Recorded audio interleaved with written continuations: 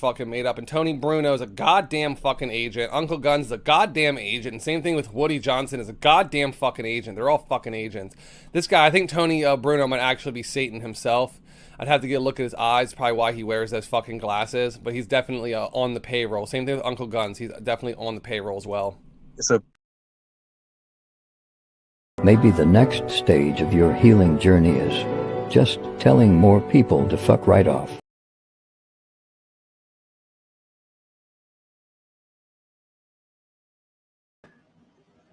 All right, we are live. Let's go. How's everybody doing? It is a Sunday night reality check. It's been a while since I've streamed. I'm going to catch up people with what I've been doing, and we're going to bring on a bunch of guests. So let's start with that. Welcome, everybody. I'm going to take a quick look at the chat and see who's here. Let me see who's here. We've got, of course, some of the guys are backstage. Uncle Guns, Emmanuel Godson. I see Shift, of course. Muhammad is here. We've got, let me take another look. We got Woody Johnson in the chat. I don't know if Woody's back there yet. Who else do I see? I think that's it. I thought I saw, was it Kush in the chat too? So I don't see him in the StreamYard here, but welcome. I'm back, everybody. We're going to have a good time tonight, man. We're going to chill, and we're going to maybe bury a hatchet or two, and we might even bust some balls. So, but everything is good. I'm going to bring on people here one at a time. First, I'm going to bring on, there he is, Primal Man. Hey, yo, good to be here. You going to cam up? You camming up tonight? Yeah, I might cam up. Why not? All right. Just cam up. Welcome, Primal Man. Good to see you, man. So what's there he is. There he is. Looks like a different Primal Man every couple months. Keep the beard down. It's too hot. Yeah, man. All right, cool. I'm gonna bring on next. I'm gonna bring on Shift. What's going on? What's going on, buddy boyos? What's going on? Good to see you, Tony, Primal Man. Good to see everyone in the chat. We're back, stronger than ever, and we're ready to bust some fucking balls. Okay? Yeah, if we have to, we will. We might bury a hatchet, but it might be not like you think. So. Yep. All right, next I'm going to bring on Muhammad. Yo. Hello. Hi, guys. Hi, everybody. Tony, good to see you guys. All of you. How you doing? I'm all right, man. Status quo is good. I woke up without a stroke. I'm talking, walking. I think I'm rational. So it's a good day to start. Absolutely. Next in backstage is Az Varun. Oh, hello, everyone. Az Varun, how are you? Fine. How are you doing, Tony? I'm doing good, man. Everything's great. So everything's good. But yeah, this is a catch-up stream, and I did send some links out, and I will end up dropping the link in the chat soon. So anybody wants to come in. I've got some good blockers here, so just in case once I drop the StreamYard link. So, but yeah, I want to catch up with everybody. Things with me have been great. Okay, I've had a lot of people reach out to me. You know, you think because you kind of disappear. I've still been sharing people's things on the community and doing some shorts here and there, but just busy at work.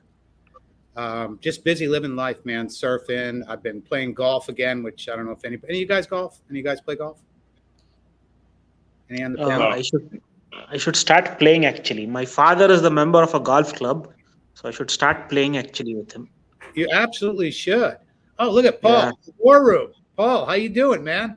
Long time. Hey, brother, I'm going to drop the link. It'd be great to have you on. So we just lost somebody. I think we lost Muhammad. But, yeah, Paul, good to see you, bro. So, yeah, Az Varun, absolutely, man. Pick up some golf, bro. It's fun. It's fun. Good sport. How about you, Primal? You play? No. Yeah. Good sport, man. You guys would like it. 18 holes out there just chilling. You know, I've got a golf course down here, beautiful, but literally it's so far south of me, and it's kind of on this island, and it's one of those places where nobody plays. And right now, believe it or not, it's $18 for 18 holes with a cart, and it's a beautiful golf course. Played with my brother and one of my guys that works with me. We are the only ones on the golf course, literally, like no one else. You have the whole golf course to yourself. So take your time, hit the balls. But I would suggest if anybody wants to just chill, basically out in nature, golfing's a lot of fun, man. You know, as long as you don't have some idiot behind you hitting up on you, good time. So, but always Yeah. go to the range, you know, hit buckets of balls, and you're going to be good. So, but it's a lot of fun, But yeah, that surfing, like I said, work is good. Working on my house, things like that. I just decided I need to step away for a little bit and give myself a little clarity. And from what I can see, a whole lot hasn't changed in the manosphere and the YouTube world. Nope, not at all. It just seems like it's just the same shit, different day, man. It really is, you know, and that's a shame. That's a shame that, you know, that a lot of these guys just can't live a life. They have to, you know, call it, okay. I get that you might have to do some, we'll call it public therapy. I get that. I really do. And I'm going to bring Muhammad back on. But I think it gets to the point to where, isn't the point of like, we'll say a therapy session, we'll call it, or talking things out. Doesn't it like, aren't you supposed to heal from that eventually? Like, aren't you supposed to move on? Yep. But what I seem to see is that people don't move on. They need like their nursemaid, you know, and it's just like, as a man, you need to pick your ass up and do what you need to do and not bitch about it every Saturday night, every Thursday night, every Tuesday night, every Monday night, you know. And what it, to be honest, what it shows is that unless you're like, you're really producing content that's worth a shit, what it shows is that, and the guys that come on the panels, that you literally have nothing in your life going on, you know. I mean, to me, that's what it shows. So when I step back and take a look at all this, a lot of this mess, especially the manosphere, let's be honest here. The manosphere is a shit show. I mean, it is. It's tanked. It's over, you know. Yeah. The manosphere is the black pill right now. It really is. It's a shit show. It became the biggest money grab for everybody, and that's what it's all about. And when you step back like I did and take a look at it, it's all about the dollars. That's all it's about. It's not about anything else. And it's regurgitating and regurgitating and regurgitating the same garbage. Guys that provide value, those are the guys that I like to watch, like Paul, the War Room. You know, he hasn't done much lately either, but I always look forward to his videos, you know, his take on things. And I think what happens is, I think if we're on these platforms, I think a lot of times people need to say, that's my opinion. This is what I believe, but it is my opinion. So, but yeah, that's about it. I'm going to go around the panel here. Primal, let's talk about you, man. What's been happening with you? What do you want to know? Whatever, you tell us. You got the stage. Just not been on YouTube a whole lot. Just working and laying low, keeping life simple, living a good life, the quiet life, the simple life, like Leonard Skinner says. Yeah. And good to be here though. I've missed the streams, I've missed the conversations, I've missed the chat, people in the chat, the whole squad. Good to see everybody. Tony, Shift, Asfaroon, and Muhammad. Good to be here. Yeah. Cool. All right, we're gonna go to Shift. Shift next. I've been watching your channel, man, and tell us what's up, bro. Yeah, for me, I did had a previous channel before, but and I was distressed at the time. I did lose a relative. I lost my grandmother, and that took that hit me hard. And let me just say that. And after that, it really put my life in perspective. Like, I got to go back to my faith. And my faith is Islam, so I'm a man of faith now. I've been trying to better myself every day. I pray every day. And I try to provide value on my new channel. I don't like to do what I used to do, but I will defend myself if necessary. Mm-hmm. But at the same time, I also found a significant other, and I'm ready to go on to the next step of my life. So I think like I got what I needed. I moved on. But, you know, there's still some bad actors, you know, that still wish ill will upon you. And that's really sad. You know, it's just like some people just never grow up, you know, so. Yeah, but I think, like I said earlier, I don't think it's growing up. I think it has to do with milking every guy out there that comes on for every penny he has. I mean, that's kind of my opinion. Yeah. You know, I mean, hummus is not that. I think hummus is pretty expensive now, if I'm correct. So. Oh man, it's just Yeah, that was a shot fired. So what? yeah. But yeah, so we'll get back to that. I'm going to go to Muhammad now. Muhammad, so you got your mic off. Muhammad, are you there?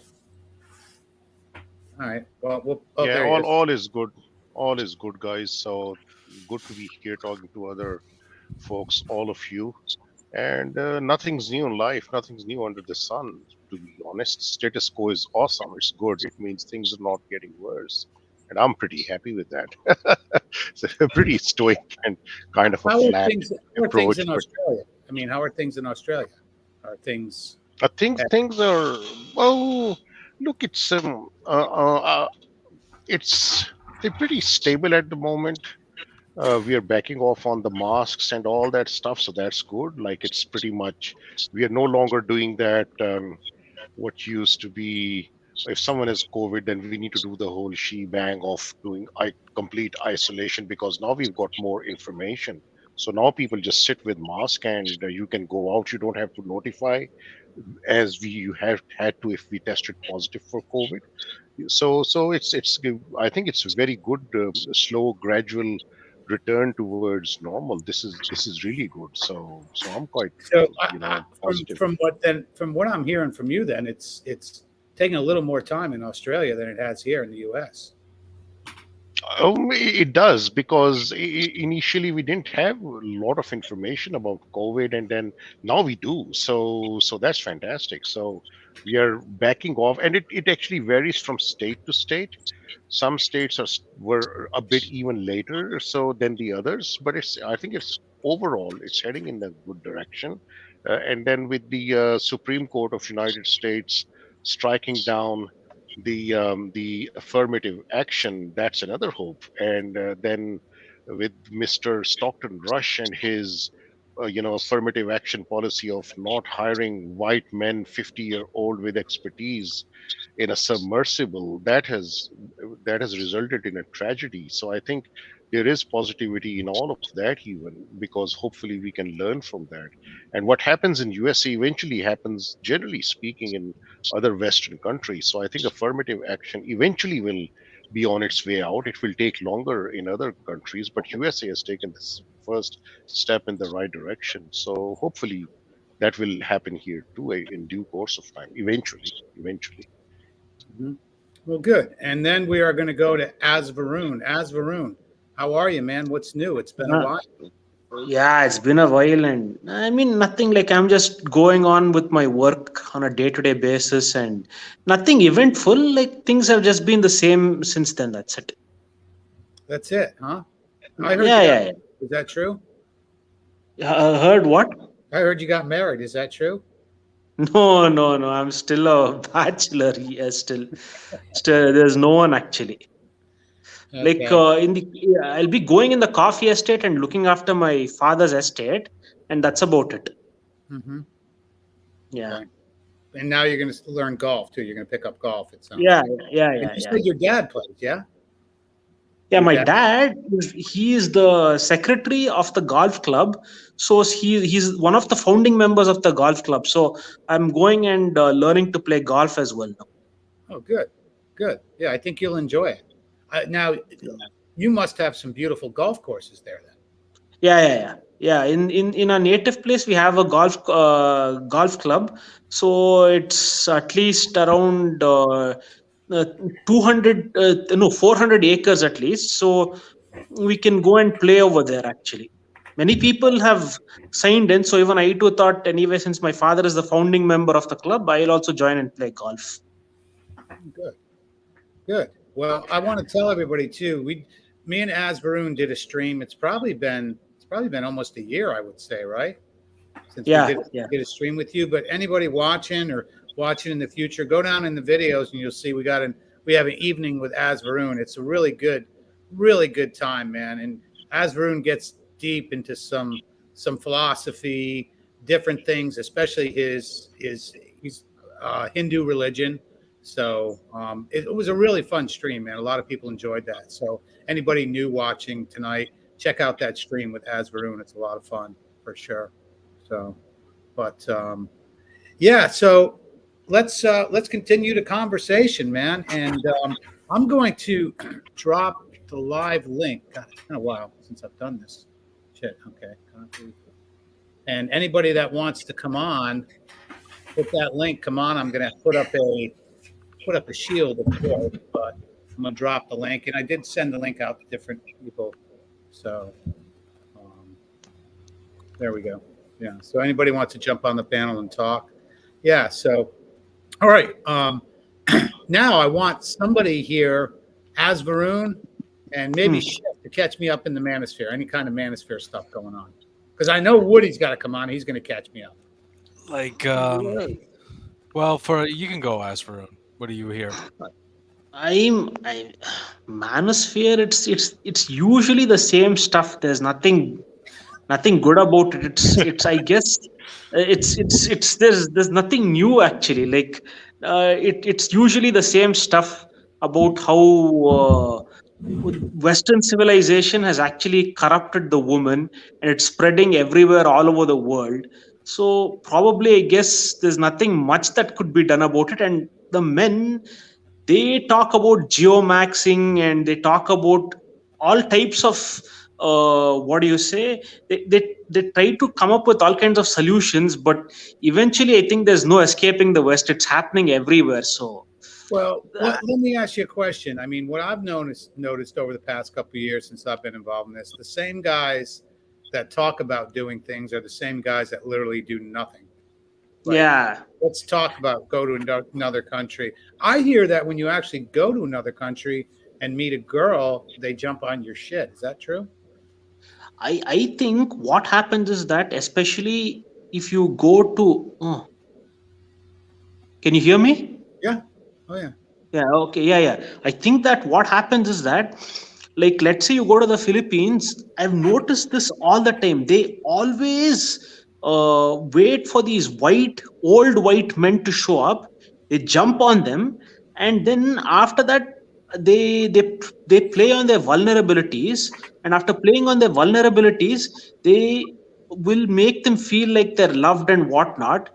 After he marries her, he's married to the whole family. Actually, he has to take care of her brother, her cousins, her nephews, everyone. Actually, he marries the entire family. He becomes something like what do you say, a provider for the whole family. This geomaxing, I don't know in what way it can be advantageous, because you're in an alien territory. You don't have any backing from anyone. At best, you will be seduced by parasites, to be honest. There's nothing great about it. Like when you're actually like with your people or in a place familiar to yourself, you have all the contacts, everything is fine. But suddenly here you're like a fish out of water, to be honest. Geomaxing, it's going to die down within some time actually, like, because since everything is becoming more and more westernized, I don't think it's going to be like a long lasting trend. It's just a phase, that's it. Okay. Anybody got anything to say about that? How about Yeah, you? like the thing is, what I noticed is like there's a lot of the usual suspects, the basement dwellers. They say one thing to travel, and then when actually one of their panelists goes to travel, and he actually delivers, right? They shame him instead. They're saying, "Oh, this is not right. Oh, you could get killed. All these other things." But apparently, I mean, like he actually did it. Like I was just like, this is so gay. It doesn't make any sense. Like, how could you say one thing and then do the other? It's hypocrisy at its finest. Well, this guy would never, he would constantly say that he would go to Panama, but he never did for 3 years. He never did. So it's just hypocrisy at its finest, and you could see, like, as Varun, it's just the same old boring topics over and over again. Like, how many times can you talk about face, height, like, all this nonsense, and then you got the same old, like, you got these mental cells. If you actually hear them speak, it's like you're committing Sudoku for your ears, literally. Like, these guys, there's no value. There's none. It's Well, in 8 hours. I was wondering too, because anybody notice I have just a shadow beard now. I shaved the goatee off and my Van Dyke beard that I had for like 4 years. So I would imagine somebody's probably going to rate my chin. Is that coming up next? Or Oh my god. No, but are they going to see, measure the distance between my eyes or some shit? Isn't that what's next? I don't know. no, but one thing I'll say is a good-looking man has some advantage over people who are unattractive. But in the West, the woman has the most advantages. Actually, you see, good-looking guys getting played around and getting divorced all the time. Look at these athletes, actors. They have money, status, fame, good genetics, everything, and still they get divorced, raped, and manipulated, and like whatever. What does that tell you? What does that tell you then, Azraoon? Doesn't that tell you that a lot of the stuff, these talking points that people bring up, is complete bullshit?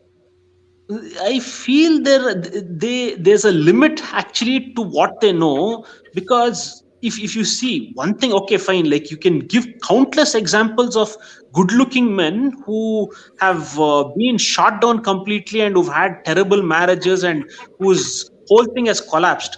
So physical attraction will get you somewhere, and no doubt about that. But don't expect the entire world to fall at your feet, and don't expect to become a king of the whole world just because you've got good looks. There's a limit to it. That's for sure. Yeah. Well, I think the issue in the manosphere is that, like, they might say that'll get you the woman, but maybe what we ought to talk about sometimes is how to keep the woman. Yeah. Exactly. Yeah. Yeah. And I'm a believer in that, men lead, women follow. And you say that to a modern woman, they're like, what? But that's not, the leading just means being the strong man, making a decision. It's a simple thing is, I don't know, Primal would, like, your girl or, anybody else has a girlfriend here. The last thing a girl wants to hear is, I don't care if you're going out to dinner or doing something. Hey, where do you want to go? No, where do you want to go? No, we're going to go here. Yeah, exactly. Yeah. Yeah, like the girl that I'm with, like she always wants to know what I'm doing. She always wants to make sure I'm full. Has very good etiquette manners. She doesn't curse at all. She waits for me. I mean, a lot of it also comes down to value systems too. Mm-hmm. A lot of these modern women, let's be real, a lot of them, they don't have any value systems. They don't even submit. Like, the way I see it, they don't submit to anyone, not even to God. So it's no wonder why their lives are in shambles, right? Mm-hmm. And they have no direction. Yeah, they have no sense of morality or integrity. Not all modern women. I'm just saying that ones that are not faithful. I mean, it's no coincidence. I mean, that's why a lot of them are in trouble in the West, and they believe in feminism and all this rainbow stuff. And it's like, no wonder why they're like. It's no wonder why Western men are repulsed Mm-hmm. by these type of women. I call them witches. They're witches. Yeah. But you did say something in your stream the other day. I think it was yesterday. I think I was listening to it this morning. But you had something that I think a lot of guys need to hear. There are some good women out there still. Oh, absolutely. Yep. Maybe I'm a believer and you are what you attract. That might make some sense if you really think about it. Actually, that's very, very true. So say if you have a certain set of morals and values, right, and you're not going to compromise those, right, then you're going to find, hopefully you're going to attract a female that's also the same way, all right?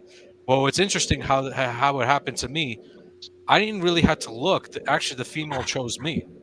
That's a lot easier, Mm-hmm. So, and it's just amazing how life works sometimes when you don't expect it, and then you get it. It's kind of just funny how it works. Mm-hmm. And that's good for you, man. I'm glad to hear that, dude. That's that's progress in your life. I saw the show. I think you must be knowing about it, called The Bachelorette and The Bachelor. It keeps coming. Like there's a difference actually between how it happens in the US and how it happens in Japan. So there was this on the Bachelor show. There was this woman called Claire Crawley. Now, one biracial man. He's half white, half black. He's an ex-NFL athlete. His name is Dale Moss. When he came over there, she was all over him. He's 6'3" and whatnot. So everyone thought this woman is so addicted to him, she neglected everyone else. she was with him. So I thought maybe she might settle down with him. And after a few months, they broke up. That's it, finished. The whole infatuation, everything just died down, and I don't know what happened. Are you talking about a TV show? Yeah, The Bachelorette. No, So they, but that's I think a lot of those TV shows are contrived. I mean, it really is. yeah. I'm just saying, like you will see like so many good-looking guys also. Like how come they're not able to hold a relationship? The attraction should be able to hold the relationship forever, right? It's not happening only. I think it's the problem is sometimes I guess it really depends on the man and his priorities, and sometimes those chat slayers, they just have too many options. So it's like they just it is it's hard for them to choose, right? Or they look at it and it's like, if a woman's too easy, then she's not really wife material. You should all be knowing about Jeremy Meeks, right? The hot felon that people keep praising, and the guy who's got good looks. So he was in a relationship with this Chloe Green. They had a child together, and then they split up after that. Now, if he was this very attractive and one of the most desirable men, whether he cheated or not, whether he did anything or not, the relationship should have been held together. No, even this relationship just collapsed. He was in a relationship. The father was a billionaire. The father is a billionaire, and she was attracted to him. They had a child together. Now, let's say he was this ultra hot, desirable man. Even if he cheated on her or did whatever, she should have still stuck up with him. They split up amicably. So I feel especially for us men over here, one thing. Okay. Let's bring this back a little. I think it's a lot different. I think there's a totally different dynamic when somebody is famous. Okay, he's now famous, and this girl obviously was famous, correct? I think celebrities getting together in the limelight is different than an average person. Do you want to see happy couples? Primal, you're going to agree with this. I have said this before. You know where I see the happiest couples? Walmart. Oh yeah, that's true. Yeah, you see like two big fat people together and they're happy as hell, man. You know what I mean? Yeah. And they're buying their Cheetos and whatever. You know what I mean? But you literally see more happy couples. Well, I don't know if they're happy, but they're together. Let's put it that way. And maybe they are happy. You know, I've always been a believer in looks matching. I think that's really important. And I know it's a little off in the world. I get it. I know that women's value is inflated, blah, blah, blah. I don't want anybody, give me that shit in the chat, but I get that. But looks matching, and I think you're most happy. I think that's probably one of the most valuable lessons that anybody could learn if they come to the space. You know what I mean? Absolutely. Let's have somebody of and you're probably going to be the most happiest. Have you guys remember that old song? If you want to be happy for the rest of your life, what is it? Marry an ugly woman to be your wife. Actually, there's a Vulcan saying you don't want to marry a girl that's super hot because she's just going to give you massive problems. You're better if you want a happy marriage, marry an uglier chick. It's just how it. I mean, it depends on what you want. Do you want kids and a wife that's stable? She won't leave you and she provides for you. She cooks for you and stuff. I mean, while others like the ones that are super hot and Stacy's, sometimes they're just very hard to maintain. It's just like a headache. Their value systems are just off the charts. They care about their looks, which they're hot. They're probably going to be in like model agencies or porn or stuff like that.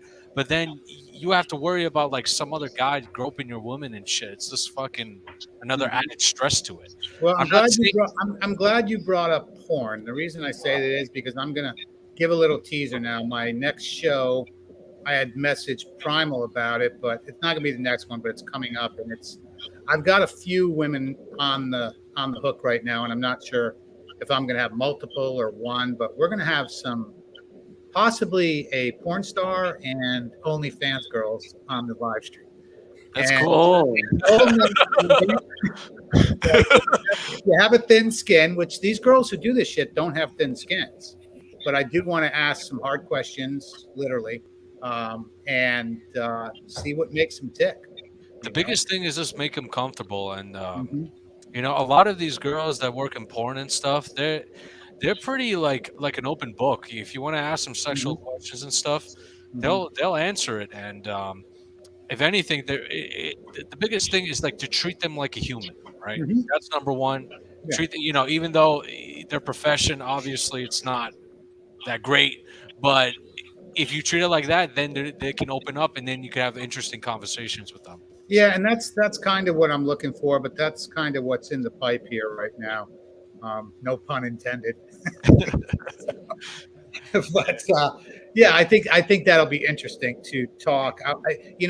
One of the things is a lot of these women are making tons and tons and tons. Oh yeah, and what does that tell you though? What does that tell you? Where are they making the money from?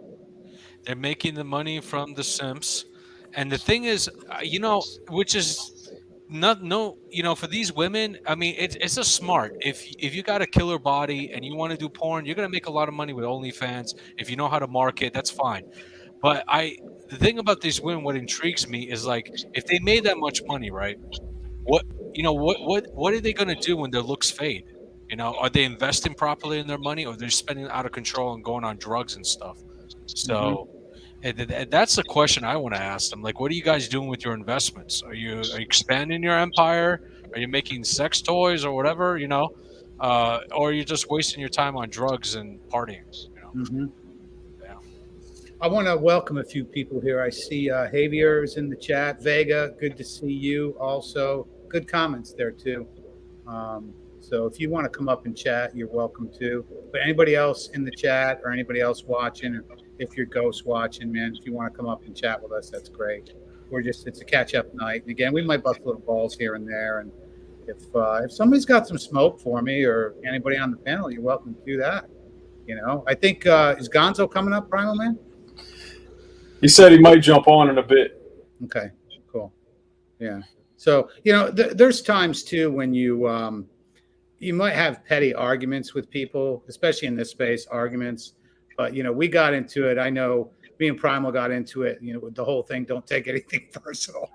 but behind the scenes, have we ever stopped talking, Primal? No. Exactly.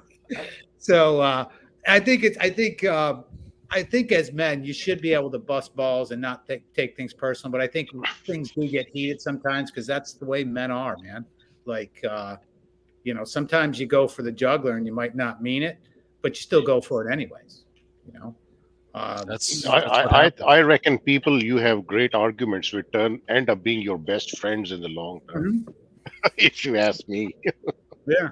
I mean, I have a group of people that when I say group of people, there's just certain people that like I reach out to on holidays. I think I send Primal a Happy New Year, Merry Christmas, Happy Easter, all that stuff.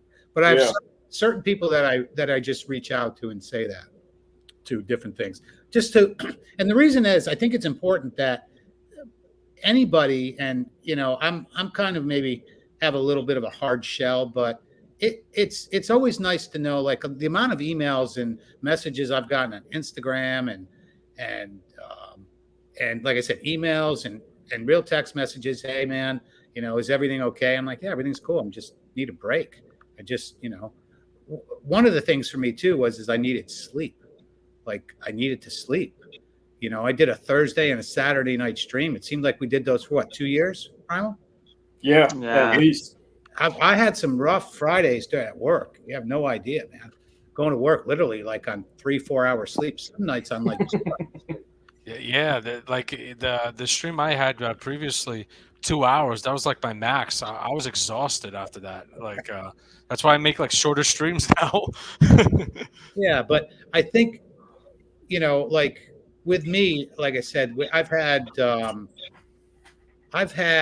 what was it, 3 roasts. Roasting MD and Hold the Truth Hostage and some of those other dorks on there. But it's just what I had to do. I had to come back and Hold the Truth Hostage. I don't hate the guy. He put videos, I wish him dead, that the cops kill him and all this stuff. I'm like, what? Like, and I mean, kind of like a drama queen. And that's what a lot of these guys are. And then I look back and I'm like, wait, they pulled me into it. They drew me into this mess. You know what I mean? And it does get addicting, like a roast. I could see how that could be fun. Yeah, it Good does. content. It gets Yeah. very, very addicting. Like Yeah. especially when you get like you get into it's like you get into that anger character. But in the end of the day, people are human, and it's like. But here's the thing. I think there was one that said, "Oh, let's patch things up." Sometimes things don't get patched up. Certain things that have been said, they cross the line, and then you need to understand that there's a level of respect, and certain Absolutely. people will just keep disrespecting you, and it's like, no. Certain things will not. Look, I mean, you know, I think I might have, I don't want to say, I mean, you had mentioned something about forgiveness, and forgiveness to me Yeah. is like you can, as men, sometimes you got to let things go. Now, I brought it up on the last stream. People can believe me, they can't, but you know, I saw there was that one channel. We all know I know who did it because he's the only one that has my phone number, and you know, MD thought he had my phone number, and I will show you guys right now. I'll show you live. It's an app called Text Now. And the only thing I do is to keep it going is I got to send a test to myself. Okay. But I never gave him my real phone number, and he thought he doxed it. I burned that number specifically for him. You can see that's an app. You see that? It's called Yep. Text Now. There you go. Wow. I tell people that you can call me on that number, text me on that number. I don't give a shit. It's not my number. And I felt bad for QB because he literally gave MD his real number. And so he thought he was doxing my phone number. It's the only number. He's the only one I spoke to on there. See it? Yeah. See Looks the like other MD. one? That's me. See what Yeah. that says? Test. Yeah. So Looks you're like busted. Yeah. What the fuck? Just like once you're busted, just have enough balls and go, oh fuck, he busted me. That's all. You know, I mean, it's just that simple. So, like I said, if anybody wanted to call me on that number or text me, you can do it right now if you got the number. Call me and I'll show you. So, you know, I was smarter. I won. Period. So I took it, and then I'm like, you know what? Basically, I don't give a shit. So I'll let people know what kind of person this is. You know, if that's his chemical makeup or whatever, I really don't care. I really don't care. Hey Tony, at what point do thumbnails cross the line? Oh shit. It all depends. It all depends. I didn't like that thumbnail where Gonzo did like a porn of me and Anthony Johnson. Oh shit. I mean, that was brutal. My ass didn't even look good in there. I mean, you know, well, I got a nice ass, so if you want to fucking just ask me. You know? So, Well played. no, well I played. mean, you know, I think there is. I think everybody can cross the line every now and then. You know, dude, I literally I did a copyright strike on his channel. I never did that before. Okay, I love that video he did about me. It was great. It was a great thing. But as soon as I saw MD promoting it, because he talks shit about Gonzo, he talks shit about Primal, and then all of a sudden, you know, it's you're his best friend. You know, Gonzo is a savage. I'm like, oh, okay, I'll show you how savage he is. And the fact that MD promoted, I'm like, and all of a sudden I'm like, oh wow, it worked. I didn't even know what it was doing, to be honest, because I never did it before.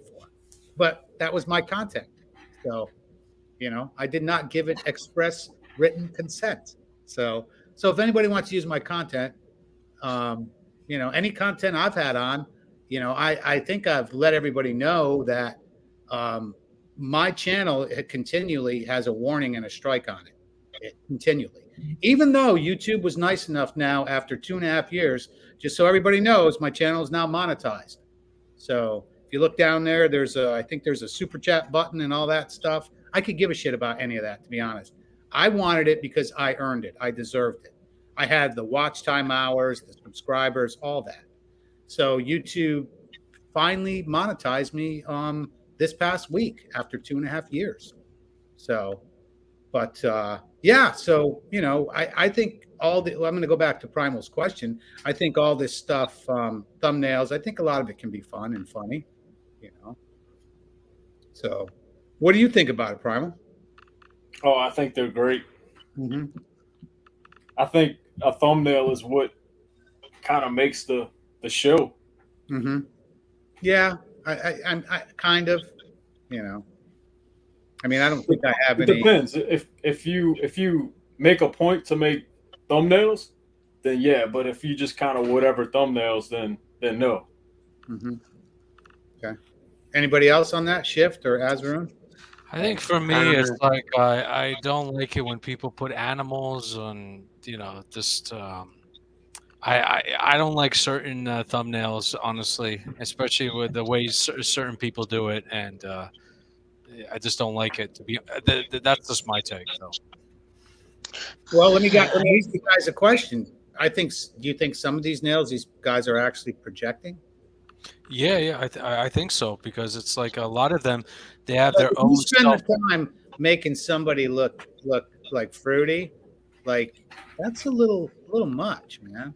Absolutely. Like you gotta be like thinking of them in a really strange way as a man. I'm just throwing that out there, man. Rainbow time, Yeah, I'm just saying. So so. But let me see. Who is this? Kumshaw McGraw. I don't know who this guy is, but welcome, buddy. You're welcome to come on the panel, MD. I mean, we all know it's MD, so come on. If you have some balls. TJ's gone full Somnez. No, he hasn't actually. I talk to Anthony like every, I don't know, probably once a week or so, or maybe more sometimes. But no, he's definitely not. And nothing against John. In fact, who was I talking to about him recently? I have no issue with John Somnez. I consider him a friend, even through all that mess that was going on, man. I always consider John a friend. I don't. John at football. I really don't. I don't agree with a lot of people. Okay, I don't agree with. He does these little skits on Instagram with his girl and some of the stuff that she'll say. I don't agree with it. I don't agree with everything. Some things, yes, but some things, no. And I think that's okay that we can, we remember what we never do here. What is it? Everybody remember? We don't agree to disagree. We just disagree. Okay. Yeah. There's no agree to disagree. We just disagree. But I have no, there's a lot of people that I don't agree with everything they say. But there are parts of it I do, but that doesn't make me want to, like go off on them or anything like that. So I think most men should be able to talk things through. And if you disagree, that's okay. I'll bet you us five guys on here. You got one Christian, me, one ex-Christian, Primal. We have, just kidding. We have a, Muslim shift, Muslim, Muhammad, and Hindu. I'm sure there's a lot of things that we don't agree with. A lot of things. Yeah. Yeah. But at the end of the day, we do believe in God. So, or, a form of a higher power. And that builds the morals. We look at higher value systems and we have a certain rules where, there's ethics, morals, and integrity. And certain people that are not on that, and they're part of like the other path of witchcraft, like with certain people we know, well, these guys are the scum of the earth. So,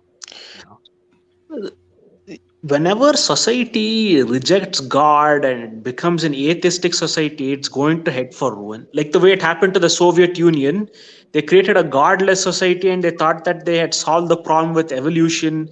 I mean, I don't know how Charles Darwin came up with that theory that we evolved from apes. So he says that, but if you see around, apes still do exist. So how come apes still do exist and they didn't evolve into human beings? Whenever we regress into a form of atheism, like the way these people want us to be, it's the end of society whenever they reject God or a higher power. Yeah, I don't believe in the theory of evolution at all. Okay, I think that is it microevolution, like little things change. I think like that. I think there's certain, like depending on where you live, if it's hot, you got bigger nostrils. If it's cold, you're, whatever, You know, there's different. You have more hair or some shit. But I don't think that. I don't. You know. Do you guys really want to believe that we came from an ape? You know. Nah. Yeah, but Darwin didn't say that we evolved from apes. We have a common ancestor long before apes or humans, and that's where we evolved from. And evolution isn't that, oh, you become ape and then sometime ape will evolve per se. What it means is the generation or the organisms that are more suited to survive, they will reproduce. Others will be selected out just because they just don't survive. So Mhm. it's not as an active, process that, oh, I'm involved. We're going to grow wings down the line. No, that's not what it is. And I'm saying this as a, despite the fact that I'm a Muslim, and I know people will think, oh, Muslims don't believe in evolution, and that is not correct. It depends on the understanding, what understanding someone has of the theory of evolution. So because that's, a lot of people will not actually understand exactly what was said. And Darwin didn't actually imply or say that we are descendants of apes. That's not what he said. It's different. Yeah, but there are enough challenges to that. So they're both sides of the argument. So yeah, an interesting discussion. But there's nothing scientifically for me to say, oh, this is not compatible with creation as in I understand or believe in, because again, it's something like someone, oh, do you believe in God? Well, that depends on what kind of God you think I believe in, because my God may be very different from your God. So tell me, what do you mean by God? And then I'll tell you what kind of God I believe in. Mhm. So it's Gotcha. much more nuanced than that. Yeah. Yeah, that's a good answer, because at the end of the day, it's like sometimes I feel like if you get into that arguments for argument's sake, it's like, man, it's like you're running around in circles. Evolution, creation. It's like my head just spins around. You know. Yeah. Yeah. Although Yeah. I Yeah. do have something I got to bring back up because Muhammad had worked on this. It's been well over a year, and I'm going to just go ahead and there it is. Unlimited Virgins tonight, $7.99. Volume 1, free overnight shipping. Muhammad Game bonus volume tonight only. Okay. I came up with that theory. Yeah, Now, unlimited wait virgin. now, because Muhammad made this clear a while ago. I always thought it was 72 virgins, but he said it's unlimited virgins. Yeah. Me, I It's, said that. it's, Yeah, we got it good, man. there is no upper limit. So I'm still very curious, where did this number 70 come from, because it's definitely not in Quran. It just says, Quran repeatedly says, you will have companions that you will be at peace with. Yeah. That's what it Yeah. is, nothing more than that. And yeah, there's description of beauty, and they will love you, you will love them, so on and so forth.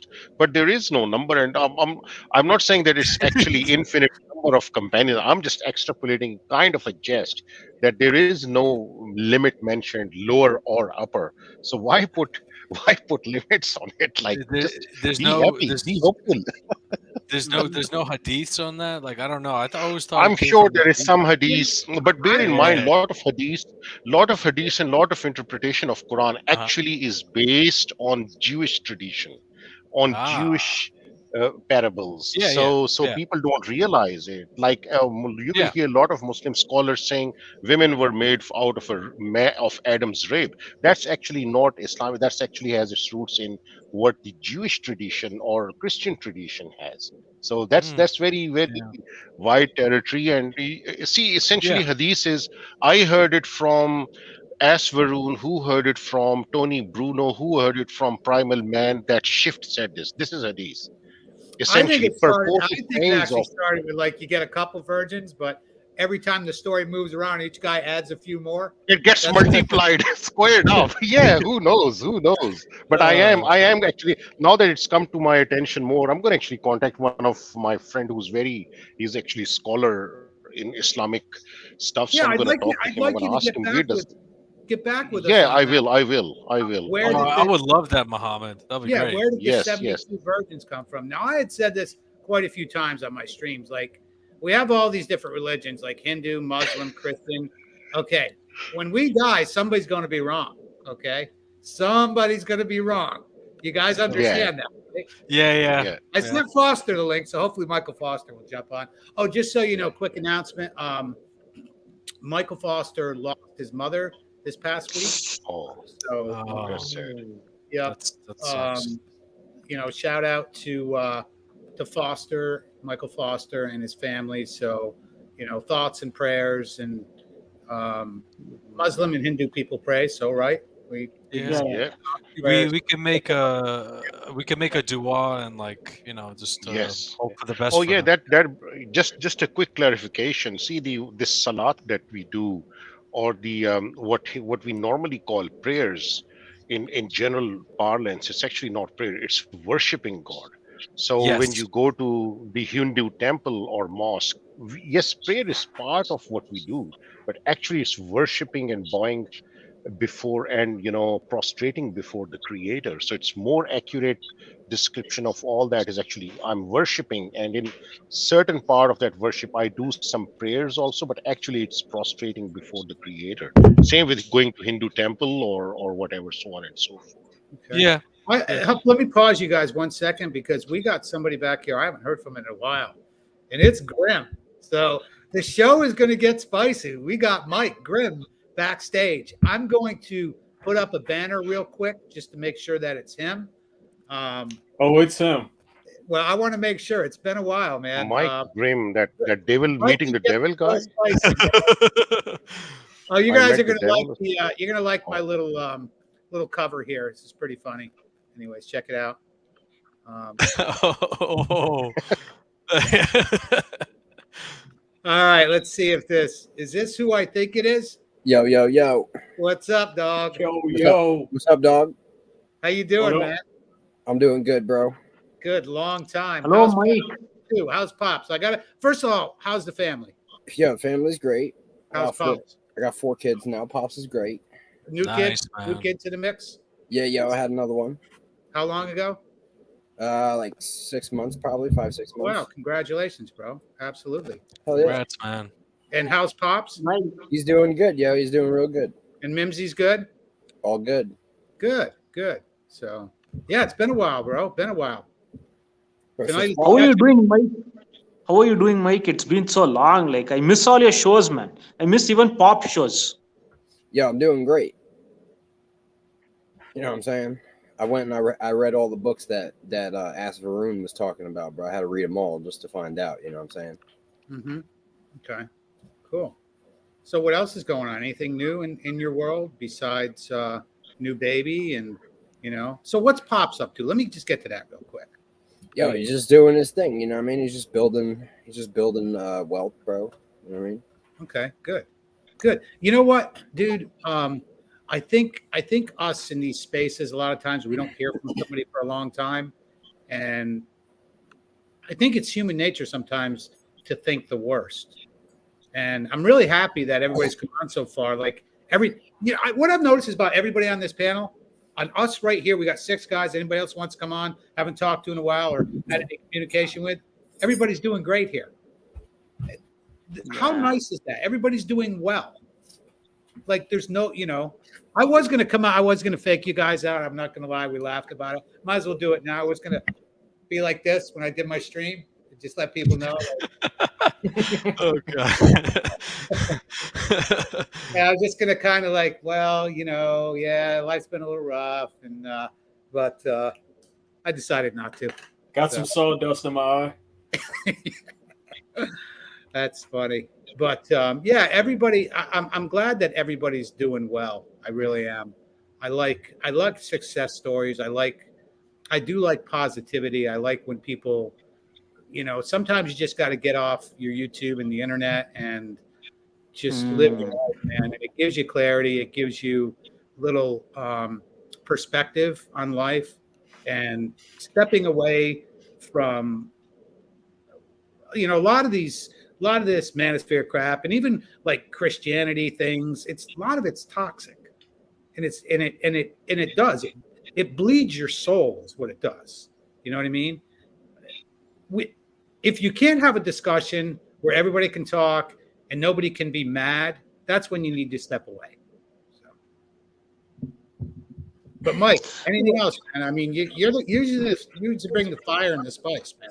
So you Yo, gotta I stepped away from, doing YouTube and shit because, like I had to basically reevaluate what I believed. You know what I'm saying? well, you were wearing like a hood and stuff, like a thing. I don't know what it looked like, a hood or something. I was following like the law of the Bible. I was trying to follow the Old Testament, all kinds of shit, bro. You know what I'm saying? Shit got a little crazy in the fray. You know what I mean? But essentially, I was trying to seek out the truth and follow it.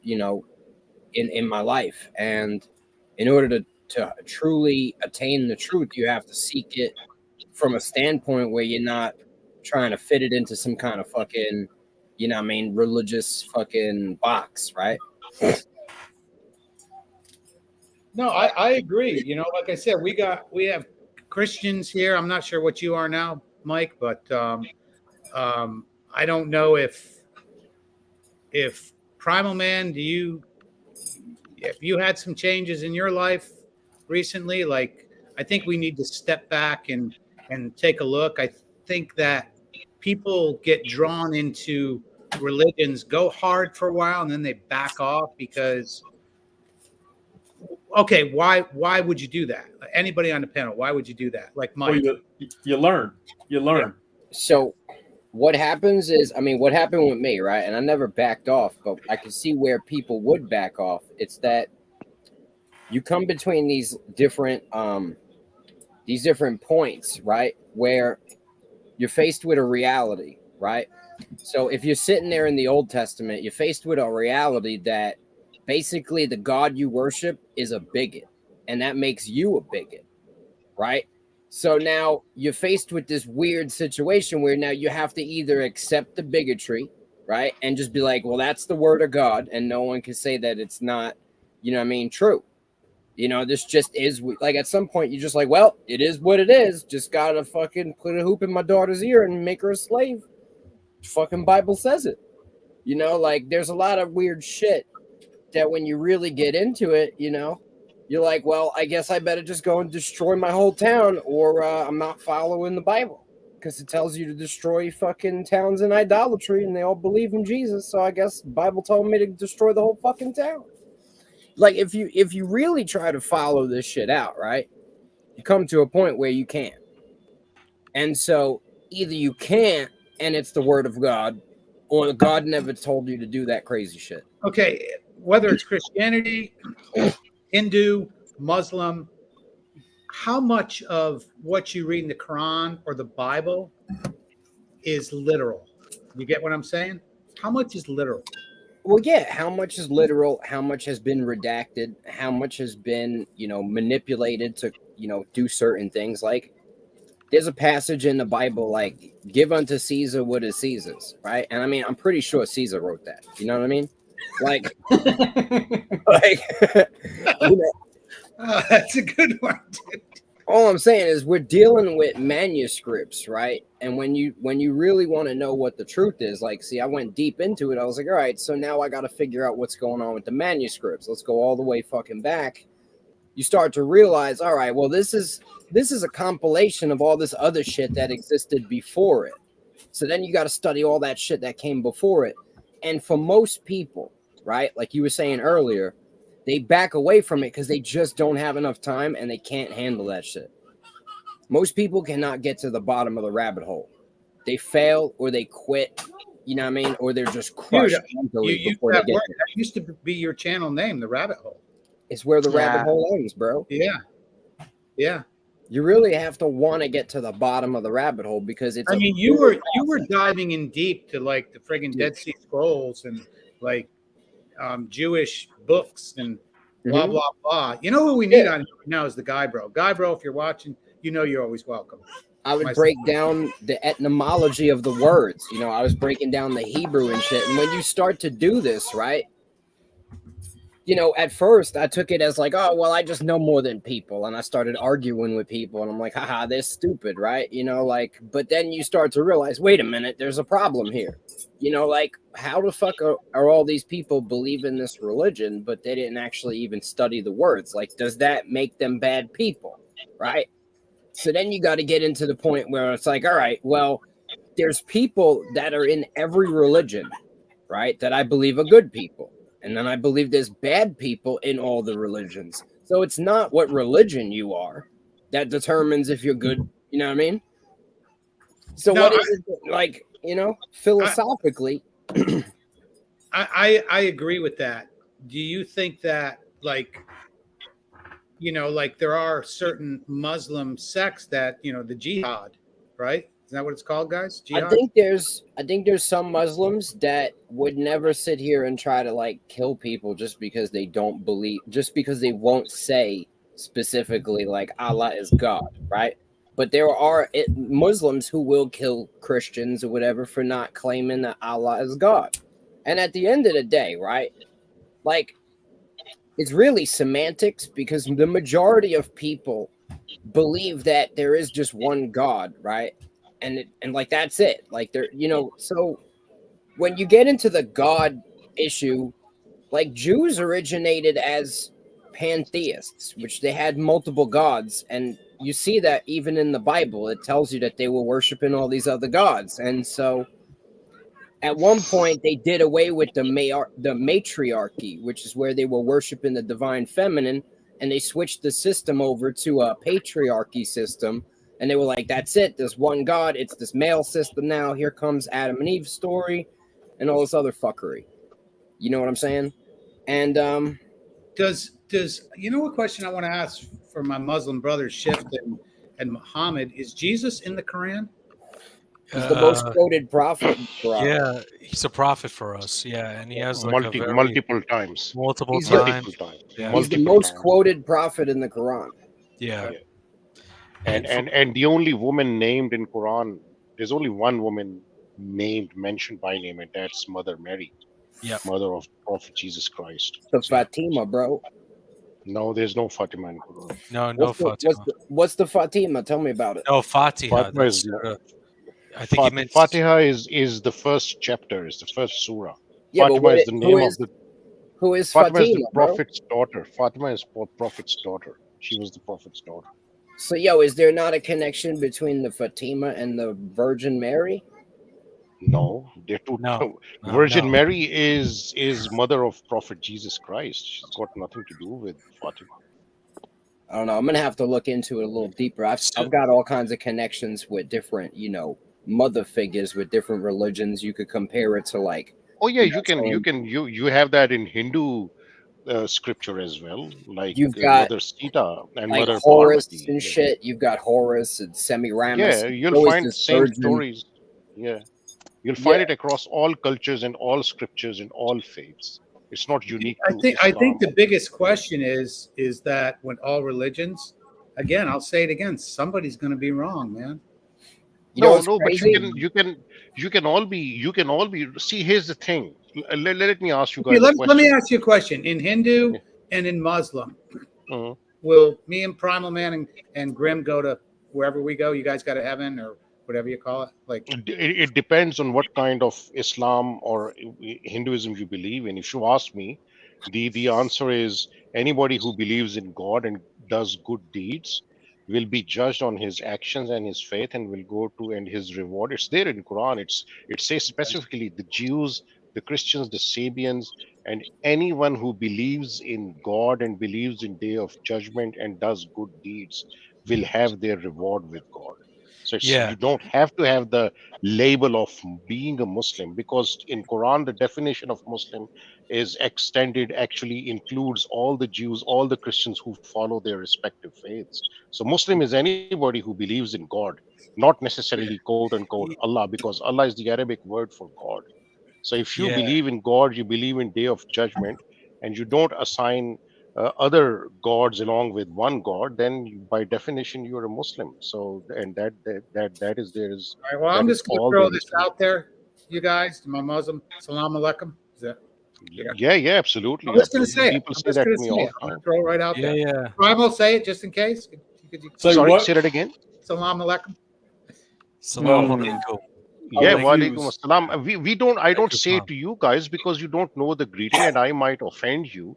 But when I go out there here in Australia, people, when they say, oh, Muhammad, assalamu alaikum, and I'll say, respond to them immediately, walaikum assalam, exactly the way they greet me. So it's So not that, oh, is that kind of like when Christians say "peace be with you" and "with you too" kind of thing? it's actually essentially Arabic for peace be upon you. Okay, so it's the same thing. It's It like is just in Christians Arabic. say "peace be Yeah, with you" and "with you yeah. also." Yeah, in Christian Arabic Bible, the word for God is Allah. So it's the word Allah is not unique name unique to Islam. It is the Arabic word for God, and Okay, that is why Christian Bible in Arabic has word for God as Allah. Allah is It the word. comes from Elohim, Elohim, Yeah, Allah, yeah. You or can Eloah. yeah. You can extend it to anything. You can make it a derivative of anything. People will say it's from It Arabic. comes It's directly from Eloah. It in Hebrew, yes, Eloa. yes. Eloah. Yes, It's that's how you Allah. spell it in Hebrew. Yeah, there are a lot of There's no, videos by there's you really no guys on E. that. There's really no E sound in Hebrew. It's all contractions of A, I, and U. So in reality, Eloah would be Allah in Hebrew. You know what I mean? But Yeah, that's how you spell it in Hebrew. When you want to say Allah, that's so, how you spell it. the reason why we have so many different connections with all these different religions is because they all have the same origin. And that origin, right? So in the Judaism, right, they believe it's Abraham. Islam believes it comes from Abraham, right? Yes, But that is correct. the story of Abraham and Sarai is actually basically based off of Brahma and Saraswati, right? Yeah, and just to clarify, so Islam doesn't actually originate from Father Abraham. It goes all the way back, all the prophets who came before him, Jonah, whoever, single person who came, Isaac, Joseph, everybody. So they were Yeah, all I Muslims. feel So you. Islam is not starting from Abraham, but Okay, Abraham was in the region of Arabic area. That's why he's more Yeah, known but to. the thing is, these people didn't call themselves Muslims, right? So we can't call them Muslims after the fact because that's kind of like doing the same thing that the Jews did when they made themselves the chosen people. That's the problem. You know what I'm saying? Chosen. Oh, yeah. It depends on what perspective you Like look at it from. in retrospect, right? We can't have Islam come to exist and then call everyone who is a prophet of God a Muslim. That would be incorrect. Mm, I mean, from your perspective, like for example, in Quran, No, Jews I are mean from indeed the any chosen actual people. perspective based and rooted in truth. That would be No, incorrect. no, no, no. Hang on. From Quranic aspect, the Jews are indeed chosen people. So so in Quran actually says that explicitly. Jews are chosen people. Well, I don't believe that. well, So That's again, depends on Jews your are, perspective. Jews are chosen people, and like, wouldn't that be because Jesus was Jewish? Isn't that the reason? So Jews were chosen to convey the message of the Creator to the rest of the world, but they broke their covenant with God. That Jews is didn't why. even exist at that time period. The letter J didn't even exist. But so it was definitely not. English is a later language, dude. What are you talking about? No, I'm saying there's a distinction between Jews and Israelites, two different races of people. And the issue is that a lot of people confuse Jews and Judaism with Israelites, which have like nothing to do with each other except that they adopted the same text. So, okay, I have no idea what that means. So yeah, Because you got basically people out here calling themselves, Jews, right? And they're taking on the story of the Israelites, but they're redacting and inserting how do you make themselves the as distinction? chosen If people. someone says they are Jew and Israelite, how do you know that they are not? Oh, because there is no more like Israelites walking around claiming to be Israelites. Everyone claims to be Jews. Okay, all right. So that's You know what I'm your saying? whatever that. Yeah, I like don't there's no one I currently don't in know the what you earth mean. called themselves the Israelites. That was an old, you know what I mean? That was an old civilization, and the Jews come from Phoenicia. Every civilization was old, so Egyptians were old civilization. If those Egyptians don't exist, does that mean Egyptians don't exist at all? What I'm saying is we're talking about the Let me Jews. pause. Let me pause.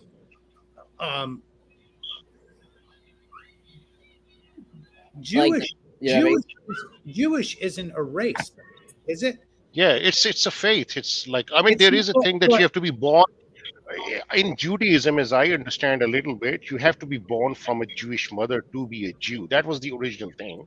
Lately, you can convert, but you're not quote unquote the real Jew because you were not born to a Jewish mother. So there is that aspect, but it's a faith. Faith. I'm trying to tell you that it's all a fabrication, based off the history of the Israelites. Well, I Okay. did my DNA test, and I have a little bit of Ashkenazi Jewish in me. Okay. Oh, Ooh, Tony Bruno. So essentially, yo, the Abrahamic religions, the way they've been laid out, is the worship of angels. Worship of angels. What do you mean by that? Yeah, yo, everybody is dealing with angels. Yeah, but that's not the same as worshiping them. Yeah, I mean, you know what I'm saying? Like, that's where the knowledge is coming from. That's where the information is I coming mean, from. one of the religions, which I think is a sect of Christianity, is Catholicism, and they worship saints. They pray to saints, correct? Yeah. So, Oh, Muslims do that. We've got sects who pray to saints instead of to God, and that is where what we call shirk, which is you can't hold a anybody, you can't worship anybody except God. So if you are worshiping a saint, which is what some Muslims will do, just like what you are describing, Tony, then that's not actually permissible. Actually, mhm. The issue it's is one of the that greatest sins. at one point, we had gods in the earth, right? Now, the issue is that the word God means mighty being, mighty one. It What do you doesn't mean, actually- gods in the? We had gods on Okay. earth. What does that mean? So the word God, the word itself does not, it's not a name for the supreme God, right? The word God is a word that means mighty one. So at one point there was gods in the earth, okay? And they were being worshipped. These were the actual descendants of God, the creation of God, right? Now you got, some people call them fucking fallen angels, whatever the fuck you want to call them. There was gods in the earth. They were waging war. Humanity was worshiping them. At some point, they were no longer here, but people were still worshiping what they So thought was who the were these memory of gods? these Who were gods. these beings? What was the origin of these gods that you are mentioning? Who were these? I'm not sure what you're talking about. So who were they? You want me to like start naming the gods?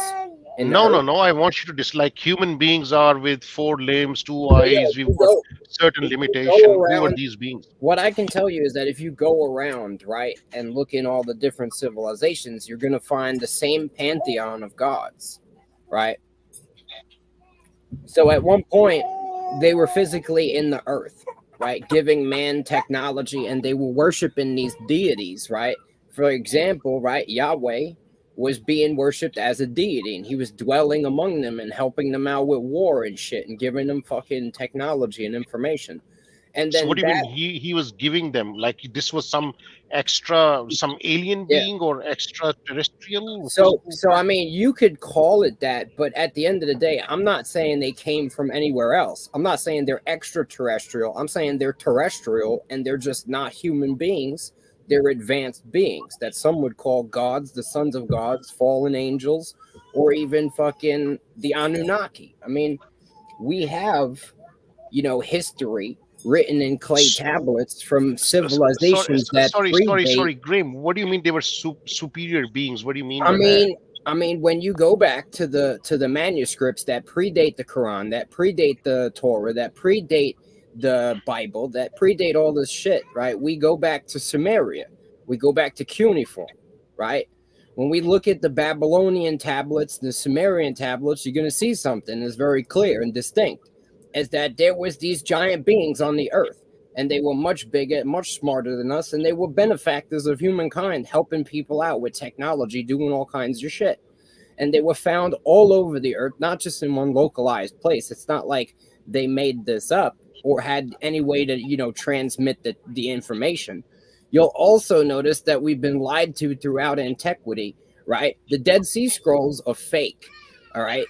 Number one, all right, all the history doesn't happen in 6,000 years. That's all bullshit, we've had periods in time where the whole planet was civilized by advanced, technology. Well, yeah. I mean, look at the pyramids. I mean, think about it.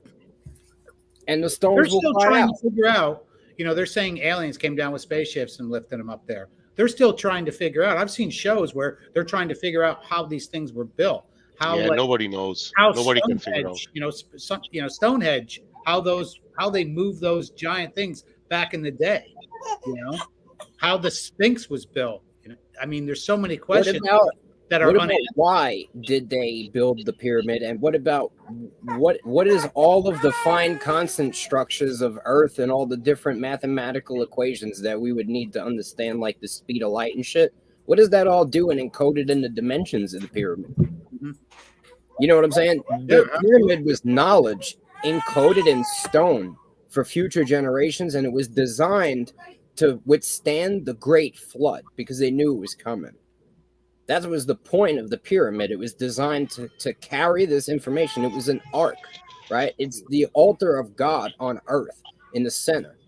You know what I'm saying? That's where creation happened. That was marked. That's the altar to Adam that God said he was. What about the ark? Is the ark in Noah and the ark in Hindu or in Muslim? I'm curious. Both. Because we had a story in which there was total flooding all over the planet.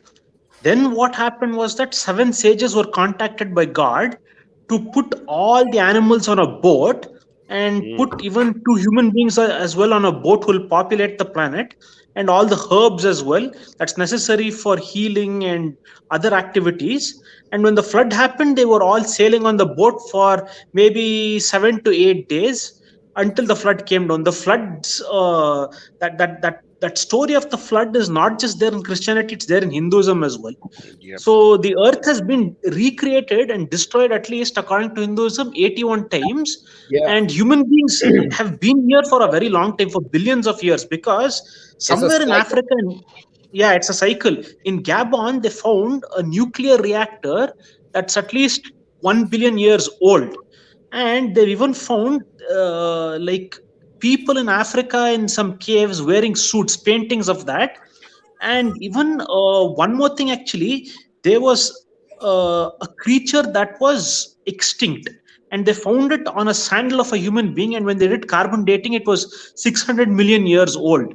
So the cycle of human beings being destroyed and recreated again has been happening for a very long time. That's why I'm skeptical about the theory of evolution, because evolution is the religion of atheists, and it doesn't talk about the human soul or the astral body. So if that's Here's the issue. Yeah. With evolution, right? There's a missing link, right? And if you believe that we descended from monkeys, you're just a fucking idiot. Like, the conversation has to be over at that point, because you have to understand that it is possible that monkey DNA was used to create what we are, but we were also created out of the DNA of these bigger, greater beings that were here that people were worshiping as God. Now, those beings, right, are essentially the creation of God, the creator. Now, I believe that essentially, since we have these physical bodies mingled with that DNA, souls now had to inhabit these human bodies. And so immortal souls were pulled into these bodies, and that's why we're trapped in these inferior bodies. We have immortal souls. This is why Jesus told people, "Know ye not, ye are gods." Everybody who has a body is a god in a shitty body, essentially. A mighty being. Well, I did, like I said, I'll info on my DNA test. I did. I am part Neanderthal also. So. Oh. I mean, yeah. I'm like part Neanderthal was mixed I'm gonna with. throw this out there and say that Primal Man is part Neanderthal also. So, what you have is the original genetically modified slave race on the earth. These were people who were hairless, all right? And these were people who couldn't grow facial hair. They couldn't grow any facial hair, and they were smooth skin and dark skin, melanated. Then you had Neanderthal, right? Which were bearded, like white-skinned people who had survived like in underground fucking, systems and shit, and then had to interbreed with people in order to be able to like survive on the surface. So like there's part original creation, and then you have part like hybridized races on the earth currently. So you're saying I'm an inbred, then if I'm Neanderthal? I couldn't tell you just by looking at you, Tony. I have no fucking idea. Like, genetics are so muddied right now, this deep in the game. You know what I'm saying? But usually, like, this is why the Jews would grow their beard and shit. But if you look back in the Egyptians, they wore wooden beards. They couldn't actually fucking grow beards, but they knew that in a previous time, the gods had beards. You understand? So they wanted to have fucking beards. And what I'm saying is that the gods that came down, right? Not down, but these greater beings were fucking like Aryans. And they intermingled and created races. They created sub races, and they put certain kinds of blocks on the person's like mind and body so that they couldn't like overthrow them, right? They mingled their DNA with stuff of the planet, and they did a bunch of different experiments, and that's how you get all these different races.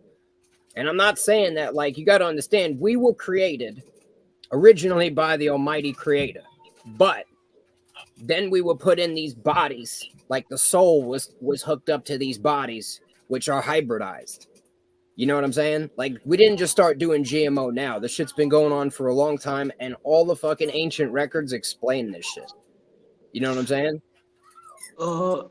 Tony, can I just is it okay if I just bring that book and it's got at least 10 lines of how it debunks evolution? Can I just bring it and read it out? Is it okay? Sure, you can. Absolutely. You can't have evolution because like you can have evolution on a small scale, but you can look at a fucking mosquito trapped in amber, right?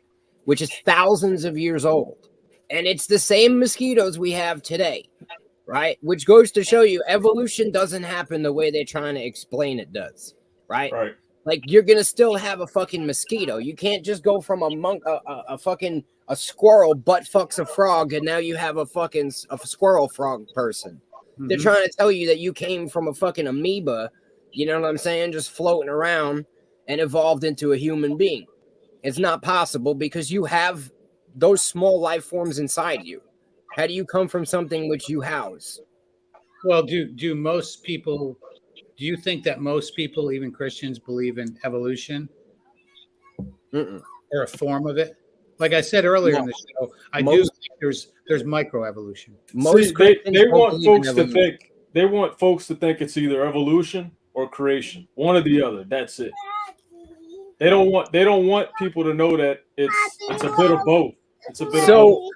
What I believe is that the Almighty Creator already knew the end from the beginning. When he did his creating, he knew everything that was going to take place, including, any kind of modifications. He knew that the fallen were going to modify bodies in the earth. He knew all these things before he did it. He still did these things because that was what was going to be done. You know what I'm saying? It's all part of the game. We can't be in... All right, so we are essentially immortal beings, but how do you teach an immortal being what it is to be mortal? You have to put it in a shittier body. You understand? Now, I'm not saying that these things that we're doing work and doing genetic manipulation originally weren't working directly for the Creator in the physical world. Okay, could everybody be wrong in Christianity, Muslim, Hindu, and when you die, it just goes black? That's it. No. No, because I've seen ghosts, Tony. I've seen ghosts. They exercise. I've seen them come out as well. So we have a soul. I've seen ghosts actually. Like, there's this place where they exercise the people who have been possessed by spirits or spirits coming out of the body. It's in my native place. I've gone and seen the souls actually coming out of the body, Tony. It is for real. It's not a fictitious concept that people contrive to keep human beings in check by instilling fear and God into them. God exists, and it is definitely necessary to fear him. It's not something that was just created to create a moralistic society. These things are true. Supernatural is very true. I've seen spirits coming out of the body, Tony. where they exercise the person and they remove all of it, and the person's soul coming out. All that I've seen actually, and I'm not making this up. They don't charge any money over there. It's done for free for everyone. So when you say you see a soul coming out of the body, do you see a figure rising out of the body? What do you see? Yeah, something like that, something ethereal. There are Like 5 elements. like an aura leaving the body. Is that what you see or what you've seen? Your aura is different. Aura is different from the soul. The soul is something advanced. Like it's made out of an indestructible. Or is like It's your vibration. indestructible. It's like, you know what? There are 5 elements: earth, water, wind, fire, and ether. The soul is totally ethereal by nature. Einstein believed in the ether and they hid it in science, and that's what's been holding back our whole scientific community. They're starting to now fuck with it again in quantum science because they can't avoid it. It's you got to understand that, like, what you perceive, Tony, Primal Man, Asfaroon, what you guys are sitting here perceiving as all empty space in your room is filled with an ether energy. This is what Tesla was trying to explain to everybody. We're sitting here trying to burn shit to make energy. There was a point in time where the whole planet, everybody had localized energy production. Well, you see like these super old houses that have fireplaces and no chimneys. Right, because it was all ether-based technology, right? And that's what they hid because they can't put a meter on it. You have infinite power all over you. The way that the Almighty Creator created this world was perfect, right? It has been, by deception, turned into a fucking hell. So if this is true, I'll go to Primal. How do you explain that none of us, there's nobody that I know in this living society can harness that energy now? No one. So why can't I just, like, when it gets cold here in Florida, why can't I just make heat happen? Or when it gets hot like it is now, just make the house cool? Because you lack the technology. I think you can. You can cool your body and heat your body. Yeah. It's known as Tumo meditation. Check it out, Tony. It's there on the net. Monks heat their body up and they're sleeping naked in the snow. So, There's a like, guy, Wim Hof. You ever heard of him? Yeah, Wim Hof. He's learned Tumo meditation. Like Guinness World Records. He swims under the ice for like 60 meters and shit, right?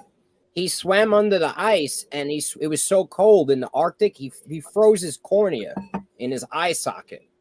And they told him that it was irreparable. He would never see again.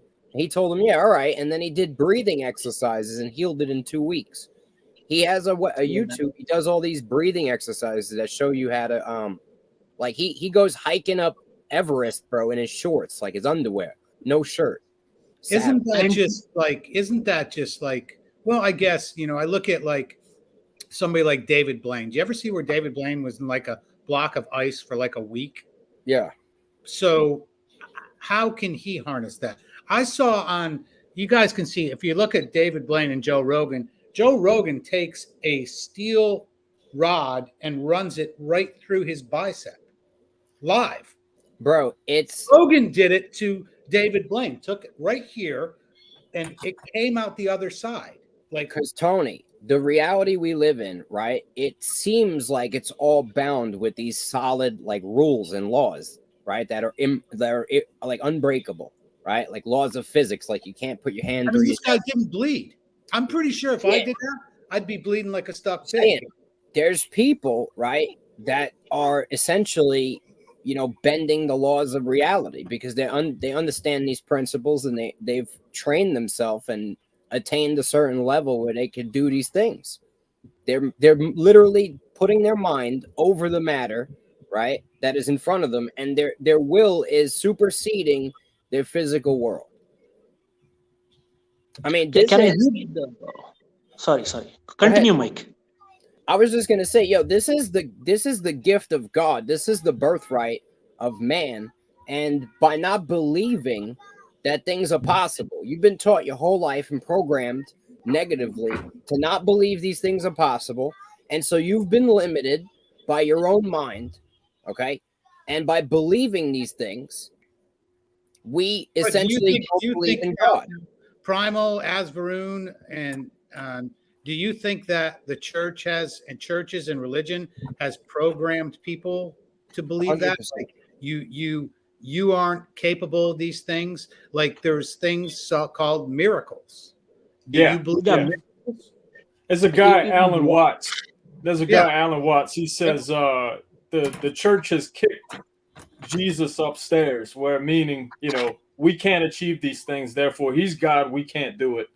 So But that's the not what church he has kind of made mysticized these things and sort of made it impossible. Mhm. That's not what he said, though. Jesus said, Right. "You can do things greater than me," Right. and that's the Can I reality. read? Can I read that thing about debunking evolution? It's Read it. It's disclosure. Jesus was. They're telling you disclosure through Jesus, and people have sort of bought into the establishment lie. It's all No, bullshit. the reason is actually what happens is that you can gain supernatural powers. It's not impossible. But when you gain the supernatural power, what happens is that you'll become addicted to it. It's intoxicating. To keep your ego in check, the church has said you can't do what Jesus Christ can do and whatnot. You have to become a saint and you have to do this and that.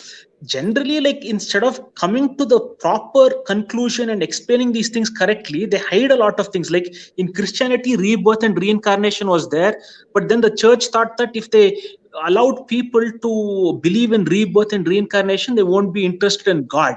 So they created that theory that if you're not a good person in one lifetime, you'll go to hell, and you have to be pious and noble.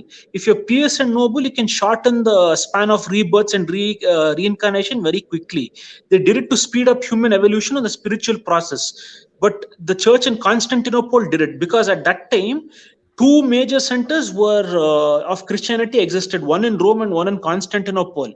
When the church in Constantinople banned the concept of reincarnation, they did a very bad thing. So here also Jesus Christ as well, a human being can ascend to that level, not that he can't. But when they gain supernatural powers like walking on water or being able to manifest fire out of nothing or lifting extremely heavy objects, it becomes intoxicating and distracting. So those powers are only meant to help fellow human beings. They're not meant for personal gain. So if you use it for personal gain, you're going to have to pay heavy karmic price. So again, out of fear, the church has just said this. That's it. But if they don't explain concepts properly, it tends to backfire and it will make people question the very authenticity of their religion itself. Well, Guns wants to be reincarnated as a woman's bicycle seat.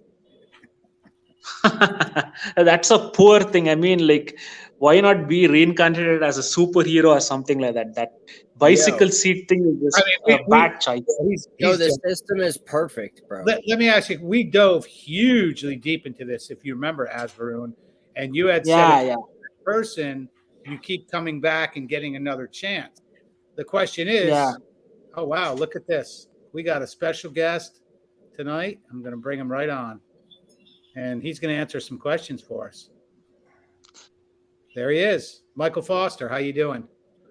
Hey guys, I only got a couple minutes. Sundays are kind of jammed. Yeah. Hey, Primal, good to see you, man. Been a What's bit. up, Foster? Welcome. First of all, I gave a shout out to you and your family, and we're sorry about the loss of your mother.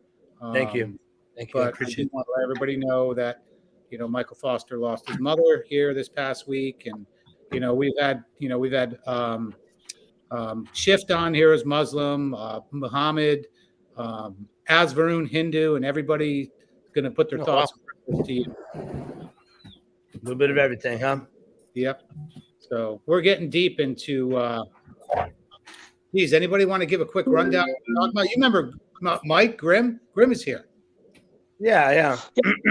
Hey, what's up, man? How are you doing, sir? Are you doing fine, Pastor Michael Foster? In what sense? No, I mean, like, is everything well? Like, it is. How are things going on over there? Like, I just wanted to ask because we've not talked for a very long time.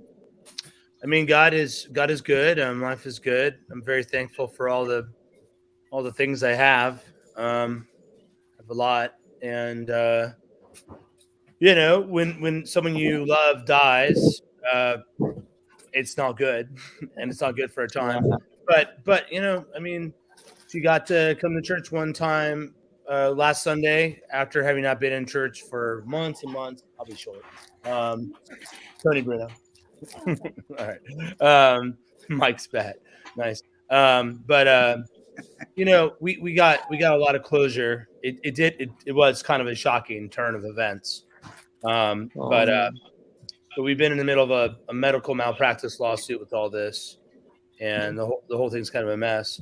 So it's a little emotionally taxing because my life doesn't stop. I mean, I've got two big jobs, a big family, a lot of responsibilities, but I'm surrounded by people who love me. I'm surrounded by a loving community. I have so many friends. You know, for all the difficulties that we're facing right now, I just really have a lot of things that so many people don't have. So I'm full with gratitude for the life I have.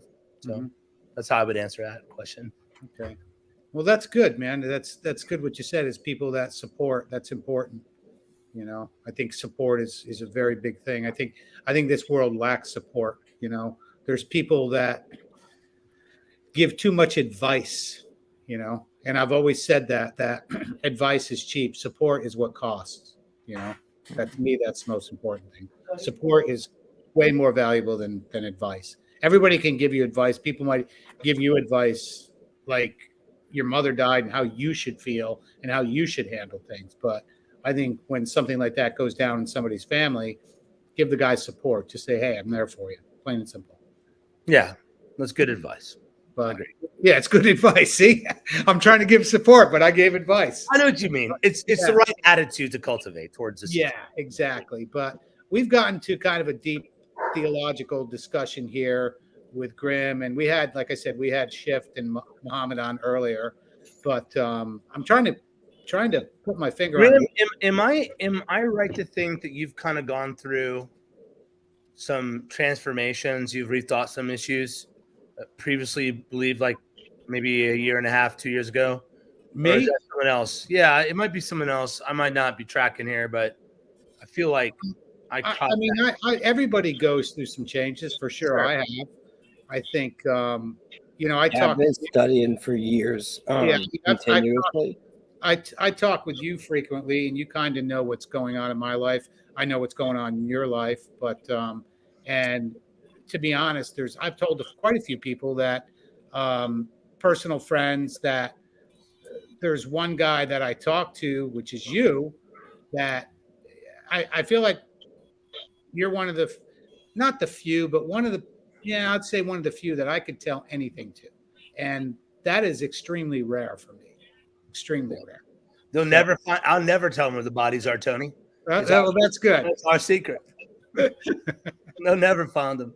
But we're getting a little deep in here we got into kind of a discussion on God and creators, and like, since we had three different we'll say religions, you know, we had Muslim, Hindu, and Christianity. You know, I've always said that, you know, somebody's going to be wrong, man. Somebody. But now what I want to get to, because this question would have been great for you to answer. When I asked like Muhammad and Az Varun earlier on, we're not Muslim. So as Muslim guys, will we still, in your faith and religion, will we still go to a higher place into heaven? And they said yes. But I'm going to say you're going to disagree that if you're not Christian, you're not going to heaven. That's because I was hoping you would come on and answer that question. And I'm probably going to say that I'm right, correct? Yeah. It's the clear teaching of Scripture, like Acts 4:12. There's no other name under heaven by which man can be saved other than Jesus. I'm the way, the life. I'm the way, the life, and the truth. No one comes to the Father except through me. And but that's impossible that only Christians could be in heaven. Well, here's what I'll say is that the Scripture, that the exclusivity of Christ as a way to God that claim is made over and over again. So if you want to argue that it's impossible on some other grounds, whatever. Well, even in the Bible, right? It says that there's, you know what I'm saying, Jews in heaven, or Israelites in heaven before Christ came into earth, bro. There was people who was righteous, and so they would also be there, and they're not They're Christians. saved by faith, looking forward to the cross as we look backwards to it, certainly.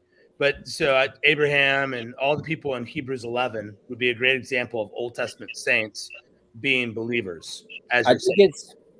I think it's a lot more deeper than just to say like Christians will be the only people in heaven, because there's a lot of Christians that, you know what I'm saying, I'm sure you would agree are not going to be in heaven just because they call themselves Christian, right? Sure. So, like, people can call themselves lawyers and not be lawyers. People can call themselves all sorts of things, right?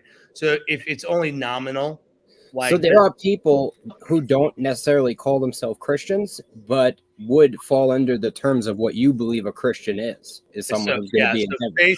Faith in Jesus Christ as a Son of God, and a third, and the second person of the Trinity, and in His substitutionary atonement on the cross is the only way to be made right with God. If you believe that, whatever label you attach to yourself, I'm not super worried about. I would say those are the core doctrines that you need to believe. Like, I understand the doctrines and stuff, and I understand what you believe, but I just understand it differently at this point. Like, after I've done much more research because, you know, there was obviously something wrong with what I believed, and so I studied a lot more. And in doing so, what I've come to find out is there was a lot of redactions and, you know, different modifications to what actually happened.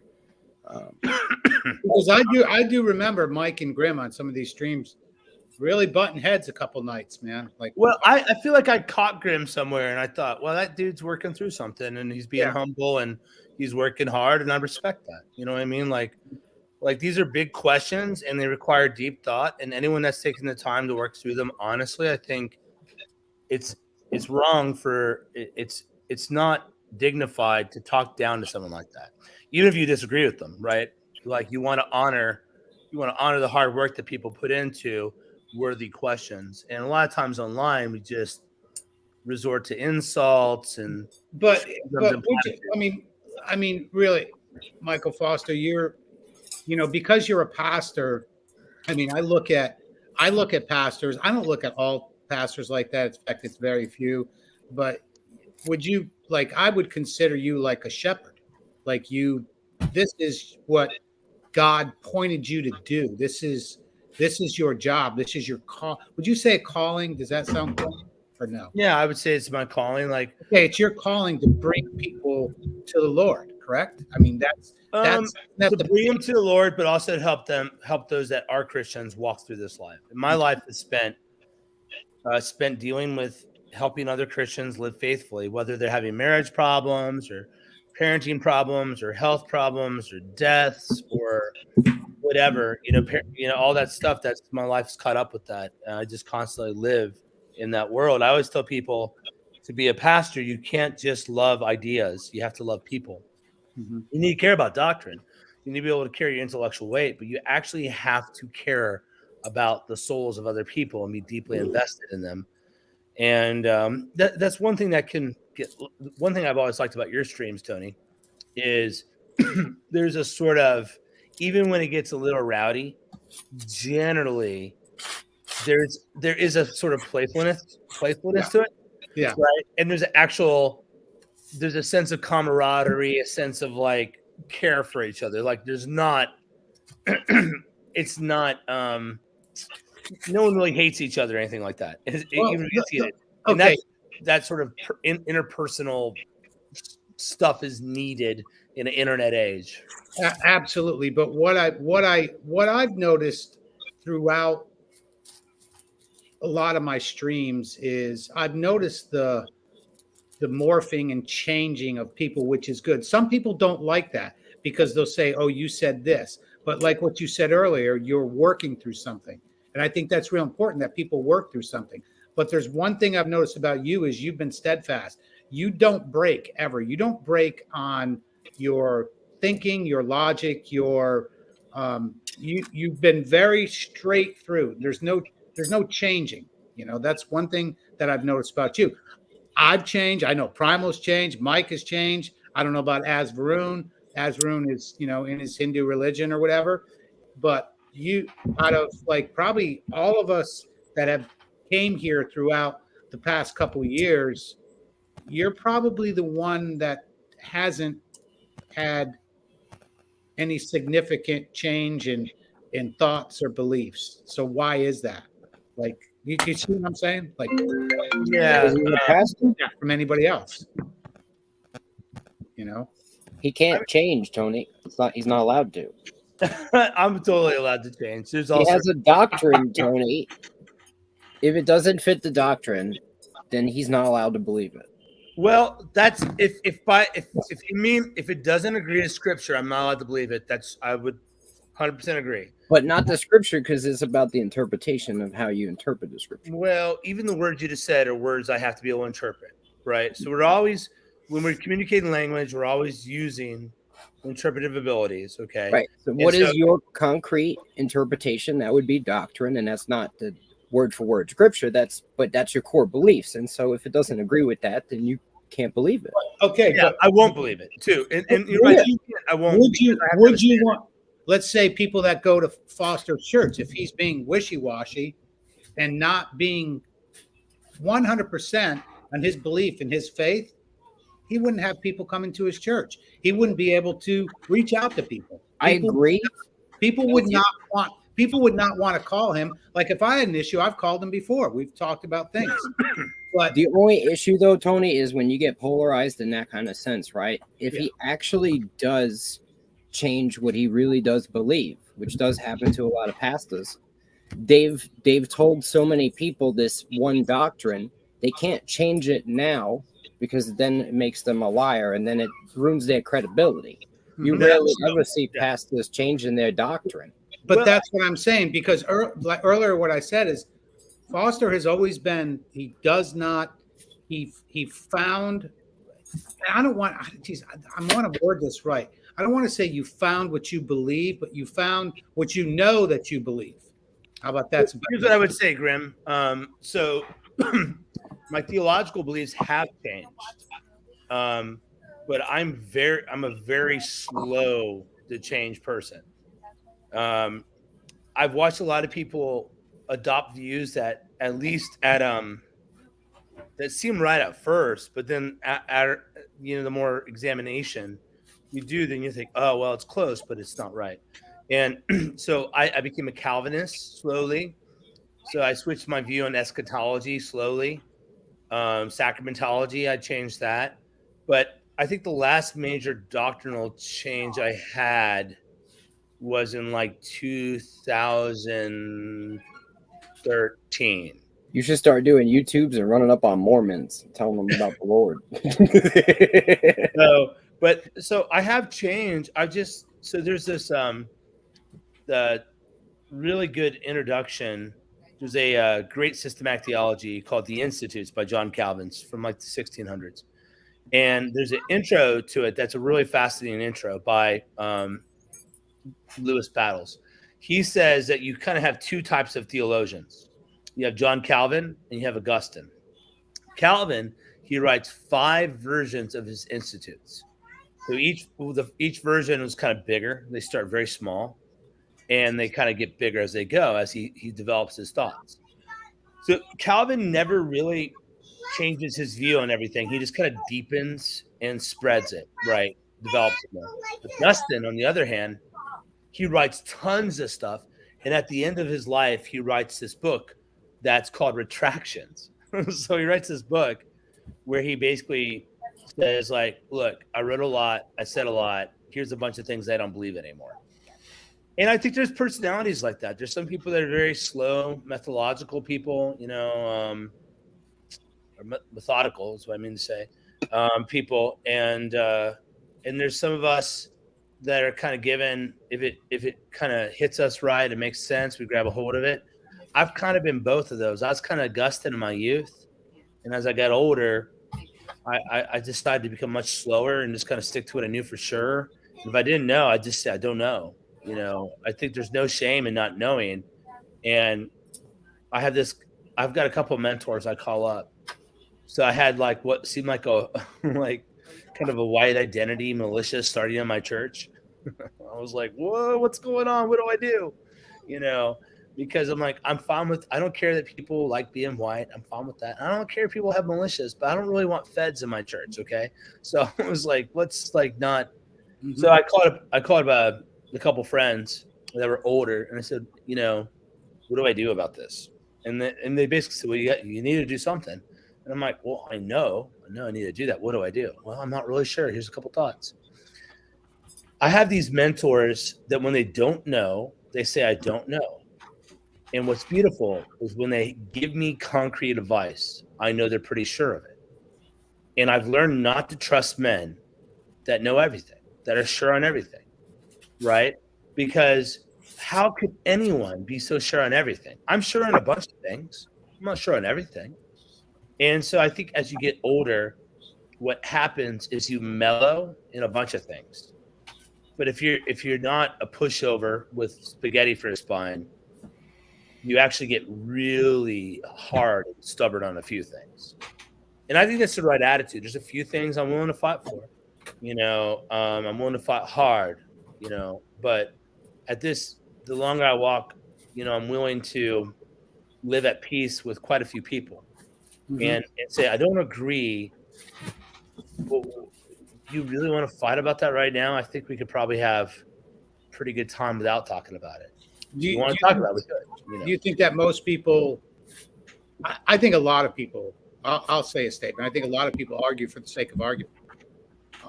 They find something new and they have to project it to everybody else, like instantly. We see that a lot on YouTube, a ton. A lot. It's exciting, right? You learn something new that's cool and connects dots for you. You get excited. You want to talk about it. And but the older you get, you got excited about something and you talked about it, and then it turned out to be wrong, and you look like a retard.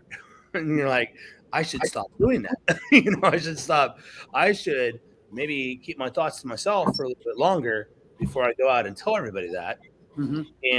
But in a world of like content whoredom, right, where you create as much content to get as much attention, to get as many subscribers or as much, you know, whatever, people are always going through the new thing. And that's why anytime there's an open and honest dialogue between individuals, that's a good place, right? It doesn't even matter if you agree with everyone. What matters is that people are willing to have the exchange of ideas, debate back and forth, treat another with dignity.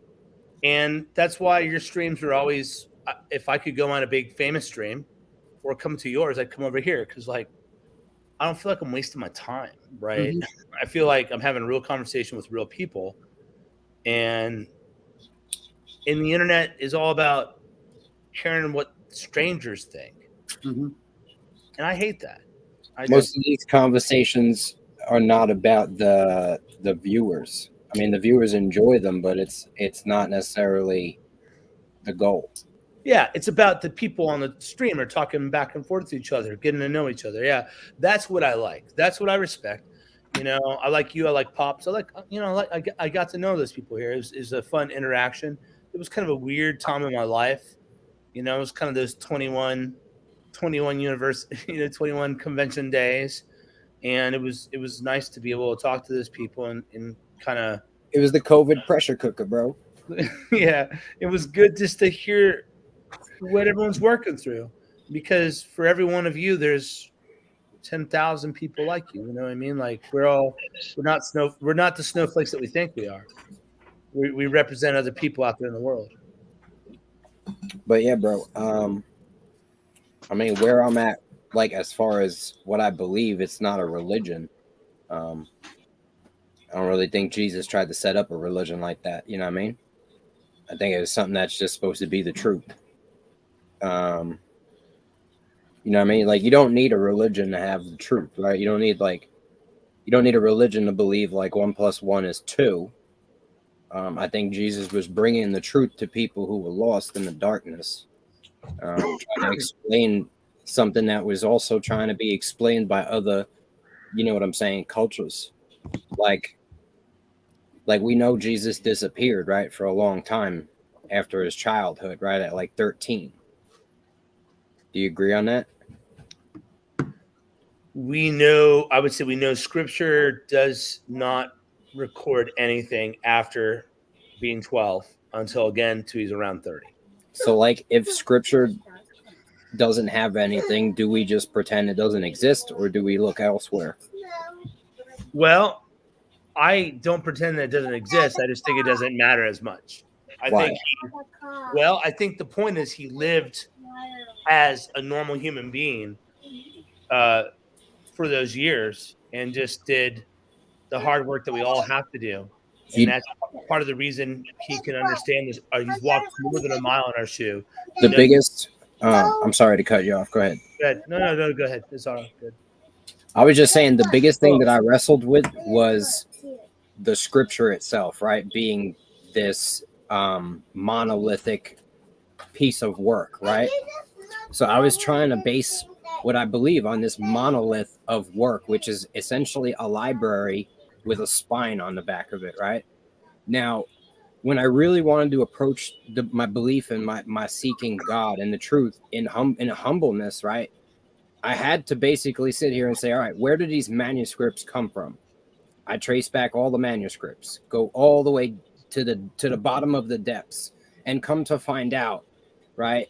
The real reality is that the Torah was created in Babylon by the scribes who were enslaved in the libraries, the Jewish scribes who basically created an amalgamation of the Babylonian scripts, the Enuma Elish, different things like the King of Sargon, and wrote themselves into the text, creating this religion, which was essentially Satanism in the way that they created it.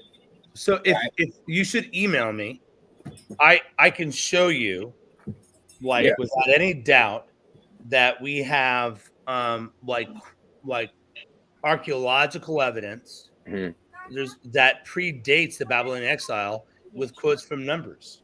What I'm saying is, yes, I understand you have the Silver Scrolls and different things, but these are small passages. I understand there's the Isaiah Scrolls. Like, I'm fully aware of all the discoveries of the Qumran caves, but what I'm trying to say is, the reality is, the Jewish people forgot how to speak Hebrew at some point. And then they were claiming that they carried this through oral tradition, right? All the way up until X amount of time. Like, we know that there's stories in the Bible that was not written by Moses because Moses didn't write them down on, you know what I'm saying, parchment or vellum, right? So, like, we know that these were passed down oral tradition. They lost the ability to speak Hebrew and then translated them out of an amalgamated text that was created after they'd been enslaved, right? What I'm trying to say is these people were renounced by Jesus, saying this is the synagogue of Satan, right? Saying this is essentially, right, they're of their father, the father of lies, right? So what I'm saying is this: while the stories in the Old Testament, a lot of these stories, they didn't invent them, right? They got them from the Babylonian library, who had the Sumerian texts and some of the oldest texts in the world. And so what I'm trying to say is that they took real stories that happened that may describe the true creation, and they put themselves and inserted themselves into it, right?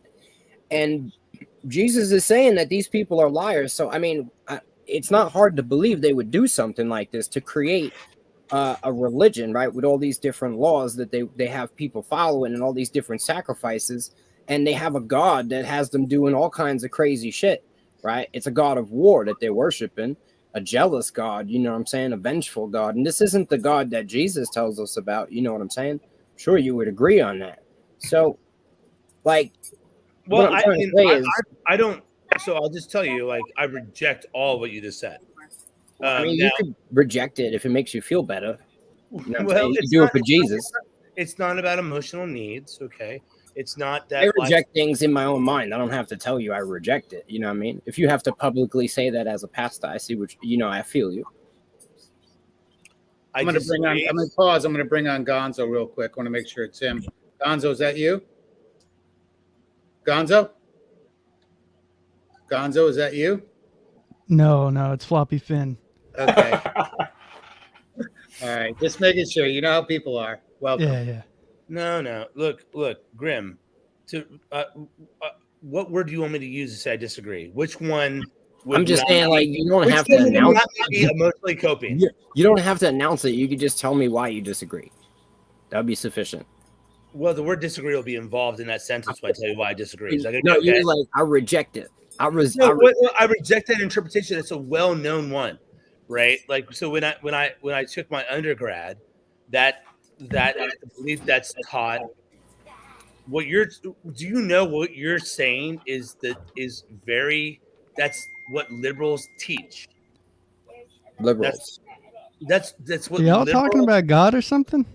Yep, that's what liberals teach in most universities. I'm not making that up. That's what I was taught by liberal homosexual professors when it came to religion. They said it was basically that the Jews adopted these stories during the Babylonian exile, and that's where they got them from. Do you know that's basically German liberalism that comes from like Schleiermacher and all those guys in the 1920s? Like, it's no new idea. It's very old. It's been dealt with by like people like Machen. He wrote a book called Christianity versus Liberalism. Like, these are not. All right. These are So, new ideas. have you read the translations of the Enuma Elish? Nope.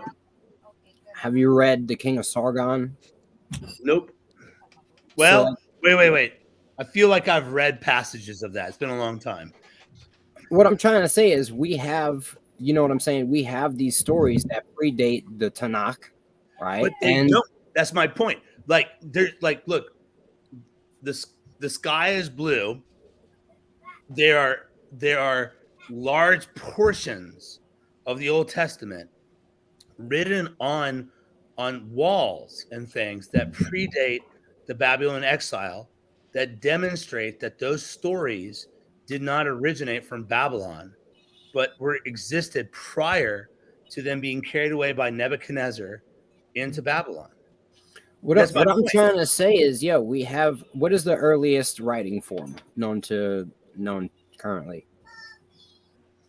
Usually on the backs of animal skins.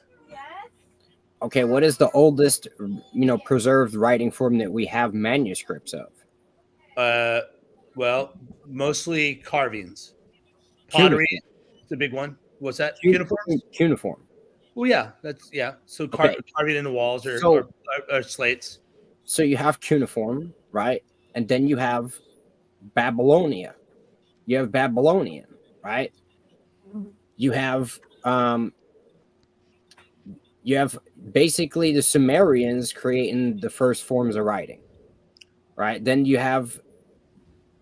No, I would say that's not true. And even if you're going to listen to guys like kind of way out there guys like Graham Hancock, you want to like their writing is ubiquitous. It appears in a lot of different places. One of the difficulties with ancient culture and even technology is one of the confusing things is how things appear all at once in different places, and they don't track the way you would think they would. And that's one of the confusions when you study ancient history. Writing would be one of those. The languages differ. But I mean, look, what I would say, what I like about you is that sources matter to you. And that's praiseworthy. We should care about our sources. We should care about our standards. And I don't want to diminish that. I don't mean that in any sort of condescending way. I mean, I legit mean that. And I, for whatever reason, don't struggle with it, but I have a lot of friends that do. And so I think there's a type of person that's wired in a way that this is something that really matters to them at a deeper level than most. But I think there's some good answers for some of the things you're raising that would fit with historical Christianity, where I fall. Right. And I would love to share those books with you. I would. I mean, I'd send them your way. And it would help me engage in a conversation because that's a long conversation, right? What's your email, Michael? Sure. Probably the best one is Michael S. Foster, MICHAEL, S as in Scott, FOSTR, at protonmail.com. So protonmail.com. If you send one there, and if it says Grim, just stick Grim in the subject line, I'll move you to the top. And I'd love to have that conversation because I think it matters. And I don't want to come off as dismissive because I'm not. I think you're raising good questions. I just would say, though, that a lot of these discussions have already happened in very deep level over the last century. And so basically what you had was what's called higher criticism that came out of Germany right at the turn of the last century. And they attacked the authority of Scripture and the inerrancy of Scripture. And so the early 1900s, that's where you start to get pushback from American Protestants. Well, like, the reason why I say these things, right, is we have basically the Abrahamic religions all originating in the East. Okay. So the origin of that, right, you have Abraham and you have Sarah, right? But then you also have Brahma and Saraswati, right? And so what you have is you have all these different religions that are all basically a version of something. You know what I'm saying? And there's a big difference between what's going on with like Abraham and what's going on with Moses, and then what goes on with like the Jews, and then what goes on with Jesus.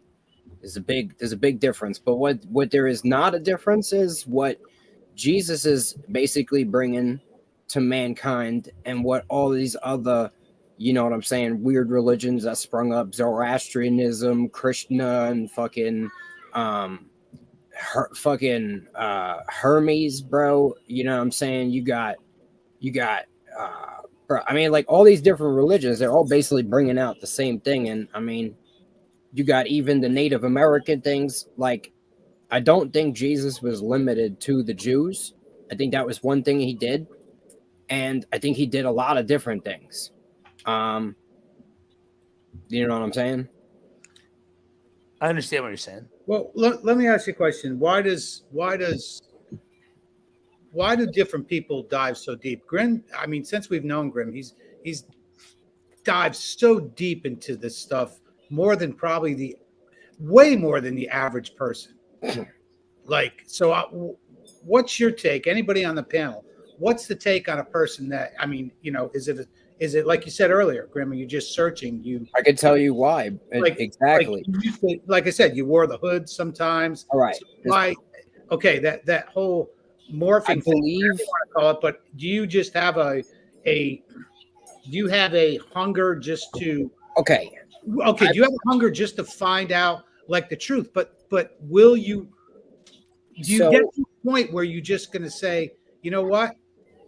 It's not what I read, what I find. It's what I have in here. Period. No, I honestly, I think I finally gotten to a point where I'm comfortable with what I got, and I'm gonna be writing a book on it. But the reason why I went so deep, and I continue to go deep just normally, is because I believe the utmost important thing is, in order to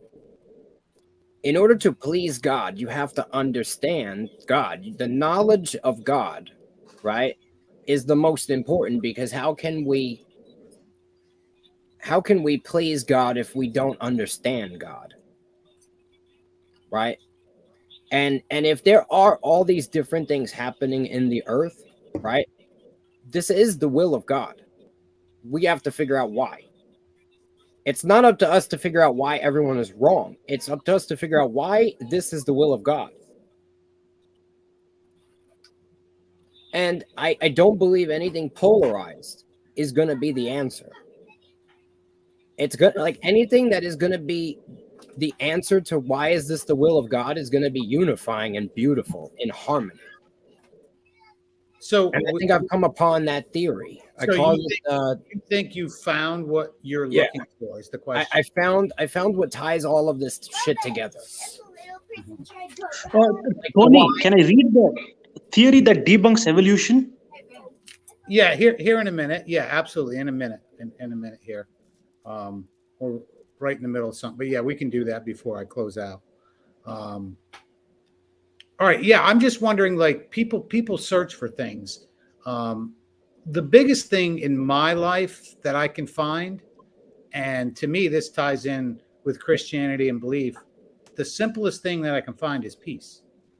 That's this for me. And I don't know if you guys agree with me, but having peace is the most important thing. And if you don't you don't have peace, I don't think you have anything. Tony, I disagree with you, Tony. The peace comes to me. The peace comes from just knowing, not judging other people, and that's where, you know. And I'll say recently, that's where I found my peace, is to just finally accept what I believe, accept my faith, and that's it. And I think a lot of times, if you search too deep, it's more confusing to you, especially when it comes to faith, Christianity. Like I said, we have, you know, Azrun, who's Hindu, Muslim, you know, Shift, and Muhammad, you know. And I had said this, man, somebody's going to be wrong. Somebody's going to be wrong. It's just simple. So, but I think the peace is the most important thing. If you don't have that, you have nothing. Was Jesus a Christian? Well, I mean, it's Jesus Christ. I don't think you could call him a Christian. He is Jesus Well, Christ. well, here's my point, you know, is that we're supposed to do exactly, you know, follow after him, right? Yeah. Carry your cross and crucify the flesh, right? So, I mean, if Jesus wasn't a Christian and Jesus didn't teach the Bible, or didn't have the Bible to teach, right? But there was We one don't of need it either. one of the things you said earlier, and Foster wasn't here, is one of the Bible verses that said, Christ said, "You can do things greater than me." Yeah. Remember, we were in that part of the discussion. Yeah, he advocated healing people, and he said that we can do greater things than he did, greater miracles. He said, "No, ye not, ye are gods." So, but let me welcome Gonzo. Gonzo, you've been listening, and any take on this?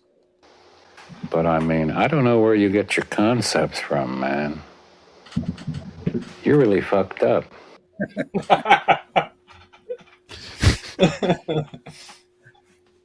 It's interesting. It's fascinating. So, Gonzo and Primal. It's been a bit. You're here. Everything feels good. There was some sort of reconciliation that happened in my absence, I take it? There was? Yeah. What?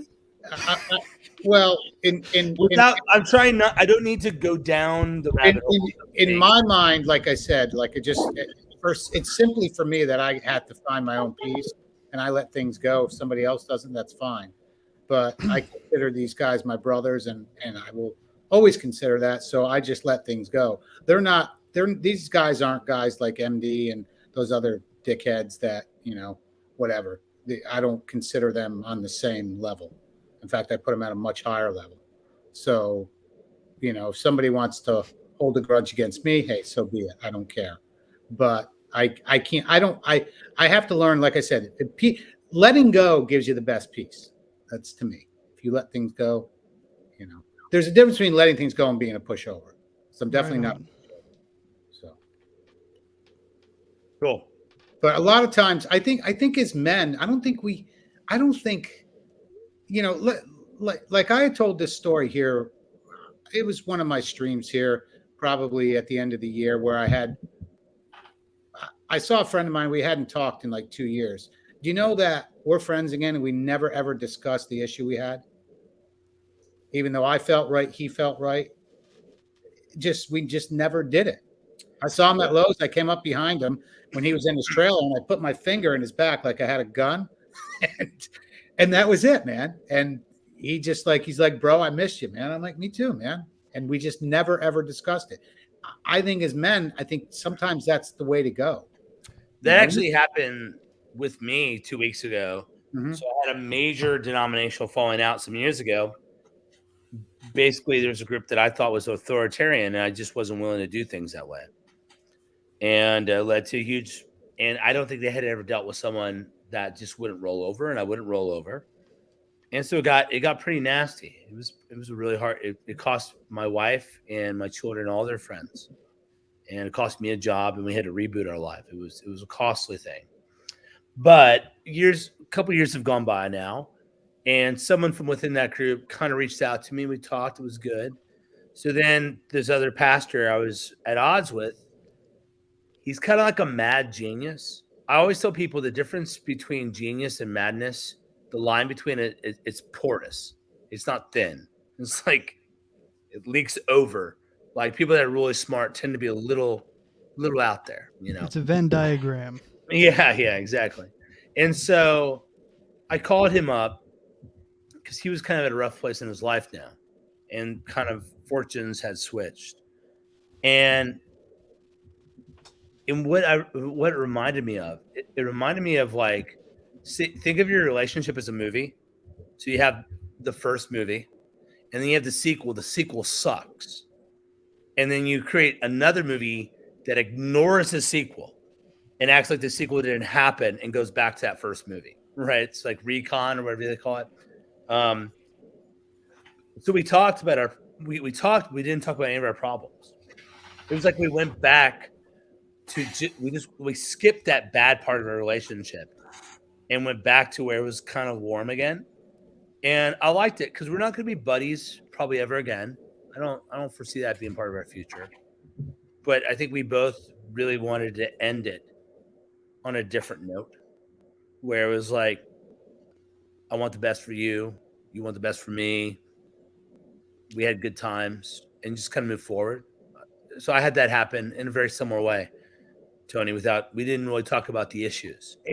I don't always think, I think I've learned this as I've gotten older. I remember me, Gonzo, and Primal did a stream way back when about burning a bridge. I think there's a time to do it and there's a time not to do it. And if you do burn that bridge, I guess you can always build another one, but I think rehashing stuff just brings up bad stuff again. To me, it's really negative, and the only way to me to bring peace to a friendship or a relationship is to let the bad stuff go. That might sound a little woo-woo, but it's just, as you get older, I think that works well with people. It really does. That's my advice. Either fight it out or let it go. Mm-hmm. One of the two, right? But don't sit and boil and stew over it. Mm-hmm. Like, choose your way. And I at this stage of my life, 43, I'm not that old, but I'm old enough. And I've seen some things. And I've been with people when they die. I've been with a lot of people when they die. I've seen a lot of death. And, man, friends are hard to find. They're precious. And when you're at odds with someone, if there's any way you can just bring it to an end, and if that means you both eat a little bit of crow and don't talk about it, so be it. So be it. Move on. There's like better things to get to. Anyway, I was just curious. Let me just say this much, Primal and Gonzo and Tony. It's a good thing to me. I'm glad to see you guys here again. So I just was curious. It's a good thing. What are we talking about? I'm not sure what's going on. Well, there was a time where there was some tension between some of y'all and Tony, and there was There were some thumbnails. It was sexual tension. There was some. Yeah. Well, it's funny because we had talked about this earlier, and still through all this, like me and Primal, we've always like still communicated and talked on the phone, and like never trust me and Tony. But we never talked about that, did we? We've never really talked about that. And I'm not trying to make you talk about it. Just to be clear, all I'm saying is that I'm glad to see it here. There was a thing, a tension that went on there for a while. A thumbnail. Let's just say there's someone that was into things that some of us thought he might actually be into, and other of us weren't willing to believe that, and we disagreed, and it played itself out. Wait, are we talking about Jesse Lee Peterson? I don't know. Is that guy's name? Is that But my point is, it's amazing. Yeah, it's good to see you guys here. That's all. 100% confirmed. Absolutely. It's funny. I actually, you know what? I wouldn't mind one of these days on one of these shows. We'll get Rooney in. I'd like to talk to Rooney. Yeah, I mean, we could talk to anybody. I have no issue with it, man. because this is kind of an aside, right? But I just thought it was kind of funny because, you know, there was all this stuff that happened last year with Jesse and all that, right? And now, and you know, Church Militant, they came out and they made that documentary and they were like, oh yeah, Jesse was, you know, trained by Roy Masters and Roy Masters is a heretic and blah, blah, blah, blah. And all these guys who were involved with this documentary, right? All these like guys making these accusations, now they're all in Oregon working with Roy Masters Foundation, you know? And so it's just kind of funny. I would just like not all of them. There's one of them that wasn't. So this one of those guys that was in that documentary has come to my church and I've sat down with them and I've talked to them and said, hey, you know what, man, move on with your life. Yep. My opinion is that I thought there were some credible claims, but with Church Militant, seeing some shyster, weird, grifter sort of things going on there, you got no disagreement from me. I don't really trust them either, right? And that's the crazy thing about this space is that it's hard to know, like, there's shades of gray, man. There's so many things, and it's really the black and white's kind of hard to come by. You know what I mean? And that Church Militant guy, he follows me on Facebook, and he's a piece of work himself. Yeah. Well, I mean, I've got nothing to say about him either way. I mean, I think it's just, I mean, you just look at the work, you just look at what he's got, what he said, you know, it's like, all right, this is what it is. But I just find it funny just because it's like, and this is why I want to talk to Rooney, because Rooney is convinced, it seems, that Roy Masters' meditation is somehow in a different universe than Jesse's silent prayer. I mean, it's really the same thing. It's when you get down to it, it's the same idea. But I don't know much about that. Yeah, well, I mean, you can look into it. You can look into the Roy Masters meditation concept, but it's the same thing. I mean, Alan Watts talked about this kind of thing before. What's his face? Vernon Howard, kind of before the same era. It's an old practice. It's just an old, you know, thing that a lot of people have talked about over time. But can I just play a meme real quick to respond to all this?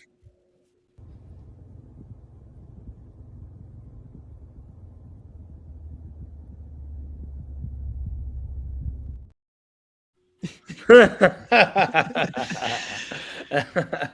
how I feel about most of the internet. Yeah.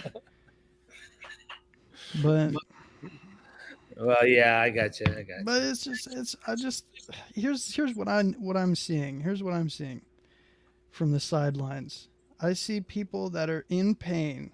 I see people in pain. I see people who want to help people that are in pain and they're in pain themselves.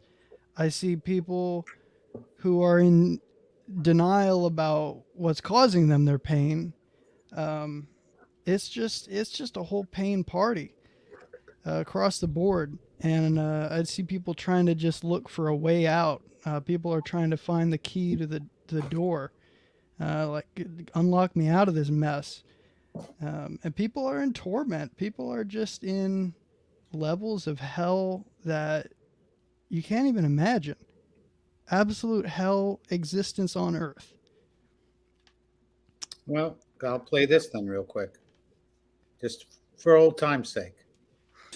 And women become sex dealers and men become sex addicts. Women become sluts and men become slut makers. It's not good. When you meet a woman, you should date without the sex. I know it. You're a sex maker? Once in a while, I have been. You're a slut maker. Once in a while, I'm a little bit guilty on that. I used to be one too in that Father State. I used to be a major slut maker. Mm-hmm. But I didn't understand at the time. I was in a Father State. But women are looking for a father's love, and so are men. And men are trying to get it from the woman because the mother took it away from them. And they try to give their innocence back, and women don't have it. Women are looking for men to be right so they can help them come out of the hell that they're in, the anger and all that, right? But instead of getting the father's love from men, they get screwed. And it just goes downhill from that. Men got to get right. It's just a throwback. Amazing. Yeah. Well, I got a throwback too. It got copyright struck. Yep. But I got a throwback. We discussed that already earlier. Yeah, no, that's pretty amazing. That's some pretty weasel behavior, Tony. I don't understand. Well, I agree, man. I agree. I don't know if I call it that. I think it was I think the fact that like MD was trying to dox me and all that stuff, and then he's promoting you, and I'm like, yeah, it had nothing to do with me. I get that, and it had nothing to do with him. I don't even talk to him. Well, regardless, he was trying to play me, and I actually thought that video was funny. I think I commented. Well, then why would you take it out on me? Why would you do that? I just told you. I just literally just told you. Because you're a liar.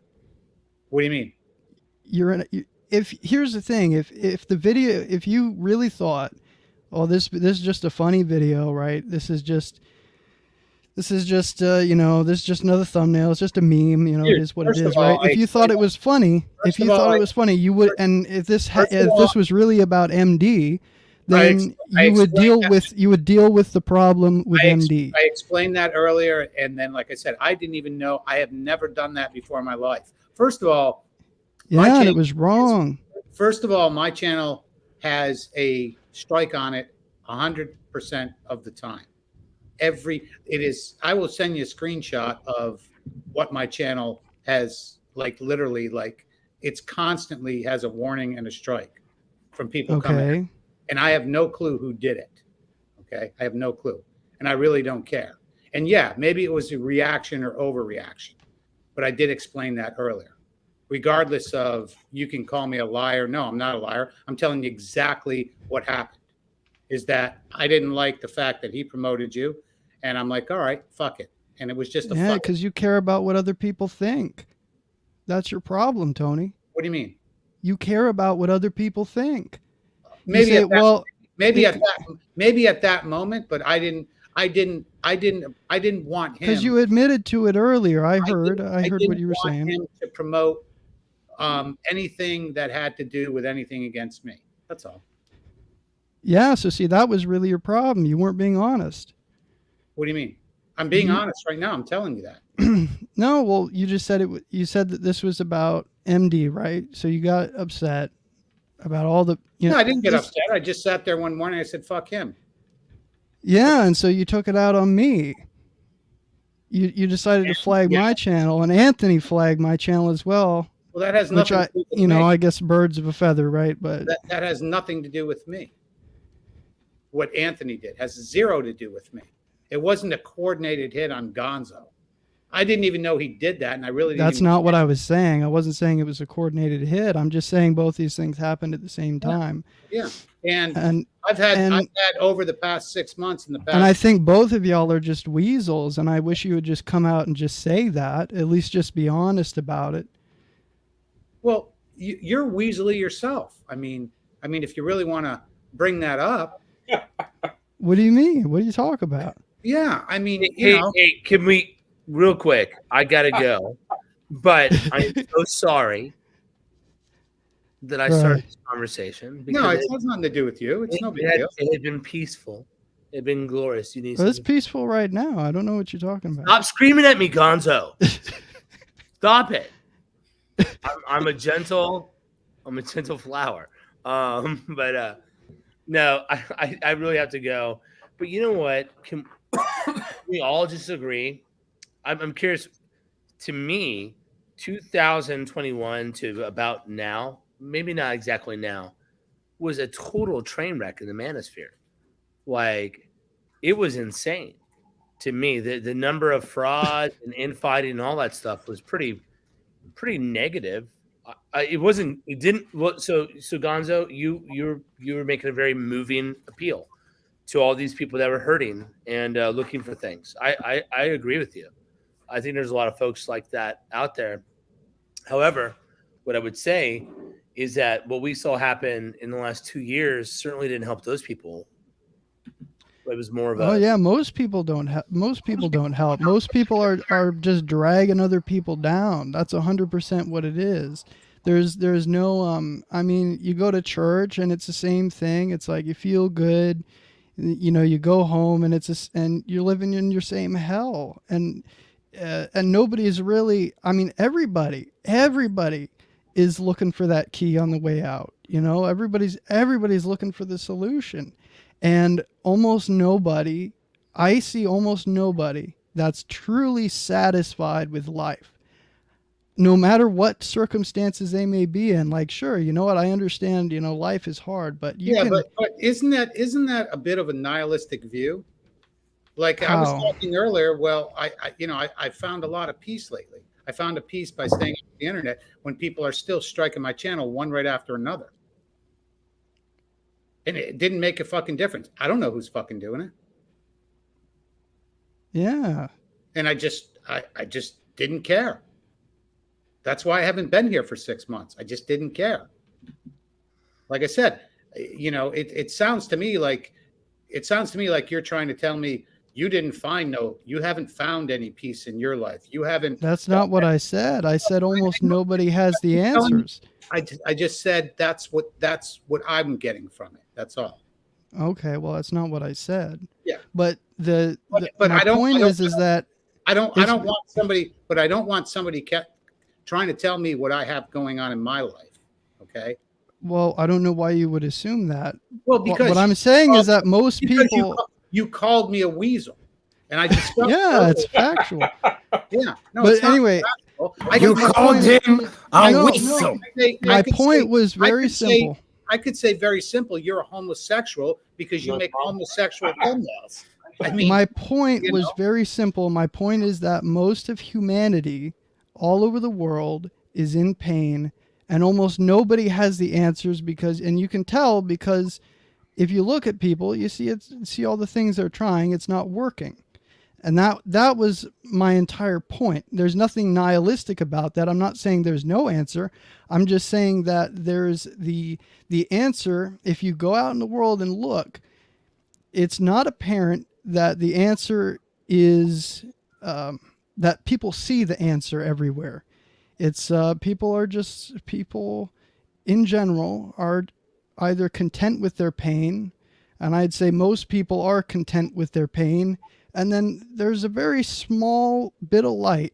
There's a very small bit of light out there, and there's people that they're looking for, you know, for one way or another. They're looking for some way out, but they're doing it differently.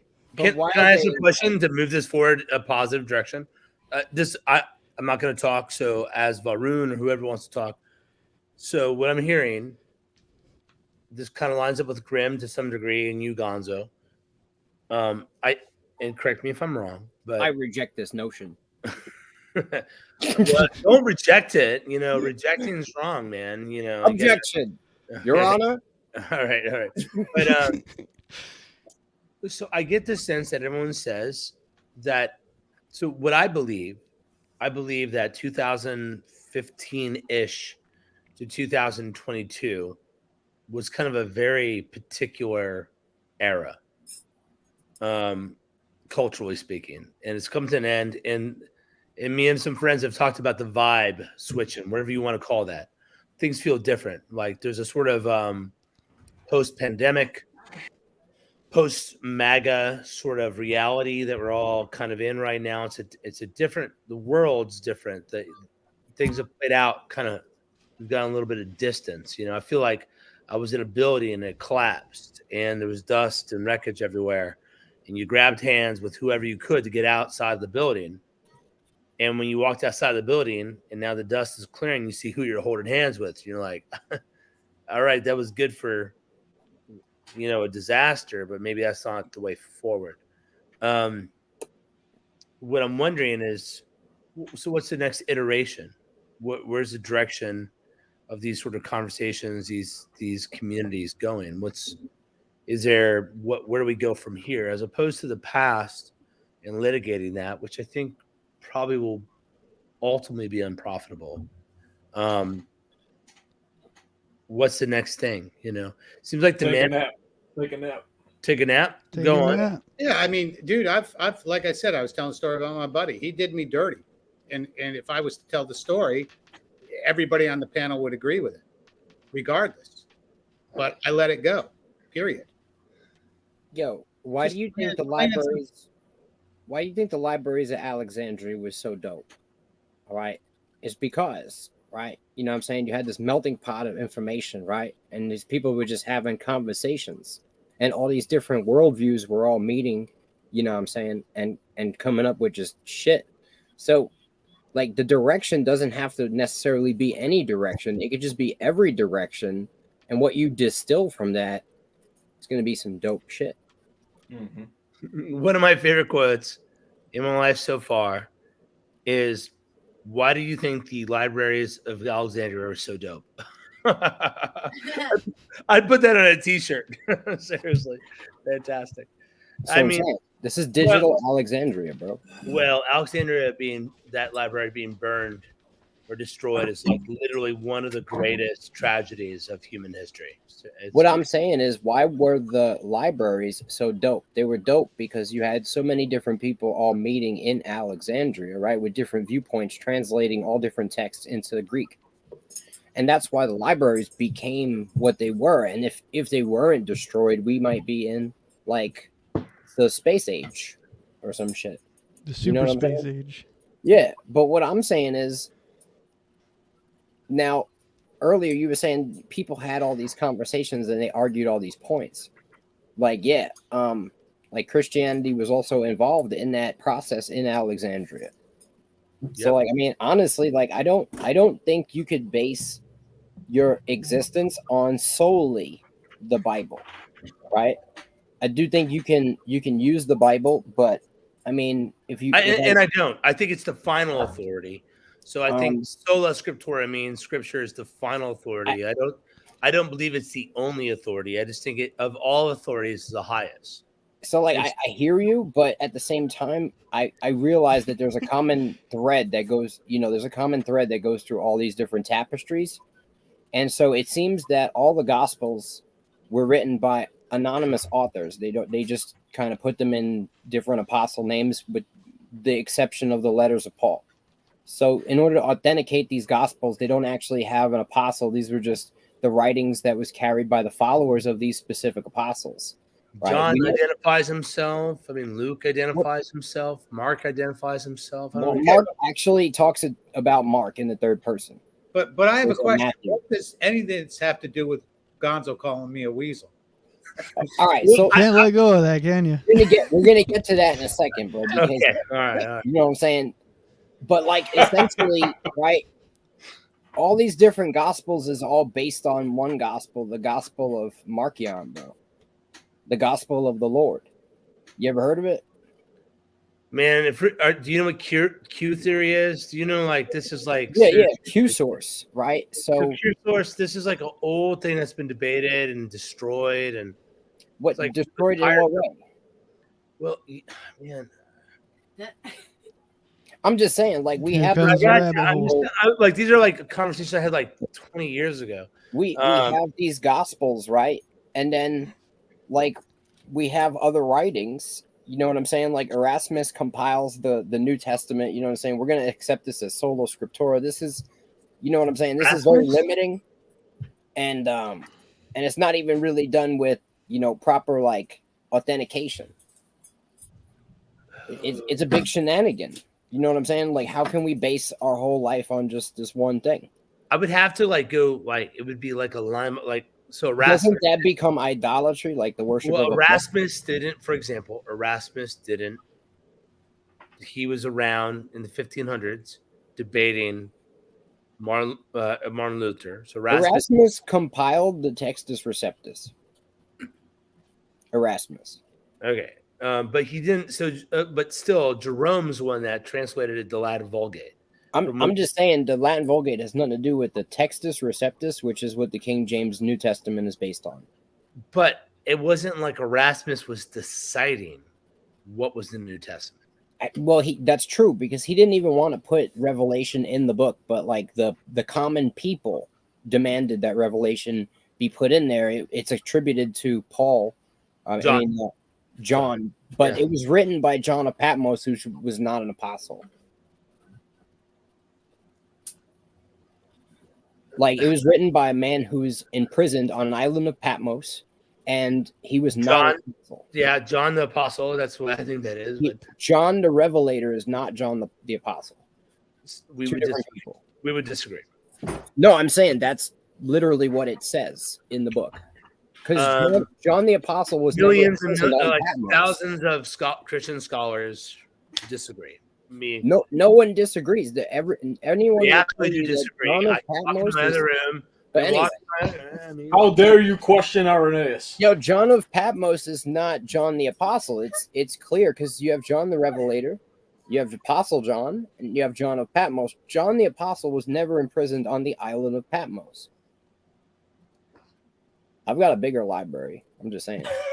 Foster's going to take us all the way to the event. All If the you way want to to his measure event. libraries, bro, get a bigger ruler. I'm just Foster's saying. about to step into the portal. If you have a bigger library, good on you. I think I I've do. got a couple thousand books. I don't. It's not the. No, that's not true. I don't know where you get that from. But it is true. Let me ask you. Hang on. Let me ask you this question. I asked a question about how do we move forward, and what is your answer? Okay, so how do we move forward? Is I already answered that. I said we go in No, you every didn't. direction. I didn't hear it. Say it again. Yeah, I said this is digital Alexandria, bro. In order to come to the highest form of truth, you have to pit everyone's truth against everyone else's truth. And whatever is distilled and left as the final survivor, you know what I'm saying? That has to be true.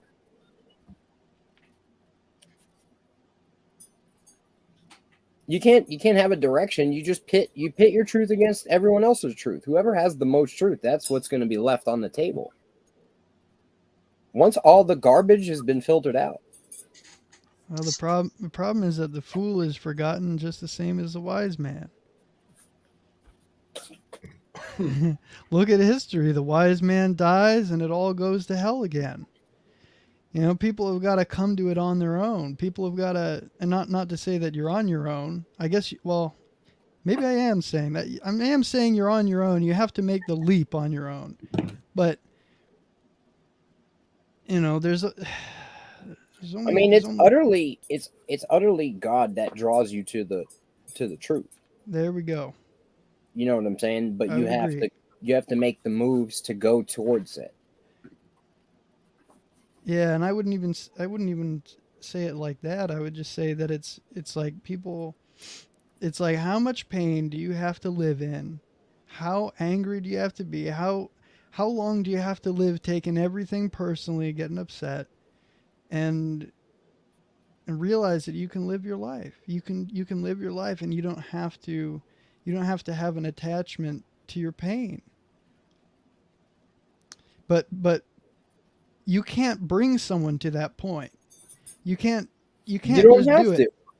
Exactly. The Exactly. reality is designed in such a way that it will literally, you know what I'm saying, cause you to even die and be reborn in this same shit and live over again just to come to the same understanding until you figure it out. I don't know about that, but I know that at least like people will, you know, like if you really have it in you to look and you want to find the answers, and you keep looking and you watch yourself, just look at how you're responding to your environment. Look at how you're responding to people, and you say, hey, look, there's something wrong with this. And not just that there's something wrong with this. I'm not going to put up with it anymore. I'm not going to live like this anymore. You know, that's the beginning of it, is realizing that there's something wrong. Yeah. Let me say something really quick. First off, I have to go. I have to call a relative. But so Gonzo, what you're saying, like, I like the sound of your voice. You sound tired. You sound honest. I do think there's a lot of people in a lot of pain that need He sounds like Bukowski. plain spoken truth that encourages men, right? There's a need for encouragement. The way forward, I think, has always been trying to create forums for men to talk their problems out with other guys that aren't like pushovers, but also are respectful. Sure. But anyway, Grim, I appreciate talking to you. I'm glad to hear your thoughts are developing and whatever. I hope we can pick that up some other time, and if you grab my email, hit me up. I'll stick it here in the chat real quick. And Tony, it's always good to see you. Good to see you. I'll talk to you soon. Sorry about your mom again. Thank you, guys. I appreciate that. As Varun, I get to talk to you, but you're always a pleasure as well. Yeah. Good to talk to you guys, man. I'm happy to see Primal and Gonzo and Tony all in the same stream again, and I pray y'all can maintain that. I think that's good stuff. My email's in the stream chat there for you guys that are on the panel. Thank you so much. God bless you guys. Have a good evening. Okay. All right. Take care. Thank you. All right, bye. Take care. Thank you. Foster's always a good guest, man. Always. There's always some kind of debate or something, but I think he always puts a good perspective on everything. So I wonder if he'll preach the gospel of Grim at church Sunday. They don't preach the truth at church. You know that. That's what I'm saying. They do their best. They do their best. Maybe the way we can move forward is we have to come to that realization that excessive addiction to materialism is not good. It's destructive, actually. That way you can find peace and we can move forward from here. Like these guys in the manosphere, they got greedy for money and they started scamming everyone else, right? They got too addicted to that, I guess. And look where that's gotten all of us. I think wherever there's money, there's no truth, to be honest. yeah, but it's gotten them a lot of money. Is what it is. I don't care if it's Bussy or any of these guys. Probably, I guess we have to find some way to cut down the materialistic, the craving for in that whole manosphere thing. Let me tell you something about the manosphere, Azarun. I don't think that you get how many guys of like, oh, I'm out of the manosphere. Well, then stop talking about dating, relationships, and men's problems. Then go do something else, because that's what it is. I've said this a million times. The only way out of the manosphere is in a body bag. I mean, it really is. Yeah. These guys are, the manosphere is a fucking nightmare. It's a fucking nightmare. I hate it. I despise it. They don't want the Mano brand. I despise it. I think it's a joke. I think it's all come down to money, bullshit. It's just, it's a fucking joke. Hasn't that always been what it is, though, to some degree? No. When I first came into it, there was more positive stuff. I'll say I came into the tail end when it just became a money grab. That's all it became, is a money grab, period. I said that earlier. It's just a money grab. That's it. It's people begging for super chats and memberships and selling fucking stupid courses. That's what it's become. It's a literal fucking mess. There's a lot of guys I know that I consider friends, but I said that earlier. I don't agree with them at all. In fact, I'll agree with parts of things of what they say, but I think people tailor their message to make money. It's just that simple. I don't give a shit if it's, like I said, if it's Rollo Tomasi or that creep MLD or any of these guys. It's, and then, the worst thing you can do. I mean, I put a joke a while ago. I'm out of the manosphere. I'm leaving. And you see that all the time. That's why I consumed in the last 6 months. I've literally consumed like hardly any manosphere content at all, like zero. At work I listen to Joe Rogan because at least it's it's entertainment. It's funny.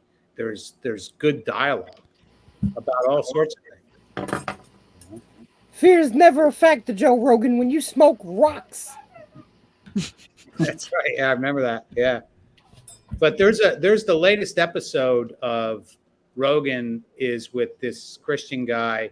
I'm not really sure what he does. He wrote some books, but it's really interesting because Rogan does question him hard on the existence of creation, God. It's the latest episode. It's Michael something. I can't, but I just finished listening to it. I listen to it when I can in parts, or I was mowing the lawn today, stuff like that. But I think it's a literal fucking mess.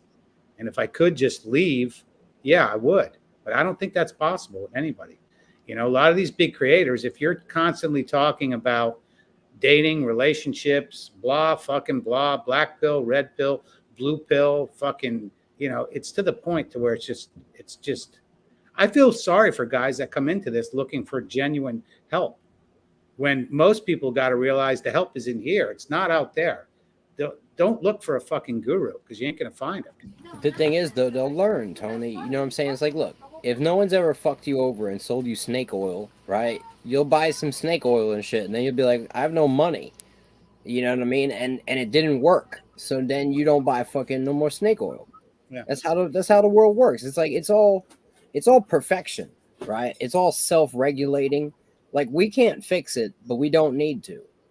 You know what I'm saying? It became, we joked about this well over a year ago or so, saving lives. Everything was saving lives. Everybody's saving lives now. And it's like, it's all bullshit. Accountability. Saving lives. Yeah, I think it's, don't get me wrong. I don't trivialize a man's pain or anybody's pain, especially a guy who's gone through a divorce. But when you get in some of these fucking extremes, man, you're going to hate women. You're going to hate yourself. The biggest problem I have with the manosphere is no accountability. No one holds himself accountable. None. Zero. Well, they can't even help themselves. Well, you got to hold yourself accountable. You know? No, the hardest thing anybody can do is hold themselves accountable. Period. And that's well, what I mean is that these gurus can't even help themselves with their problems. Yeah. No, they're a mess. They're a mess. I mean, I don't care if it's their relationships. I mean, all that shit's public. You know, about it. Just, to me, it's a fucking joke. Now, if guys just want to get together and talk about something, I think the biggest issue with the manosphere is there really is no problem solving. It's problem telling, not problem solving. Amen. I'm going to tell you how to do this. Wait, no. Everybody is a little bit different. That's for sure. In the way they handle things. It just doesn't work. It's become a shit show. 100%. You know, I realized that, wow, I just lived my life. I mean, you know, like I said, I started playing golf again. I've been surfing like crazy. Business is great. Just enjoying my life.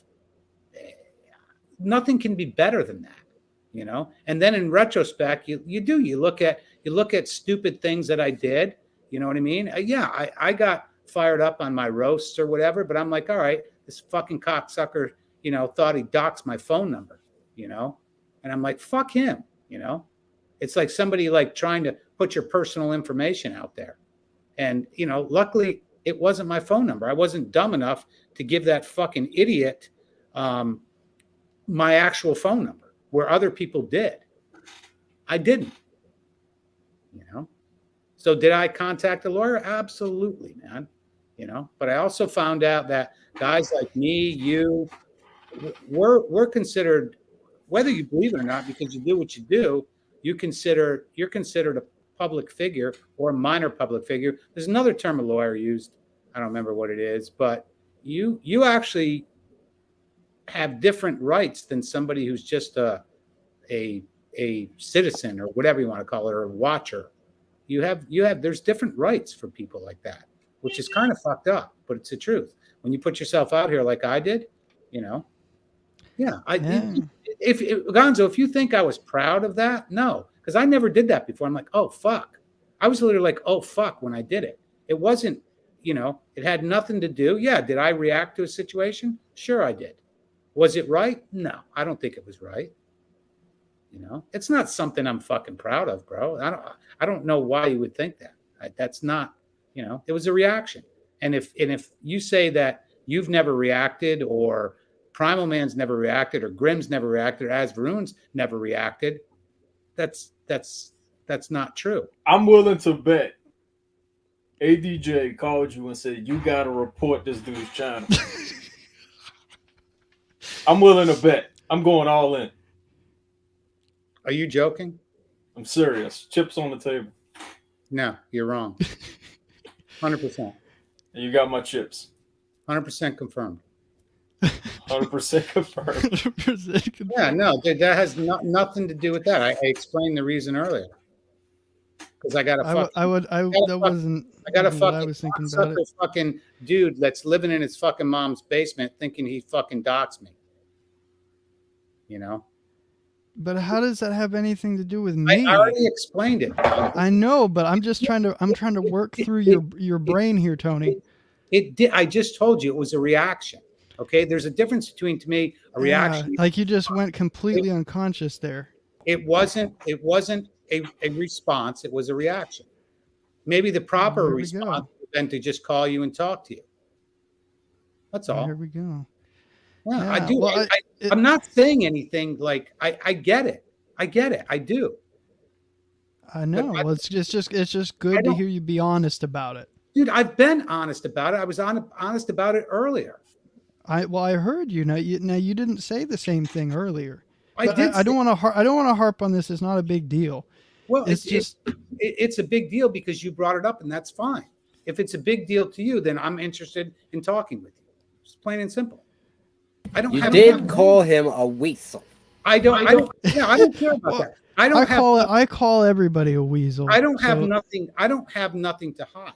The difference between me, like when these guys were coming at me, the guy's like, "Oh, you're a carpenter," or somebody's like, "How much would you charge for a 12 by 12 room for crown molding?" And I'm like, "This is the fucking type of loser that I got to deal with."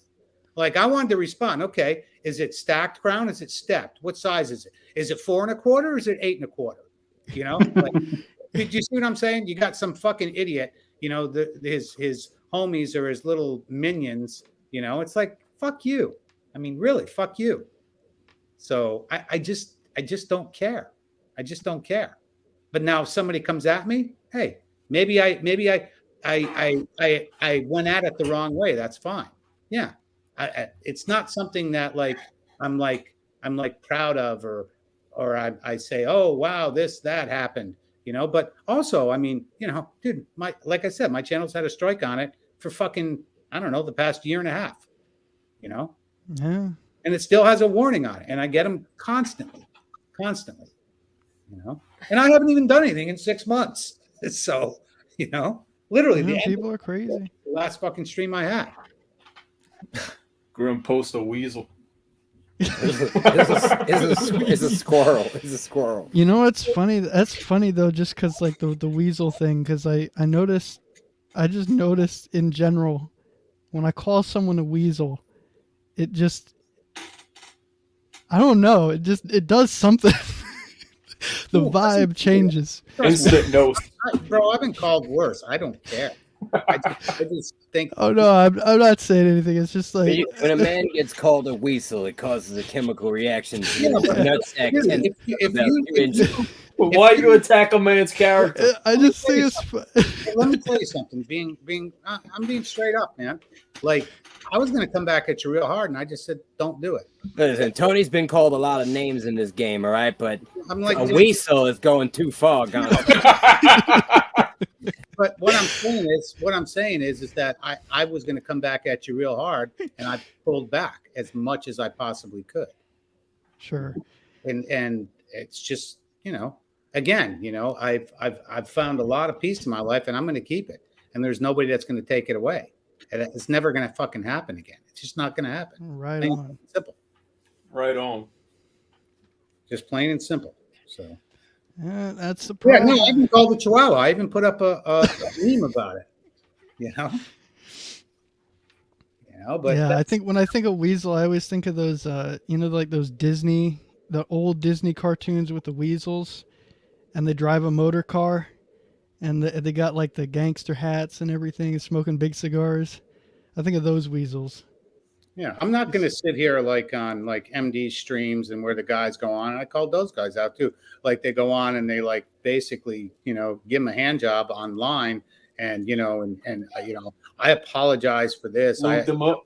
Yeah, totally lubed them up, and it's like fuck that. You know, you got guys like David Little who totally ended. You know, we knew he was a pussy, but he, you know, I literally think he has a vagina now. You know? Wait, Deacon Little? Yeah. What a And I mess. gave him the name even, you know. So Yeah, Little's not even his last name. That's his dick size. yeah. You know, and I had nothing against him, but you know, I'm like, again, I haven't played, in this game here for 6 months, and at the end of the year, it was like when I did those roasts, those weren't something I was proud of, but I'm like, fuck it, let's just do it. And it can be addicting because I did 3 in a row. It can be, I mean, that's the reality. But I'm like, hey, you know what? I'm going to fight back. And you got Shift now on his channel, just burying that asshole, just burying him alive, And it's a guy that, if you can't let shit go, hey, that's on you, man. It's on you. If you can't let shit go, that's on you. And that creep can't let shit go. So, but I don't know if it has to do with living in a basement. I don't know. So The basement, it pollutes the I blame the mind. devil. yeah. So you can take it. You can take it for whatever it's worth, Gonzo. But I gave you everything I can give you, and if you don't accept it, hey, that's fine. Yeah, bro. Tony was under the influence of sorcery. Witchcraft. Yeah, bro. It was basement witchcraft, the worst kind. Yeah. So maybe somebody had a little, what do you call, voodoo doll, and they were like poking me or some shit. I don't know. It's true, bro. There was a book written on it. The guy guzzled a whole bunch of semen, and he heard the voices in his head, told him to do the witchcraft in his mom's basement. That's him. You nailed him. You got him right on the money, man. I didn't think you found out about the semen voices, bro. I wouldn't doubt it. It was a first-hand biography. The one that was talking about semen demons. So Yo, I'll take one for the team. I'm the weasel tonight. He kept noticing, bro. Every time a dude busted a load in his butthole, bro, he heard some voices in his head, and he was like, "You know what? I think there's a connection. I'm gonna write a book on it." Well, thanks. You just got me another strike. Appreciate it, Grim. No, never happened. I'm not talking about that guy. I'm talking about the witchcraft basement dweller. Mm-hmm. Everybody knows that. It's the troll that lives under the bridge. Yeah. Asfaroon's been waiting 3.5 hours to read his. Asfaroon has the cosmos written in his nostrils. All right, I want to let Asfaroon read on why. What was it again? It's been so long. Evolution is it debunks evolution actually. Okay. Is it how long of a thing is it? Roughly a page. How long? Just a page, half a page. Okay, everybody. This is the Asfaroon minute. Okay. I'm going to put you on the big Yeah. screen. Go. Okay. It is generally accepted that evolution of animals was driven by the need to survive, and that the animals adapted themselves to changing environments over millions of years that led to the evolution of the present day human body.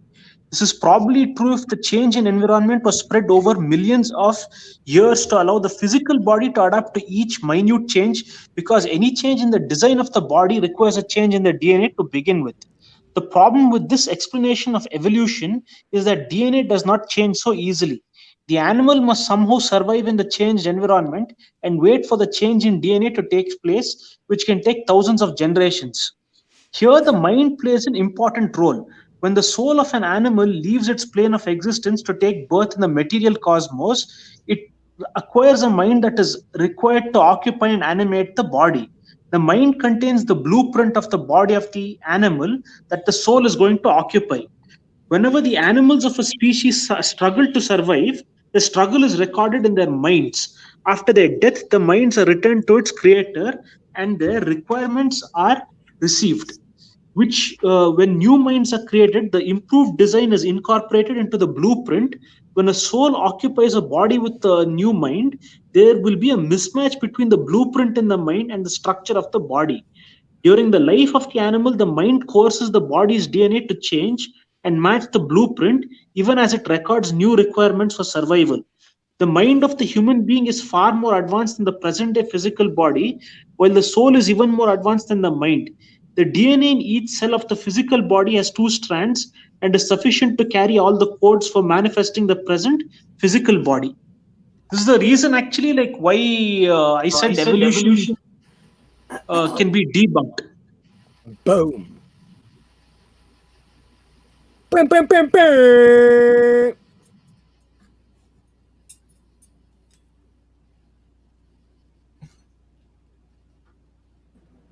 Go ahead. Yeah, it's done. It's done. Finished reading it. Okay. Look at this face. It's majestic. So can you give us a kind of a synopsis of what you read? No, basically it talks about in the process of evolution, they talk only about the physical part of the body. Your mind is known as the astral body, it's not the brain. So your mind has a body of its own. So when you reincarnate, before you reincarnate in any kind of a body, whether that of an animal or a human body, the blueprint for the designs of the body will already be in the mind. So now we're talking about an animal being born and it evolving over a period of time. The evolutionists have neglected the presence of astral bodies or the mind. They've even neglected the presence of the soul as well. So a soul is required to animate the body. When it animates the body of the animal or the human being, the mind contains the blueprints of the animal of the body that it's going to incarnate into, whether it be a human or an animal. That is the main thing over here, actually. So if that's the case, how can something evolve from that of an ape to a human being when already it's recorded that what it will be for an entire lifetime itself? It doesn't make sense. But did you just throw in some reincarnation in there? Did I hear that? Yeah, reincarnation is there. That's what I'm saying. When the process of reincarnation is there, and when the soul is also involved, an animal just evolving over a period of time into that of a human being doesn't make sense, because its destiny will already be charted out. Everything will be in the genes and in the body, in the mind. So if this is what it's going to become eventually, and it's going to die, how will it evolve into a human being? It doesn't make sense. Religion of evolution was created by atheists to disprove the existence of God. It's an atheist religion, actually. Yep. Yeah, but I do think, I mean, as Christian guys, I'll take this to Gonzo, Grim, and Primal. Evolution or reincarnation doesn't exist. So doesn't that kind of... Oh, yeah. Reincarnation exists in Christianity, but they banned it, actually. The Constantinople Church, they thought that if we allowed Christians a lot of leisure and freedom to express themselves in the form of reincarnation, reincarnation though would debunk heaven and hell. Period. No. Look, Tony, Azrael, maybe I can. You're saying you're gonna like. In other words, if you're reincarnated, okay. So do you ever go to heaven and hell? So Tony, imagine, right, that we live in a contained unit, right? If you die within this contained unit, right, and you still have like these different desires of the flesh, right? Your fucking soul is going to be reborn in the flesh. What essentially, if you look at what Jesus was saying, he's saying that you have to be reborn, right, of the spirit, right, in order to live forever, in order to go to heaven. So you're saying if you're not reborn of the spirit, you're going to be reincarnated to be reborn again. Is that what you're saying? Basically, let's make it in layman's terms, real simple. Yeah, that's basically what I'm saying. Yeah. There are three bodies, actually. You have the causal body that contains the sum of all your bad and good deeds. Let me get Foster back on here real quick. Oh, he's coming back? Probably don't agree with it, but I mean, it's in line with Christianity. Christianity has just basically gone away from it because it opens the door to shit. But like essentially, right, hell would be to continuously reincarnate in this life and go through, you know what I'm saying, the pain and suffering of learning. You know what I'm saying? But I mean, I don't know where you get your concepts from, man. Like it's like a prison. And you have to basically escape the prison by being reborn. So you're saying that's hell. So reincarnation is hell, is what you're saying. Well, yeah, hell reincarnation is not. Hell is an existence, right? In this earth, right, where you're living in negativity. That is hell. And you'll constantly experience that until you understand, and you don't experience that anymore. And that's when you're basically born of the spirit. When you abandon the desires. Yeah, I don't think I'm not buying the whole reincarnation thing. It's not for sale. So I mean, you know what I'm saying? What I'm saying is I'm not buying it at all. I don't. I'm not selling. I'm not buying that concept. It's not for sale. Yeah, you don't have to buy it. I'm not That's buying the thing. You know, the truth doesn't have to. I mean, in a be nutshell, agreed upon. what you're saying is hell is reincarnation. You're No, Yeah, like, no. what- The cycle of the physical existence is hell. Is what he's saying. The just the continue. physical existence. Do you believe No, that? no, but Yeah. the thing is, Yeah, I do. actually, Wait. Pause. So wait. So you believe that you're going to be reincarnated if you don't go where you're supposed to go or where you think you're going, you're going to be reincarnated as Primal Junior in New York City when you pass. What kind of- I believe in reincarnation. Yeah.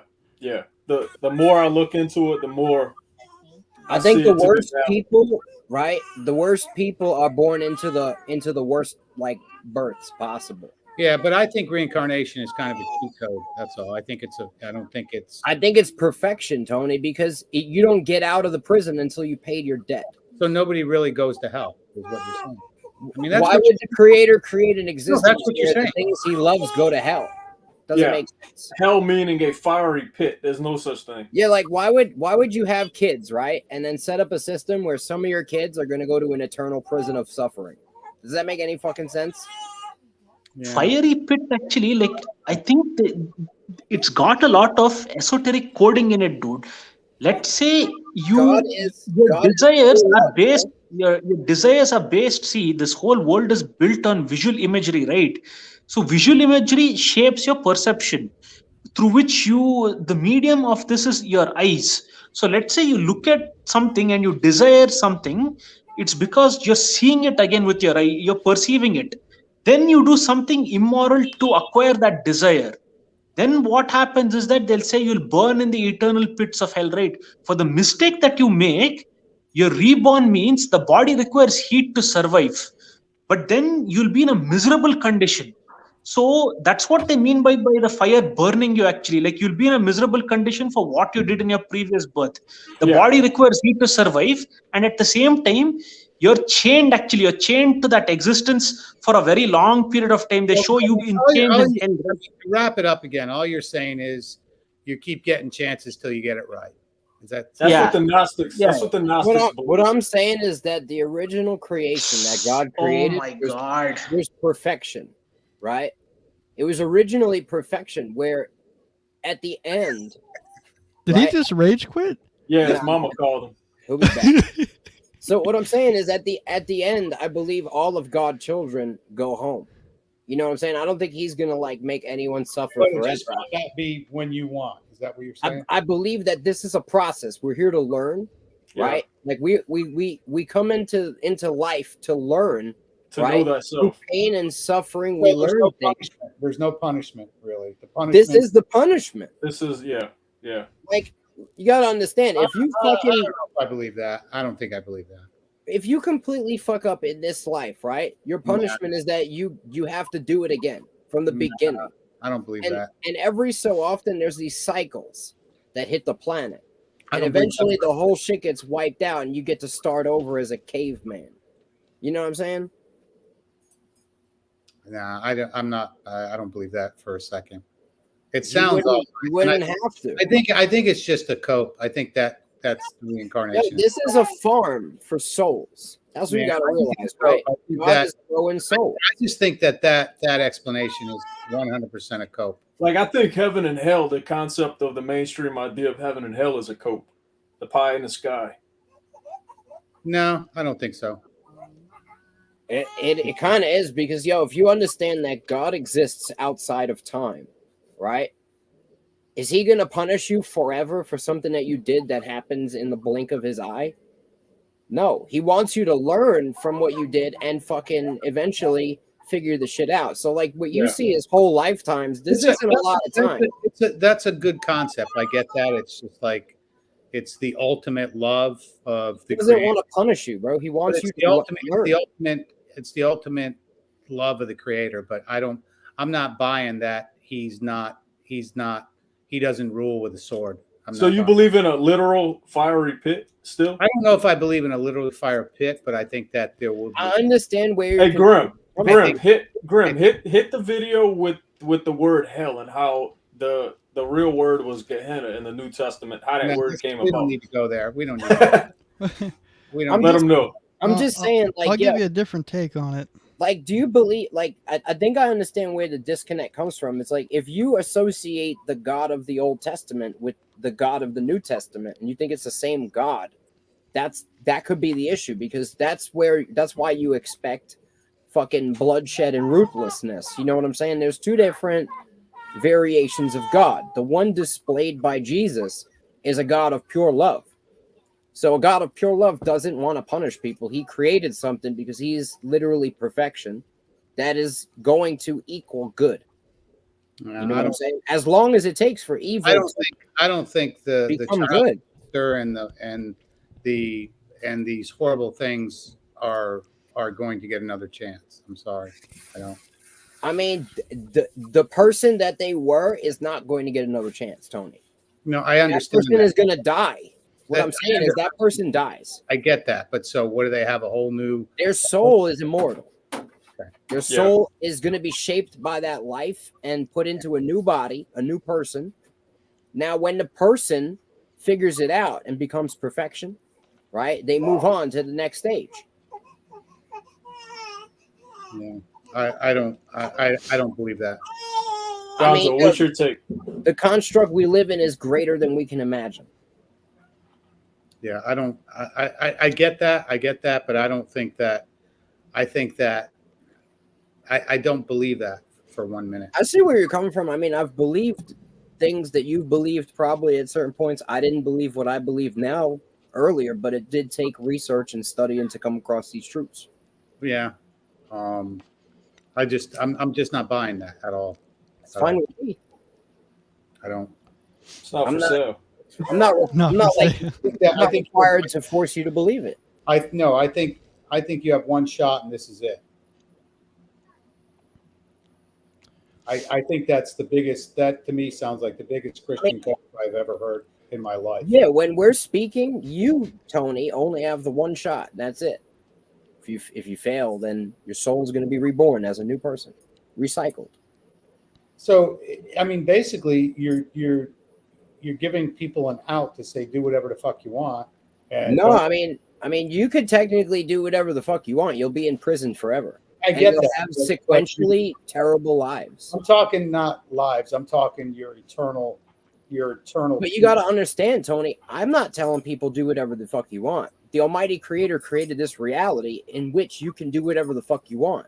That's the reality. No, I get that, dude. You're mincing my words. That's not what I'm saying. I'm saying I don't think that. I think he's a gracious God, but I don't think he's going that far with you. I really don't. I mean, that's what I'm trying to explain is that, look, he didn't make it to where you couldn't do these things. He made this reality as essentially like a training ground where you can fuck up forever and just stay here. And where God exists, there is only good. The way that God permeates this reality is through us. We are okay. Then let me ask you a question. So you did good, and now you go to heaven.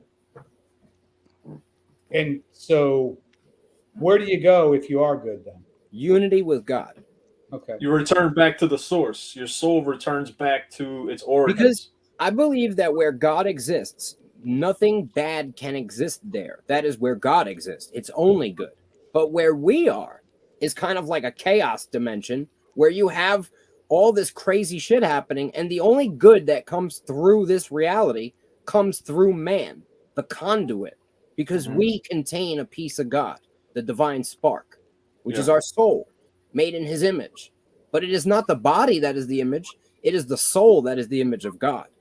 So the physical body, the flesh construct, this wasn't made by God. Like I tried to explain to you earlier, this shit was a hybridization. I get it. You just keep saying the same thing over. Because it's not perfect, right? The human body, we have teeth, they fall out. You know what I mean? We get sick, we die. I don't think God will give you unlimited chances. It's kind of like unlimited virgins with the Muslims. I mean, I don't think that's real. But I just think that's a cope. What is the cope? What do I have to cope with? I think it's a code for people to live a shitty life and say, "Oh, I'm going to get another chance." I just think. Well, we've been hardwired to believe that way, to think that way. We've all been hardwired that way. You do good, you get the pie in the sky. You do bad, you get the fiery pit. You got to understand that's a form of manipulation. No, I don't think it's a form of manipulation. I think it's a form of there is karma, bro. There's karmic law. I mean, whether or not you believe in it, you experience it and you will be affected by it every day. It's like you're going to punch someone in the face, you're going to get punched in the face, or something else fucked up is going to happen to you. You take things from people, you're going to have things taken from you, or other things are going to happen. There is this karmic law that has been put in place by God, and you can try to break it, but you can't evade it. It's always going to exist, right? And so what I'm saying is there's people that are racking up karma in this karmic law system for the next lifetime. They're going to die a rich piece of shit. How can they pay for that? And I understand you think they have to go to hell. Now, I think they're going to be reborn in this earth as people that are going to be suffering. And then we're going to say, well, how does God let this? Let's say so. But then you're also saying now that Earth and this planet's going to be here forever.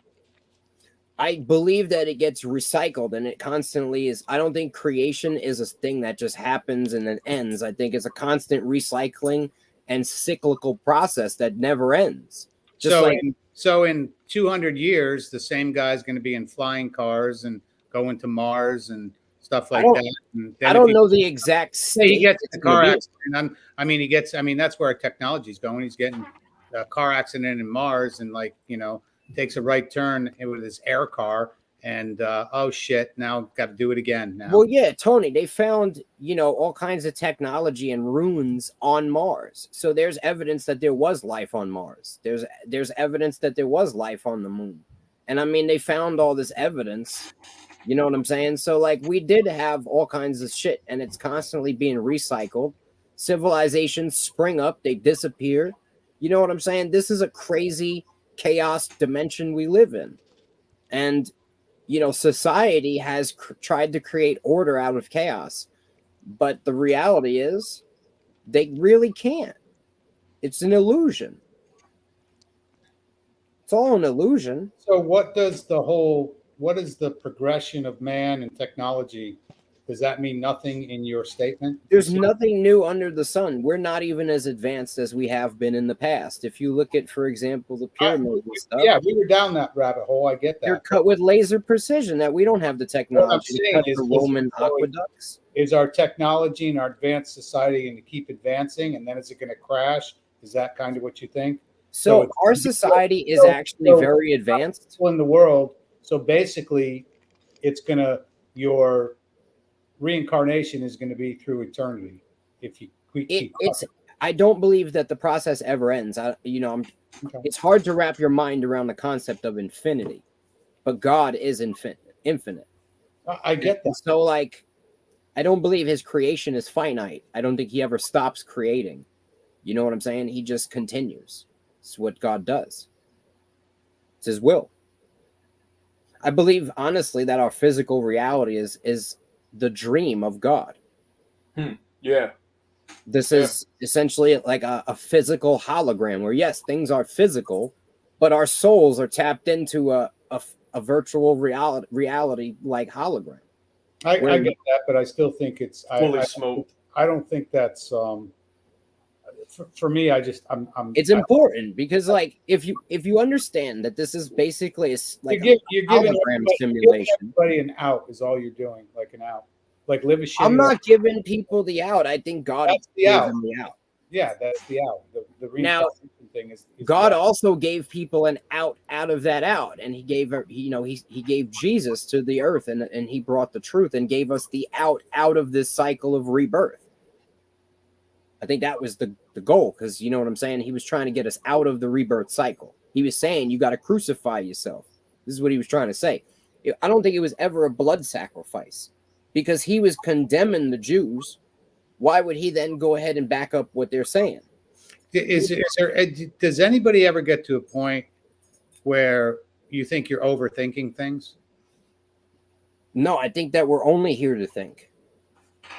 we're in a reality, right, where we're basically consciousness that is in the process of becoming aware of God.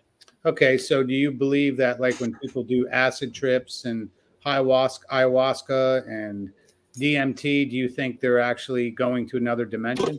Well, it depletes the ego. It depletes the conditioning. It depletes I'll tell you what. those barriers within the consciousness. That's what acid does. I've personally done ayahuasca. I took 180 hits of acid one time on my first wedding night, but that's a whole nother story. I've done psychedelic drugs to, extreme proportions, I would say, right? And I did these in search of answers. But I'm going to be completely honest, I didn't really necessarily find answers in the psychedelics. What I did find is that, like, I found that reality is not exactly what they're telling us it is, and there's more to reality. I believe that what the drugs do is allow us to perceive things that we normally would not perceive because of the way that our bodies are limited and our brains are limited. So I think that, when you take acid, you're able to see different levels of the visible light spectrum, right? Which is a range of light that we can see with our eyes, but there's a range of it, right? And you can't see anything, past ultraviolet and vice versa on the entire spectrum. Now, when I think when you take certain drugs, it makes your brain able to interpret those other spectrums.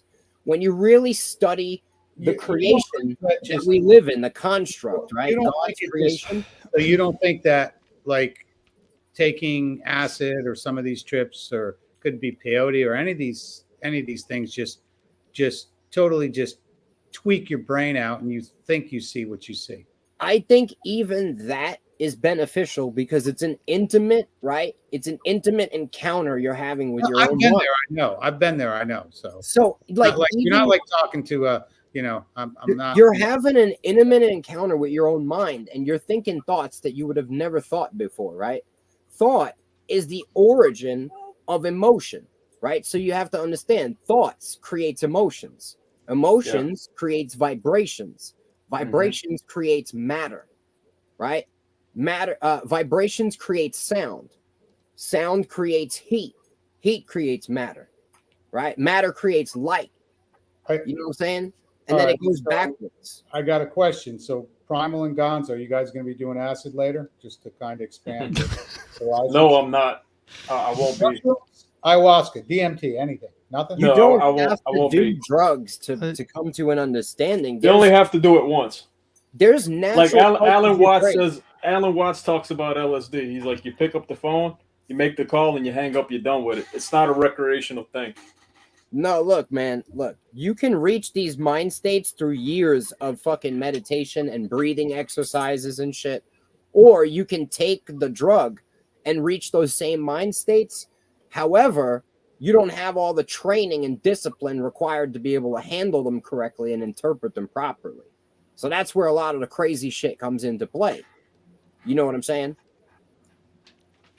Don't get me wrong. I mean, they open your mind up. They break through the programming that has been instilled in our mind. I've been there, so I don't believe it. Let's put it that way. I mean, you don't have to believe it. Yeah, I've been there, so I don't believe it. I think it was just a good time. I feel you. I mean, if you told a blind man what the color blue was, he wouldn't believe you. Yeah. You know what I'm saying? He never saw the color blue. Doesn't mean he didn't try.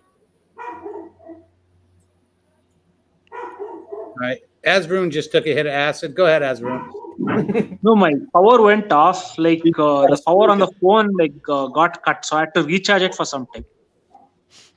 Okay. Amazing. Well, Gonzo, I got to ask you a question. Are you on the phone with your dope dealer right now? No, that was an hour ago. No, I'm kidding. Okay. So you're tripping. Yeah. I've actually this picture you're seeing is actually live footage of me right now with my my big old blunt. That's what you feel like right now. Yeah. I'm feeling pretty devious. You're selling copies of the Gnostic text in that coat.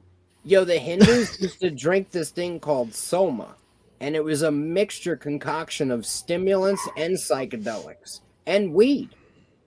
That was the MK project, right? No, man, when they take intoxicants, there's a way to take intoxicants to alter your consciousness and take you to higher levels. What they do is they use spells and incantations to block the negative effects. So if you just take it like that, thinking that you'll experience higher levels of consciousness, you'll only damage your body. There are alchemical combinations to take drugs in such a way that the side effects are reversed completely. If you just take it like that, it's dangerous. Like, let's say they smoke up marijuana, they'll chant a spell to nullify all the negative effects and use only the positive effects of what it can do. It can make you concentrate on a particular thing for a very long time. All that is there. Or alcohol, what they'll do is they'll drop some alcohol on the ground, they'll use some kind of a spell. So when you drink the alcohol, it gets converted into some kind of a nectar or something like that. If you just take alcohol like that, if you just take, if you take it just like that, it'll damage your body. There's a way to take intoxicants. Yeah, tell me. Is it possible, right, that the reality is that your beliefs, right, are manifesting the reality, right? And because they believe that these spells work, they do.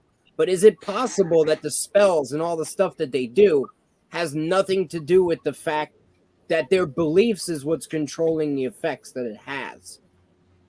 But belief has limitations. Let's say you believe that the sun won't shine tomorrow. Will the sun not shine? If you do a spell it's the same thing and you don't believe it, right? If you do a spell and you don't believe it, does the spell work? Fine, man, you're going to believe that you're not going to die, but you will eventually die, right? So the spell has effects. Right, it has to be within, what I'm saying is beliefs have to be within the limits, right? Yeah, within the so limits the spell of what also, is possible, of what is possible. Yeah, but the spell is, it does have significance in it. Just having faith in it. If the spell can make it possible, so can pure just beliefs that it won't affect you. Without a spell, it'll still not affect you. No. The thing is, it will damage you, man. Witchcraft. I know. Sorcery. Yeah, go ahead, man. Right? This is all training wheels for the mind. But the reality is that your beliefs is what causes the effect. The beliefs, what happened, there's a limit to the belief, the power of belief as well. Like, let's say you believe you're strong in front of someone very strong and you go to challenge him and fight with him, he'll beat you up. There's a limit to your belief, the power of belief. The spell, the reason why they use it is it's got scientific effects as well. If you believe there's a limit, then there is. No, but if the power of belief, what happens is that itself is a limit. Like, let's say you think that you can outwit someone and pass in the exam tomorrow without even preparing for it. You just believe that you'll pass, you're going to fail. So how far can you take the power of belief? You have to do some preparation. If you really believed you were going to pass the exam, you would have studied, though. Yeah, but that's what I'm saying. So that's what I'm saying. It's not just belief, all right? So when you're essentially moving towards what you want to become real, right? You have to believe it and then move towards it. Now, of course, there's things that are going to resist you, right? That's the nature of the design. When you go towards what you're supposed to inherit, right? Your birthright. When you move towards it, this negative shit tries to come at you. If you indulge it and you believe the negativity, right? Then the negativity brings you back down. You don't receive it. But if you ignore the negativity and work through it, you receive your birthright. The thing is, for everything, there's a way to do everything. That's where knowledge comes in. So knowledge is, in that sense, it's in a sense superior to the belief part, dude. Because see, like, let's say you know the way to reach a particular place, and if you take that way, you'll reach it. But let's say you believe you can reach there just by ramming through any building or whatever, it's not going to happen. So knowledge is superior to belief over here. So when you know the right path and you walk on it, it makes sense. But if you just believe that you're walking on the right path, what if you fall off the cliff and die? There's a limit to the whole power of belief. I already said, it has to be within the realm of possibility. With the knowledge makes the right type of knowledge. If it's right not knowledge in the realm makes of it possible. possibility, then it's an ignorant belief. That's what I'm saying. The spells over here, they have significant occult powers within them. That's why they use the spells to nullify the bad effects when they take the intoxicants. So Otherwise, what you're saying is take your drugs responsibly. I mean, can we wrap it up and like? No. The drugs actually, if you don't know what you're doing, don't touch the drugs. When you take the drugs, actually, see, drugs means it can be anything intoxicating. It's sex. Sex is also a drug only. It's addictive. Alcohol and all these intoxicants, when you take it, it will harm the body. The only way to recover after taking a lot of drugs is to eat meat. They've given it in Ayurveda, actually. Like those people who work out a lot, they deplete their tissues. Those people who indulge in intoxicants, like who are too addicted to sex, when they lose their vital fluids, or who drink too much or consume a lot of psychedelic drugs, the only way for them to recover is to eat a lot of meat and give it a long period of rest. Otherwise, they'll fall ill.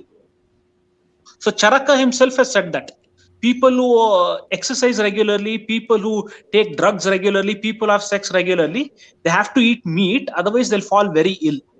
The tissues get depleted. I don't know how to follow that one up. I mean, it's proven actually. When the semen is the fourth. People do like they do here in the U.S. Do they do a lot of drugs in India? Yeah. It's become it's been it's a losing war. Drug addiction over here is like really heavy. They chew tobacco only and swallow it, and there's something. It's worse than LSD. It's called Chindul. It's worse than ecstasy and even heroin. It's the most addictive drug I've ever seen in my entire life. When they take that, they'll be high for so long. God knows for how long. What is it? It's called Chindul. CHINDOOL. It's an Indian drug. It's what these agoris in the graveyard smoke up to take them to higher levels of consciousness. But Chindul. Could you send Mike some in the mail? Yeah, what? Could you send Mike some in the mail? Oh, okay. I have to contact some people, and they'll be able to give Mike that. Bro, I'm not taking no fucking Chindu, bro. Oh, you're taking Chindu. Yeah, in fact, the next stream you're going to be on Chindu. I'll take Chindu if you take it with me, Tony. All right. We're going to the Devil's House together, Tony. I guess we're all going down. Stuff. I had no idea about Chindu. Me and you. Yeah, it's the most addictive drug ever made. Wow. Is that going to be the next convention? We all get together and do Chindu? Yeah. Absolutely. We're going to call it the Chindu. We take it, actually, we're going to start it's a challenge. No more Manosphere, Chindu Sphere. About to say, it's a challenge. All of us got to take it at least 21 times. Uncle Gun says, Tony, put the link in the chat. In about 10-15 minutes, he'll be on. He's almost home. Yeah, we'll be on for another probably 30 minutes or so. I planned on 2 hours tonight, but that usually doesn't happen. Oh, we started early too, so we got plenty of time. Yeah. I'm about to say, you could have said we'll be on for another 30 seconds. It's like Foster. He was leaving about 12 times every 5 minutes. I don't know. I'm going to have to research Chindu. How do you spell that, Azarun? CHINDOOL. Chindul. Chindul. Yeah, Chindul. Yo, it's been mad real, gentlemen. I got shit to do in the morning, bro. I'm gonna holla at y'all. All right. Yeah. Well, hey, Mike, if you don't mind, Chindul is in, and we'll Chindul a stream. Yeah. Well, me and Tony are doing Chindul. All right. I hope you start a channel again, Mike. I loved all your shows actually. I think me, Tony, Gonzo, and Primal Man should all meet up and get a sweat lodge and all get in there like Indians and take Chindul, bro. Work this all out. Yeah. But start your channel again, man. I loved all your contents. All right. I might do something soon. Yeah, in fact, I think I got the name for your new channel. Chindul TV. Chindul TV. I'll write a book and call it the Chindul Dictionary. Yeah, Chindul Diaries. Have a special guest. Bring on Guy Bro. The Chindul Scrolls. The Chindul Demons with Asvar. My bro's watching. He's probably out right now looking for Chindul. Gonzo's gonna make it tonight. I'm gonna make it. He's smoking it in his pipe right now. He's gonna grate up his beard hair and a little puff. Do you smoke it? Well, like, how do you actually? What is this stuff? Is it powder? I just wonder if Chindul. Yeah, you smoke it. Yeah, well, is Chindul just another name for fentanyl? I mean, No. It's one of the. It's a highly addictive drug. It does a lot of damage to the body, but it's very addictive. Is it a plant? Is it a root? What is it? A mushroom? You actually make it through some. You actually use herbal combination to make it. These Naga sadhus, they know how to make chindul. They go to the forest and they use herbs and all that to make it. Then they put a spell actually, and then they smoke it. Otherwise, if you just smoke it like that, you're going to damage your body. There's a way. So you got to apply the spell first before you. Yeah. Okay. It's like absinthe, but magical. Yeah. Okay. Huh. Are the is that what the young kids are doing there in India? Can do it.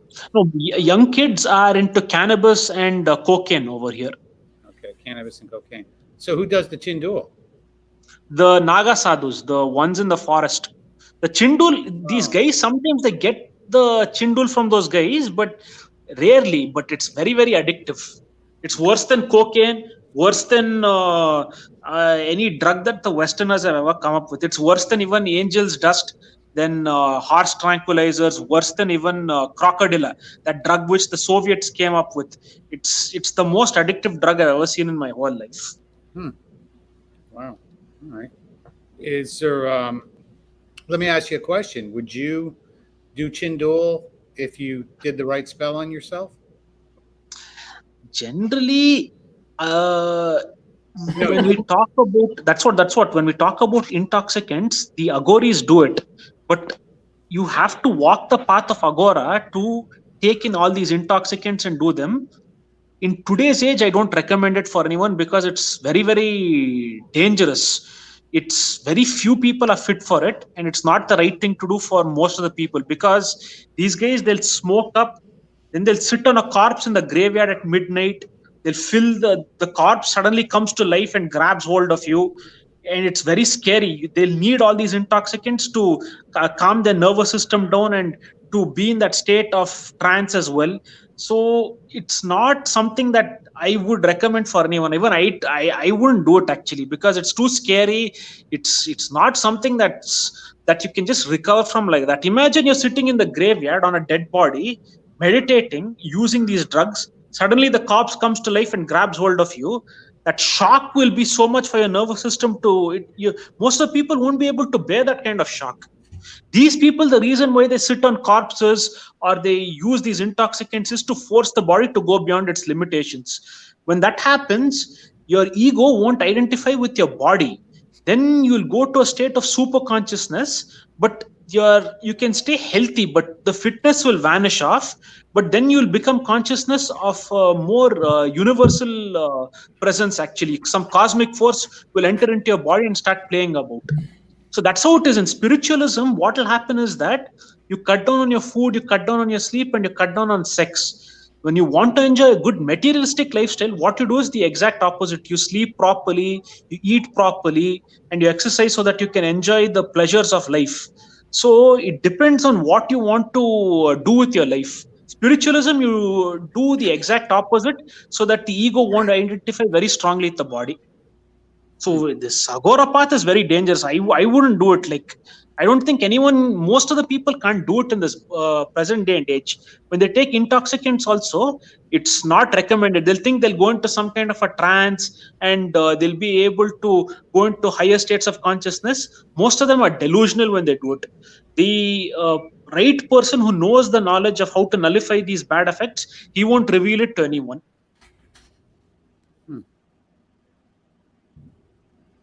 So you're saying you won't do it and get back to us? Oh, forget it. It's too risky. Mm-hmm. Yeah. I'm not sure. So do you think when they do the Chindu, the whole corpse coming to life is a hallucination? So let me ask you a question. So if you do the Chindu or Chindul or whatever, how does it affect the corpse? That's kind of where I'm getting at. That's what you are trying to take your body to higher levels of consciousness. Then in the graveyard at a particular period of time, you'll have to sit on that corpse and do this kind of, it's called Shavasadhana. So I don't know what you're doing it to force your body to go beyond higher levels of, to go beyond its limitations. So at that point, the corpse does come to life. It does come to hold you. You're trying to catch hold of a kind of particular spirit.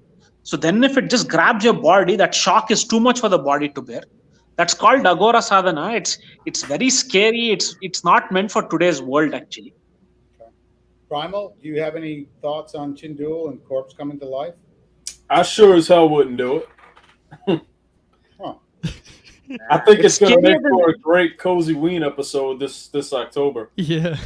Yeah, but the thing is, this is scarier than sleep paralysis. In the US, many people have suffered from sleep paralysis, and what's happened is that when they're in their state of sleep, a demonic entity comes and attacks them, and spirits have attacked them and whatnot. So the doctors will say they're schizophrenic, but it's happened to thousands upon thousands of people who felt a presence coming and attacking them, or they've been abducted in flying saucers. So if it's happened to thousands of people who don't know each other, you can't say that it's like, what do you say, that they're hallucinating. Sleep paralysis is for real as well. This is scarier than sleep paralysis. It's real. Yeah. It's because, but it's not. They are being visited by an entity. It's because they are going from stage 4 deep REM sleep straight to stage 1 and waking up without going backwards through the stages. Normally, when you go to sleep, you go through you're feeling sleepy, stage 1, 2, 3, and eventually you go to deep sleep. And when you're reversing your waking up, you must go through back in the reverse order, wake up in the reverse order, 4, 3, 2, 1, and then awake. And if you go from deep sleep directly into awake state, that's when you get the sleep paralysis, because in deep sleep your muscles have lost tone. You don't have any control over your limbs. I've had that kind of experience, and thank God I knew what it is. Otherwise, I would have said, "Oh, I was possessed by an entity." That's not true. No, but the entity what you're coming and describing possessing is the entity coming and possessing is true, because I've been attacked by these entities when I've been. That's a sleeping. different. So I'm not saying some metaphysical or some stuff beyond what is obvious to our eyes does not exist. I'm just clarifying that sleep paralysis is not being visited by an entity. That does not mean I'm saying there's nothing beyond what we see with our own eyes. Does that make sense? So that's No, a different thing that I'm saying. When you're asleep, your body is very vulnerable, and that's when these entities can attack you. It's happened to me, because what happened was that my relatives were jealous of our family for a very long time. They went and paid a monk in a monastery to send a succubus to me every night. That thing would come and drain the energy. Yeah, it would come and drain the energy in my body every single day. So what happened was that it happened for years together, and it was very scary. Was she doing it by having series of sexual intercourses with you? How was she draining your energy? No, it would forcibly make the semen come out of my body, and I was on a vegan diet. So if you're a vegetarian and if you lose semen, you become weak. I didn't know that. Then, what happened was how do you become weak by losing semen? What does that even mean? Yeah. No, but not that. I was on a vegan diet, right? When you're on a vegan diet and you lose more and more semen, it leads to weakness in the body. So then I had to again go back to eating meat, and it took a long time to get that thing off of me. It was I had to go to this place actually where they exorcise these spirits from your body, and I saw spirits coming out of people's body. I can tell you this. Over losing a little semen. Yeah, look, semen. Man, if losing semen would make you weak, I would have died before I hit 21. No, but not that. No, I would have been dead before 15. Jesus. No, but not that. If it's losing semen does age the body, and it does make the body weak over a period of time, it actually ages the body. It's the most important tissue actually, according to Ayurveda. Otherwise, see Generally, what the Western doctor says is you have to eat properly, sleep properly, and exercise as well to have a strong body, and losing semen doesn't matter. But if you look at athletes, they're notorious for being womanizers, and they enjoy women on a very regular basis. In their 30s, their performance starts declining on the field. So now the doctor is saying they're aging, it happens to everyone. But if you're eating properly, sleeping properly, and exercising as well, why should the body become weak? Aging is nothing but the body becoming weaker and weaker. It doesn't make sense. Let's go back here. So basically, you had a demon take the semen from you, and you felt weak. Yeah, what happens is that they use the semen and they convert it into something very high. They use it and convert it into ojas. So that gives them more power actually and strength. It needs the thing to, what do you say, to attain more power actually. The human body is something that they use for ascending to higher levels as well. So let's say a succubus comes.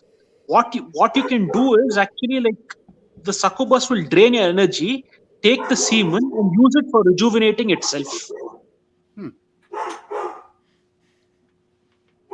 It can stay young forever. So It can semen vampires. So you're saying essentially they're semen vampires. Yeah, it's a semen vampire. They can use it to rejuvenate themselves. In Hinduism, there's something called Vajroli. In Vajroli, what happens is that you can use the penis and suck the vaginal fluids of the woman, and even she too, if she knows Vajroli, she can suck all the semen out of your body. Once that's done, they collect it and they transmute it into something called ojas. When ojas increases to a very high level, the body's metabolism also becomes superb, to be honest. And then you can stop the process of aging completely itself. Even if you're 3,000 years old, you can look like a 16-year-old person. As long as you don't bust a nut, is what you're saying. Yeah, as long as if you have sex again, what happens is that the body becomes old again. So we're aging because, are we aging like primal?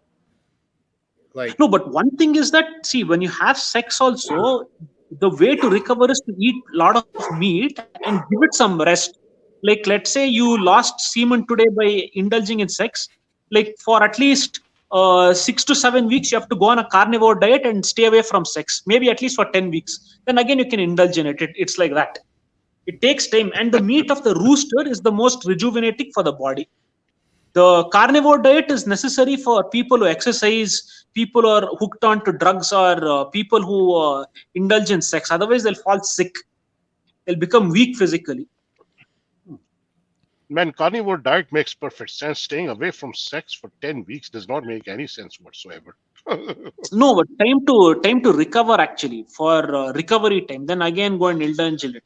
Otherwise, what you can do is, there was this prince. This prince hired a tantric guy. What happened was that he actually mixed Ayurvedic medicines and gave it to the chicken to eat. Then he slaughtered the animal, gave it to the prince. The prince was able to enjoy at least 100 women in a night without ejaculating at all. So it was like a super, what do you say? It was a super Ayurvedic kind of medicine that he mixed like with priapism. the meat. Yeah, but it priapism, worked. which is a medical condition. You It get it worked up actually. and you can't get it down. Oh. Very interesting thoughts. Yeah, and very views. interesting. So if you want to live to 3,000 years old, stop jerking off. There's your, like, stop having sex, stop You become jerking weak off. if you lose semen. Jesus, I would Yeah. have died. I would have turned 21 if that was true. I love talk radio. I just, I'm not quite sure. So, I mean, prostate cancer must be very high in India. That's all I got to say. I mean, it must. I mean, that's, a lot of people don't even know what the prostate does, but that's what it does. Correct, right? You're a doctor, Mohammed. Yeah. And that's what it does. Some of it. Yeah. It's kind of a facilitator, we'll just say. So It makes sense. If you have an intercourse, you'll feel a bit exhausted, tired, depending on how intense it was, but that's because you were using your muscles in awkward position. It's not because you lost semen. It's very Well, this sure took a turn, huh? You know how old I I hope he am, didn't brother? leave because I I was have asking no him. idea how we got onto the semen demons, but and the succubus. So No, wow. I've had this discussion previously on a previous session. He went in that direction. I That won't be semen visiting is India anytime soon. Let's just say that. So, any thoughts on the semen demons, Primal Man? No, I think you should bust a lot of nuts. I think we've learned all there was to be learned about semen demons. Yeah, I'm going to say, geez, that's new to me. But Gonzo, know, any tantric sage thoughts about? Gonzo has thoughts on no fap. You know what? I really preferred the essential oils in the graveyard at midnight. Yeah. I think that's more my speed. Yep. Oh, here it is. Here comes number one semen demon. Well. Uncle Guns. What are your Guns? sage thoughts? You dare bust a nut again. Don't you donkey, dare you bust donkey dicks couldn't get laid in a fucking morgue. This is insane. Yeah, interesting, huh? Jeez, wow. Hey, had to come back But I for mean- Tony fucking Bruner. There's no two ways about it. Had to. Well, Mike came back, so I got to be here now. It's I'm morally obligated, especially with Gonzo and Primal and This then Muhammad. This conversation took a very left-hand turn here about 20 minutes ago. I don't Tony, know when you where you say get your concepts interesting- from, man. Tony, when you say interesting, is it interesting you're intrigued, or it is interesting as Niels Bohr used to say, interesting, which actually meant he did not agree with what was being said about quantum mechanics? I don't agree with that. I think Yeah, it's just actually bizarre sex stuff. is very healthy. I think it's very healthy for a man. I think it's healthy for a woman. I think so. It I exists don't for a think that. reason. I think There wouldn't it's be any natural. humans around if it didn't exist. Yeah. I think that I don't know. I don't the whole not busting a nut thing or no fap or whatever they call it, I think that's a cope in itself too. But that's just me. But Tony, even in these different views, there are demarcations in different boundaries and different shades of, there are different shades of how wrong you can be and how right you can be. So people who say no fap, okay, you can make that argument. I just But then wonder actually if, saying that if prostate cancer is really high in India then. I don't know. I don't know if any. Yeah, I'm sure somebody has done I study. think cancer is high on in that. general in India. Yeah, but then to extend it to say, oh, if you retain semen, you will become more powerful and you will not die for 3. That's like really, really, really bizarre stuff. You know what I'm saying? Well, I think we exhausted that subject. I say Peg just missed the best part of this show. Shout out to Peg in the chat. You missed the best part. It was literally like 10 minutes ago. Yeah. You have to listen. Go back and listen after the stream. I just wonder if YouTube, when we, they cut it up and show segments on the video, is it going to say semen segment, or I don't know. So, but I guess everybody has their beliefs, man. That's. Yeah, that's the way to summarize it. I think you just kind of lost me on the corpse coming to life when you take a drug. People are free to have their views, and we are free to Well, it's question. nothing against Azroon. I mean, Yeah. Oh no, not at all. Not at all. I can't knock his belief or his religion. That's what he believes, I guess. And it's. I don't know. I've never heard it before. I don't know about you guys, but I've never heard that before at all. Oh no, I've heard this before, and some shade of this thing is found even in Islamic mysticism, Sufism, because there is a crossover and a spillover and trickle down effect. When different cultures intersect over hundreds or thousands of years, you will find transference, like chromosomes exchange genetic material. Cultures will exchange a lot of information, rituals, and beliefs. And we've got this thing in Islamic Sufism as well. But that is what it is. It's just mythical stuff, which makes no sense.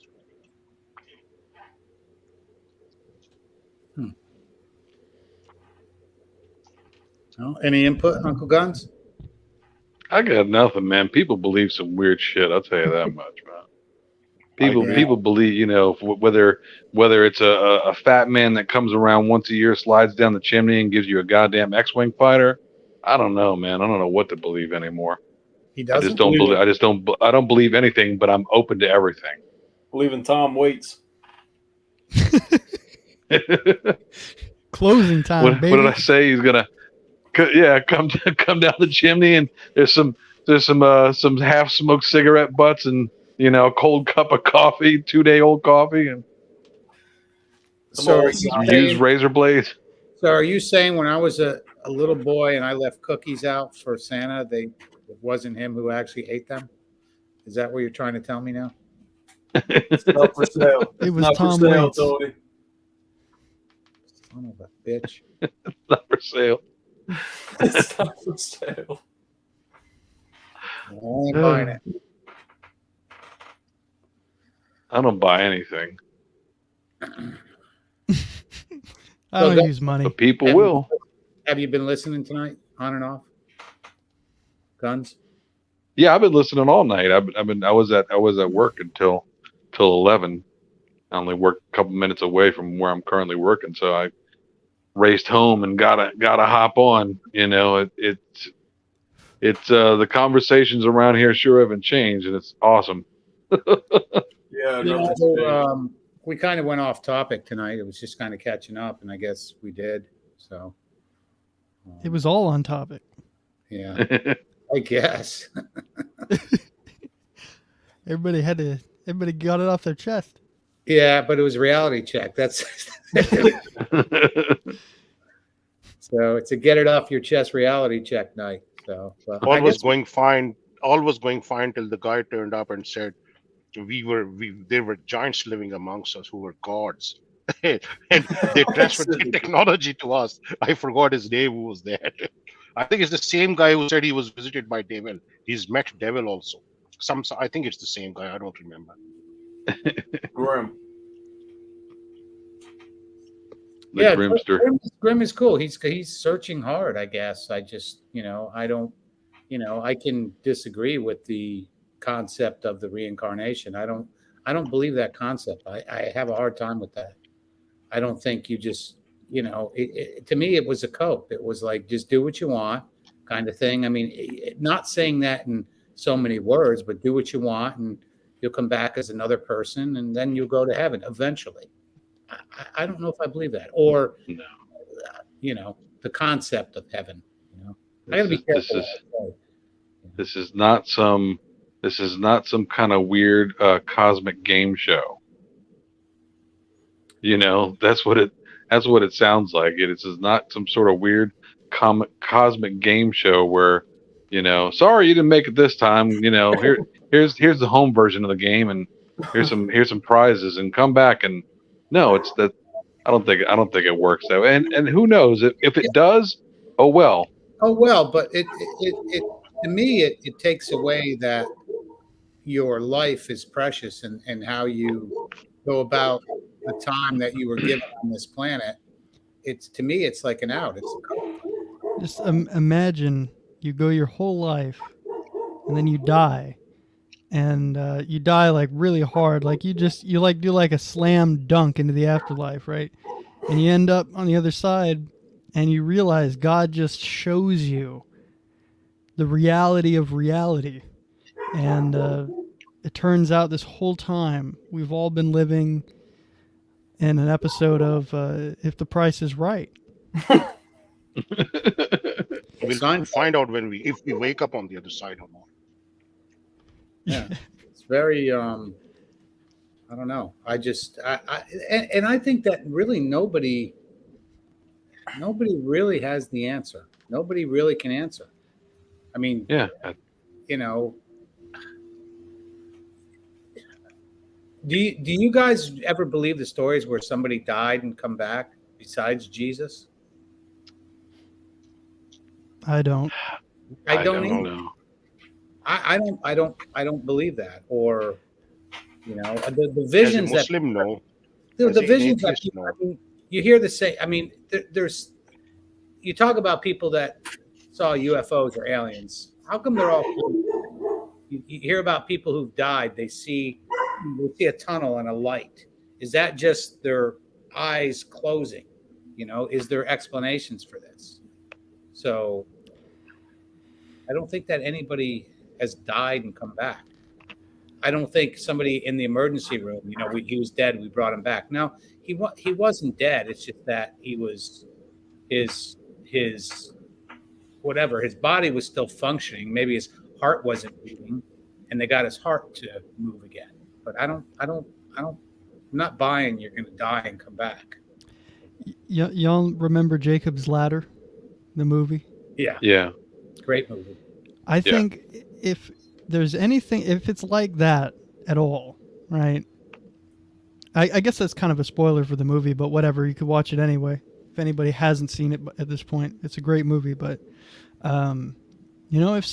if that's really what it is, if it's kind of like the life flashes before your eyes, and you're in. That guy is he's in his own hell. And he's on, what is it? He's on like the operating table in Vietnam or something, and then he dies. But if that's the case, if there is some sort of secret to be revealed, I think it's to be revealed to that person. It's in fact, and that's even in the Bible. I mean, if you want to look into that, anybody who saw anything outside of anything here, they weren't allowed to talk about it. If you look closely, what was it? I want to say it was Paul or one of those guys. He was shown all these things. He's like, God showed me all these things, and you know what? He wasn't allowed to talk about it. It wasn't right for him to explain it. And what was it? And that's kind of, I guess, if we want to tie it back to that hell conversation earlier. We have all the words, we can say hell, we can say heaven, but I'm sure there's other words or other, that's not like, these are just the generic words for heaven and hell. We all know that. Sure. But I think those two words conjure something in your head. I think that's just everybody, heaven or hell. Yeah, well, a certain notion in your head. And I don't think any of us on this planet literally know what either are. I don't think it's possible. I think you can make a judgment call and say, okay, this is what I think heaven is. But I think, even I think it was Foster was saying earlier, but I think that, I look at a lot of these churches around here, and it's like, oh God, I've been to them all, and they're just, I just see fake people, and we have these beach churches, I call them, come as you are, people have Hawaiian shirts on and all that, and the same people are, just getting totally shit faced, at the beach, or at lunch, and it's like, it's just really weird to me.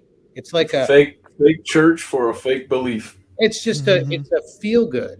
You're gonna feel good. You're gonna feel good for an hour. My opinion is, why shouldn't you feel good all the time? Like, it just, I don't know. They pop up all the time. I see these little crazy churches, man, and it's just really weird. They all have these little catchy names. I don't know. I think it's more of a business. What does Satan think about all of this? I don't know. Let me ask him. They're the grifters, just like they're grifters in manosphere. They're grifters in godosphere. And people will do and resort to whatever devices they can come up with to mint money out of naive people. I think this is part of human condition. Humans will do this you do the most noble thing and someone will turn up to make an evil thing out of that, no matter how noble it is. Have y'all noticed? Sorry, I hope I didn't interrupt. Yeah, has anybody noticed? Anyone at all? Because I've seen this recently. It's like people have an intuition, but it goes deeper than that. It's not just that people have an intuition. It's like evil people have an evil intuition. Yeah, and I agree with that. yeah, but and I guess the way to describe it is that it's kind of like actually, you know, my wife was telling me about this earlier. She was saying that she heard this guy who was like a convicted like child stalker or something, like really creepy guy, right? And he was saying how he was in this interview. He was saying how he intentionally goes after children who don't have a father in their home. He specifically. I saw what you were talking about. It was creepy as hell. Yeah, and I haven't seen it myself, but I heard recent, that too. It's recently too that I've got. Yeah. Yeah.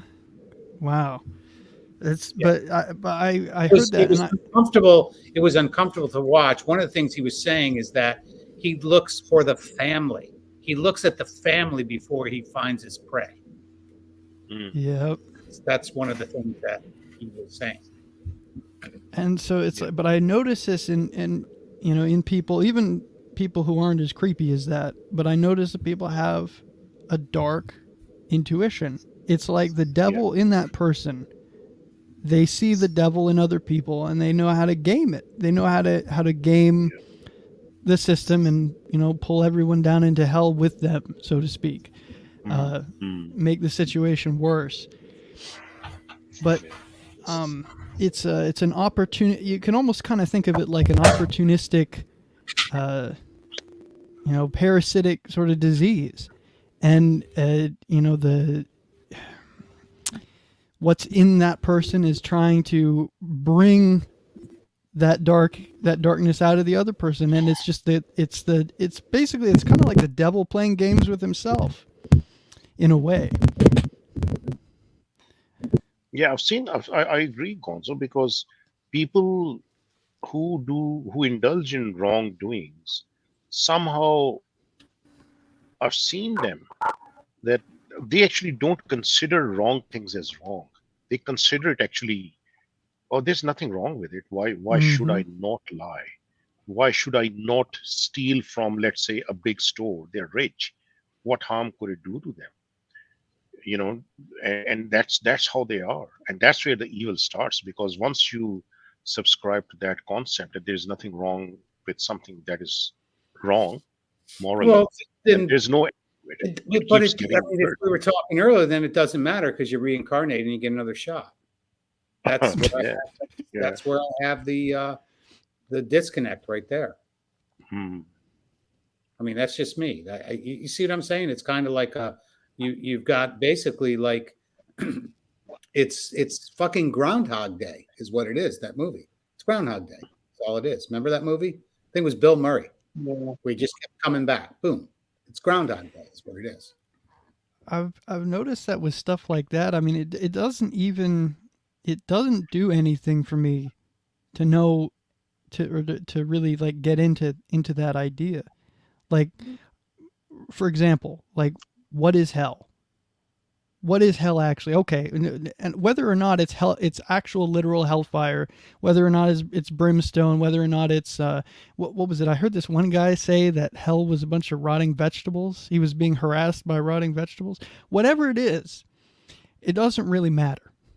You know, there's nothing practical to trying to get to the bottom of this, unless you want to. I don't know, unless you can tie it to how we're living now. Unless you want to think about it that way. But there's no utility in speculating, well, let's see, heaven might just be a bowl of potato salad. I mean, it could be, for all I care. If you love potato salad, maybe that is your heaven. I mean, who knows? But I do know one thing. And that is that there is a division. There is a division between people, and I think it is a division that continues, and I think that's kind of actually what everybody sort of in their own way said tonight, because well, so you look at people, and people are divided, and just how like that dark intuition knows how to play with itself, and knows how to sort of get inside someone's head, and then it toys with another person, and then get them fighting, and then get them killing each other, to, kind of like a Lord of the Flies sort of thing. That's how evil works, and you can't have good people with evil people in that sense, because they will kill each other. There'll be war, there'll be death, and so there is a very obvious reason for there to be a divide. And of course, I mean, I just see it in life all the time, that there's a conflict between people internally. There's something good that is going against something very, very dark that's a mile long. There's people, all sorts of different states of that. And so whatever the result of this is, whatever, if we want to talk about afterlife and something like that, there absolutely is a divide. There is something that separates people. And if you want to say that hell is this earth, well, I mean, I don't know. I think it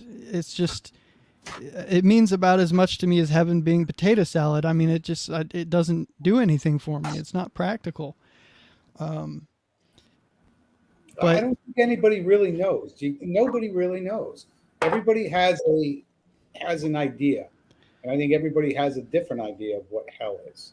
Again, those two terms have helped raise probably. I remember I was pretty young, and my dad worked with it was a very, very black church. It was, dancing in the pews, and they played this movie. I don't even know. I do remember the name of the movie, but it scared the hell out of you. The name of the movie was called The Burning Hell, and it basically showed what happens when you go to hell. I mean, we were all dancing in the aisles and everything because we didn't want to go to hell. I was very young.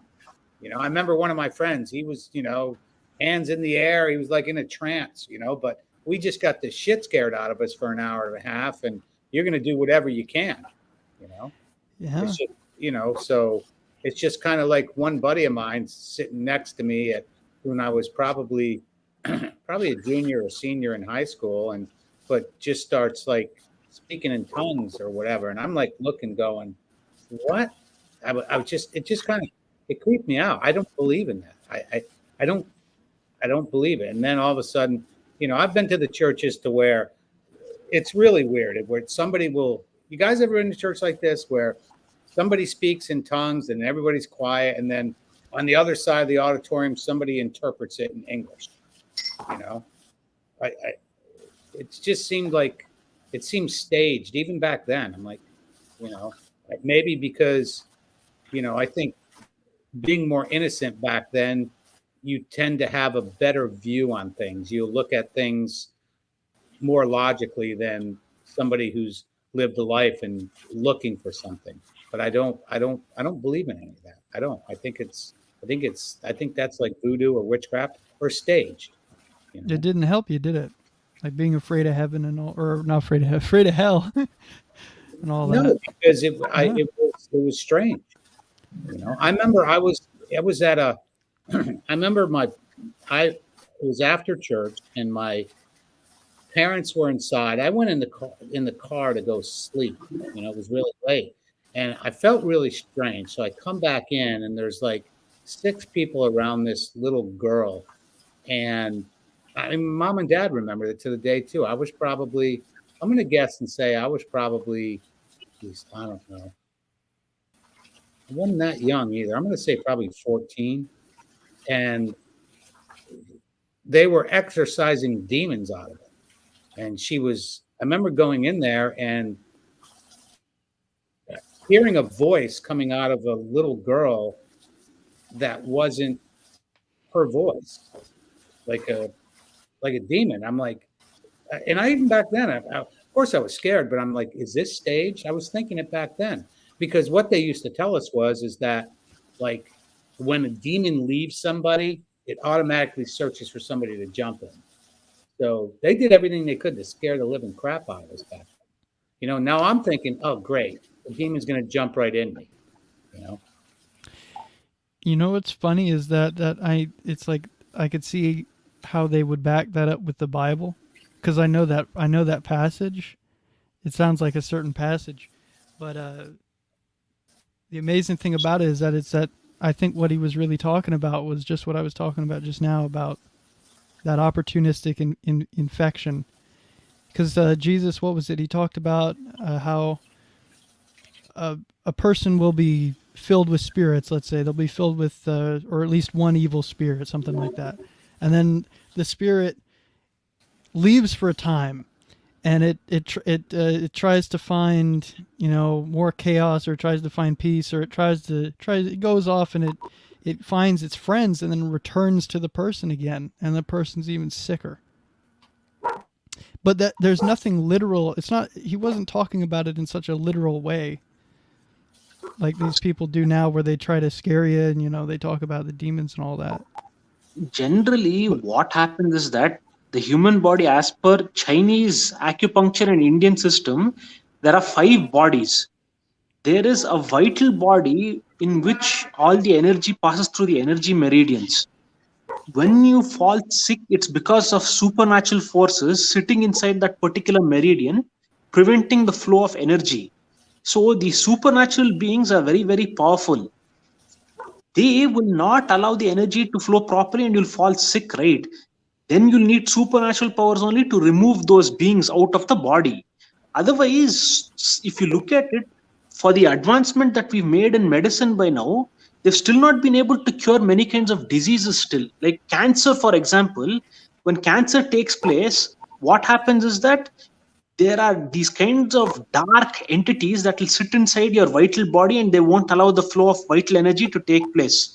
You can't remove them with your physical hand because they'll scrape the hand off. You need supernatural powers to remove it. That's how sickness actually happens, because this guy would have done a lot of wrongs, or he wouldn't have cultivated properly for attaining enlightenment. He'll just be another average person who'll have human desires and who'll be overcome by materialism. So I think these creatures, they find it easy to nest in such human beings and play havoc in their systems. It won't happen to a person who's perfectly God realized. He won't fall ill, actually. He won't be touched by disease, old age, and death.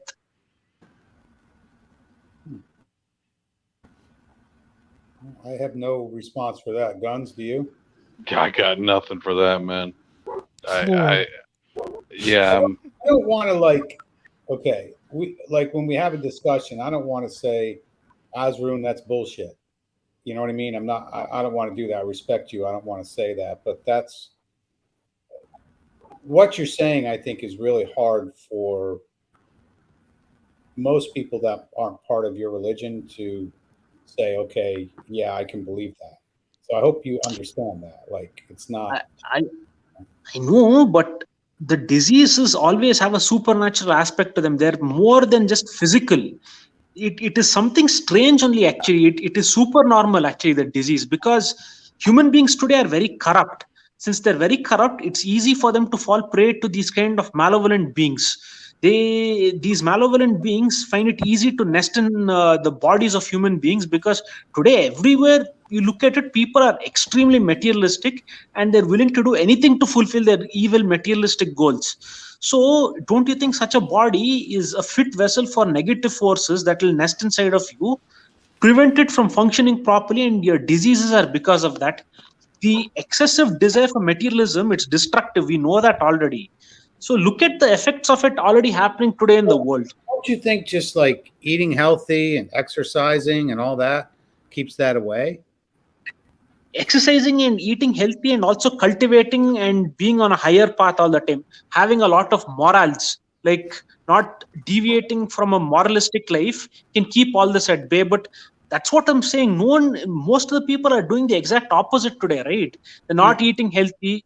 They have all evil goals inside of their head. They're very immoral nowadays. If what you're saying is true about immorality and about living a good life and all that, how does that explain cancer and diseases in children? I mean, come on. Yeah, I was kind of going to go. I mean, look again. I'm with Tony. I'm with Tony. I'm not gonna knock. I'm not gonna knock your religious beliefs. I respect your religious beliefs, but like, I also know superstition when I hear it. It seems that's where it seems a reincarnation little comes silly to me. into- It seems.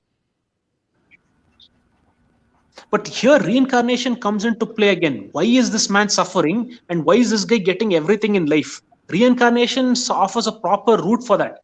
That child who's got cancer right now, who's suffering, has committed wrongs in his previous births, and those mistakes have acted as a curse or something like that, that's being carried forward into this birth in the form of a disease. So that explains reincarnation suits into the thing properly, right? It ties into this explanation as well. But address These what comes karmas. what about all these children? Go to Nemours Hospital in Orlando, and it's filled with little kids with every kind of disease possible. That's what I'm saying. The child. What did they the child do? in its previous. Was The child in the previous. Was their energy not right? Did they not eat right? Were their morals bad? No. No. The child in the previous births have committed something wrong. We talked about reincarnation that time, right? This is what I think actually. Hell is not.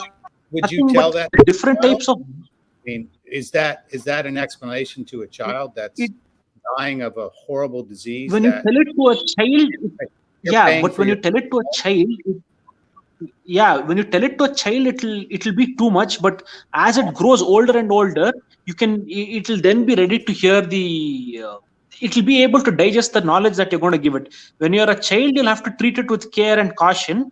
But when it won't remain a child forever, it'll grow up. Then you'll have to tell it only, like on the face, like, see, this is what you had done in your previous birth. The action has performed. A lot of these kids, and most of them, don't grow up. But what you're saying is they're paying for a past life. Yeah. Otherwise, why would they get it in the first place? It doesn't make sense. Disease are an abnormal condition of the body, preventing you from enjoying life, preventing you from doing anything properly. What is the reason you got it in the first place? It's not, you just can't say it happens randomly to people or stuff like that. There's a cause and effect for everything, right? There's like, the universe doesn't work randomly. There's a particular plan for everything. So some mistake it must have committed as an adult in its previous birth or something like that, which has caused the cancer in this birth, which made the disease, the bad karma actually was carried in the form of a disease in this birth. Otherwise, it doesn't make sense. Why does it? Randomly, if things happen, that's unscientific again. Things don't happen randomly. Even when doctors diagnose a disease, they'll come to all the logical conclusions and then say what you have. They just don't randomly prescribe a cure for anything like that, right? Everything has logic to it. So that's where this thing ties into the situation perfectly. I think you're using logic too much. Again, I'm not knocking your belief system at all, but I think trying to qualify that with logic doesn't work with me. I don't think that, to me, that's not a logical response for a disease. I think there can be so many other factors. It can be water, it can be genetics, it can be a lot of things, but that's where I have a hard time with reincarnation and somebody, having a, poor little kid dying of cancer in Nemours Hospital in Orlando, bald as hell with some sort of, disease. I don't think blaming it on a past life is I just don't think that's me. I don't think it's realistic. That's all. Again, what you believe, but I don't think that's. But I've come across many people.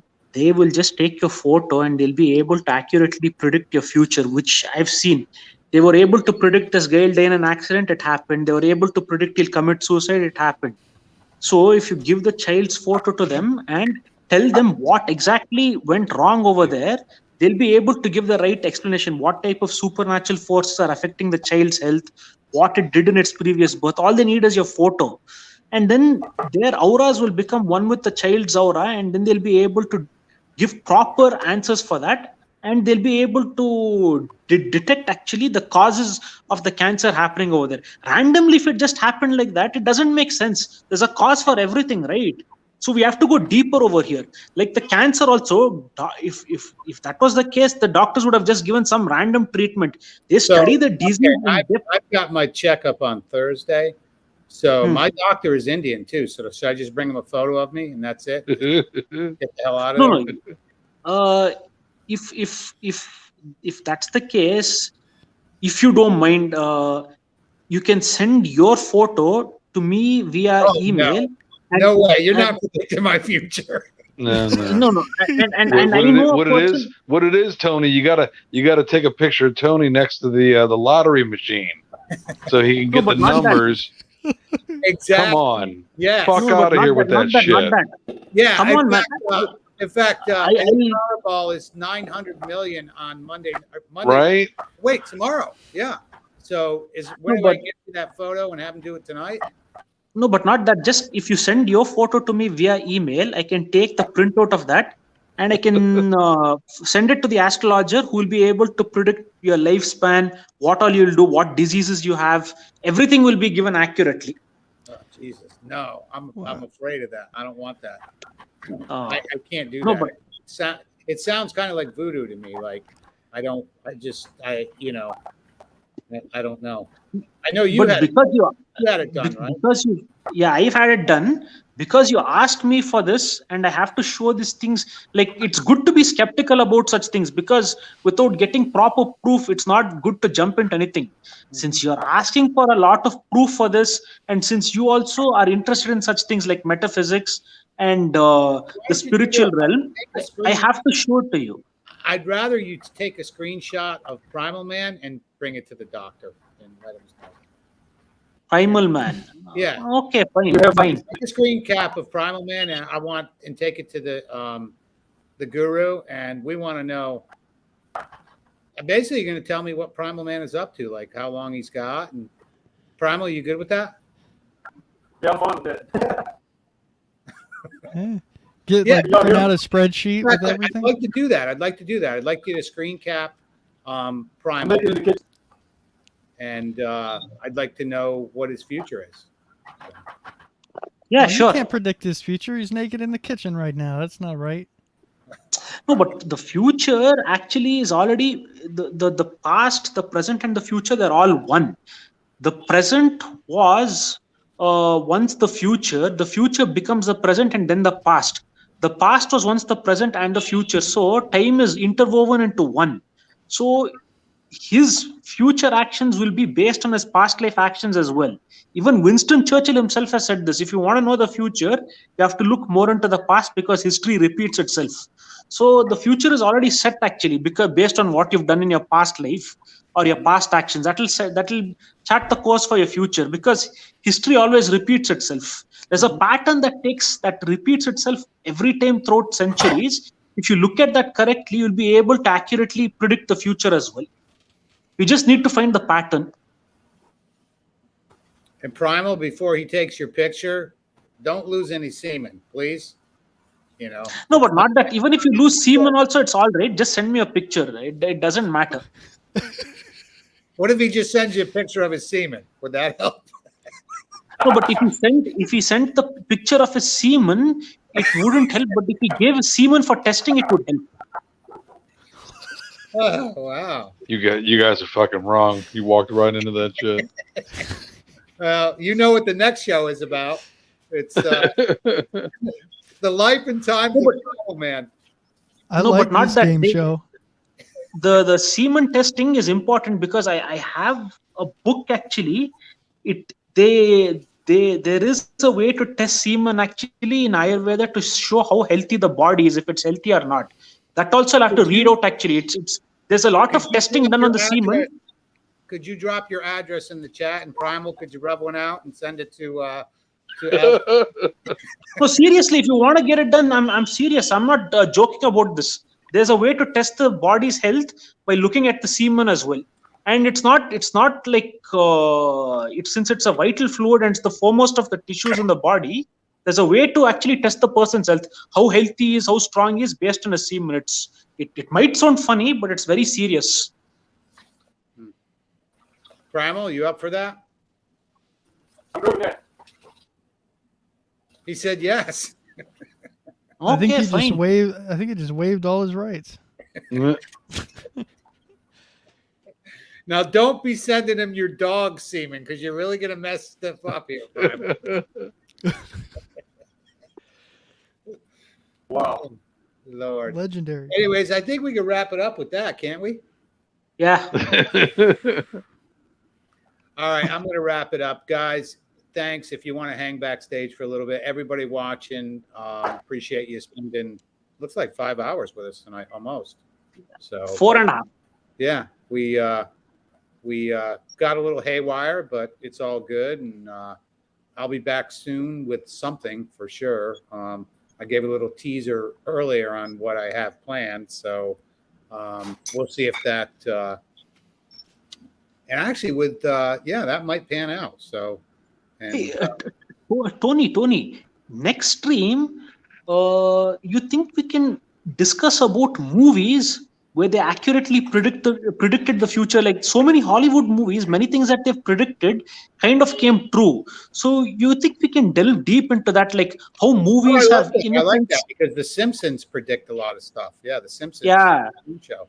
So we'll discuss about how movies have shaped the future to some extent as well, and what kind of cultural impact they've had, and how they actually played a role in predicting the future as well and shaping trends. We can talk about that. I like that. That's actually a good show topic. I like that. That's a good one. I like that. That is kind of true though, but like everybody's heard where the Simpsons have done stuff. There's pictures and all sorts of stuff. I know some of it's not true, but yeah, I mean, we can do a show on that. I would like that. That would be fun, actually. I saw a lot of adult movies when I was a young teenager. That predicted my future. Does that count? And yeah, but in Mario Brothers, the Hollywood movie, they showed the Twin Towers crashing down, and that happened. Then, what do you say? Which was that other movie where they predicted the future? I forgot which one was that. But Mario Brothers, they showed the Twin Towers coming down. It was in the 90s, and it happened off later, actually. Yeah, I think but you can also, I think it's called the Amazing $20 Trick. Is that what it's called, Guns? Where you fold the yeah, you bill? could do it with all. You could do it with all the denominations. Yeah, and it shows different events. Yeah. And even which was that movie, 2001: Space Odyssey? It was made in the 60s. It was a science fiction movie. There is touchscreen technology in that, and artificial intelligence communicates with the person. So if you had told anyone we'll have touchscreen phones and we'll be able to do all this with the touchscreen back then, they would have laughed at you, but it became real. So a lot of these science fiction movies have shaped the future. All right, guys. Well, we're going to wrap it up. Appreciate it. Maybe we'll do that next time. I'm going to put that on my list here of things to do. So, but I appreciate everybody coming on. Primal, good having you co-host tonight. Uncle Guns, good to see you. We'll see you backstage. Gonzo, Sure. good to see you. As Varun, Muhammad was on earlier. Shift was on. I don't think anybody else. Oh, Grim, of course. Yep, that was, and Michael Foster. So we had a good time tonight. It's great to catch up with everybody, and I'll see you guys on the next one, man. Appreciate everybody coming in tonight. We've held a little bit of an audience all night, so that's good. But till next time, everybody have a great evening, and we'll talk to you soon. Cheers. And The show went well this time. The show kind of went well. It was kind of interesting, Tony. Good. I'm glad. That's the point. God, I hope so. Yeah. All right, everybody. Thanks for watching. Everybody in the chat that's in there, everybody that's ghost watching in the future or watching in the future. Appreciate everybody, and we will talk to you soon. Cheers. Peace. How old are you, brother?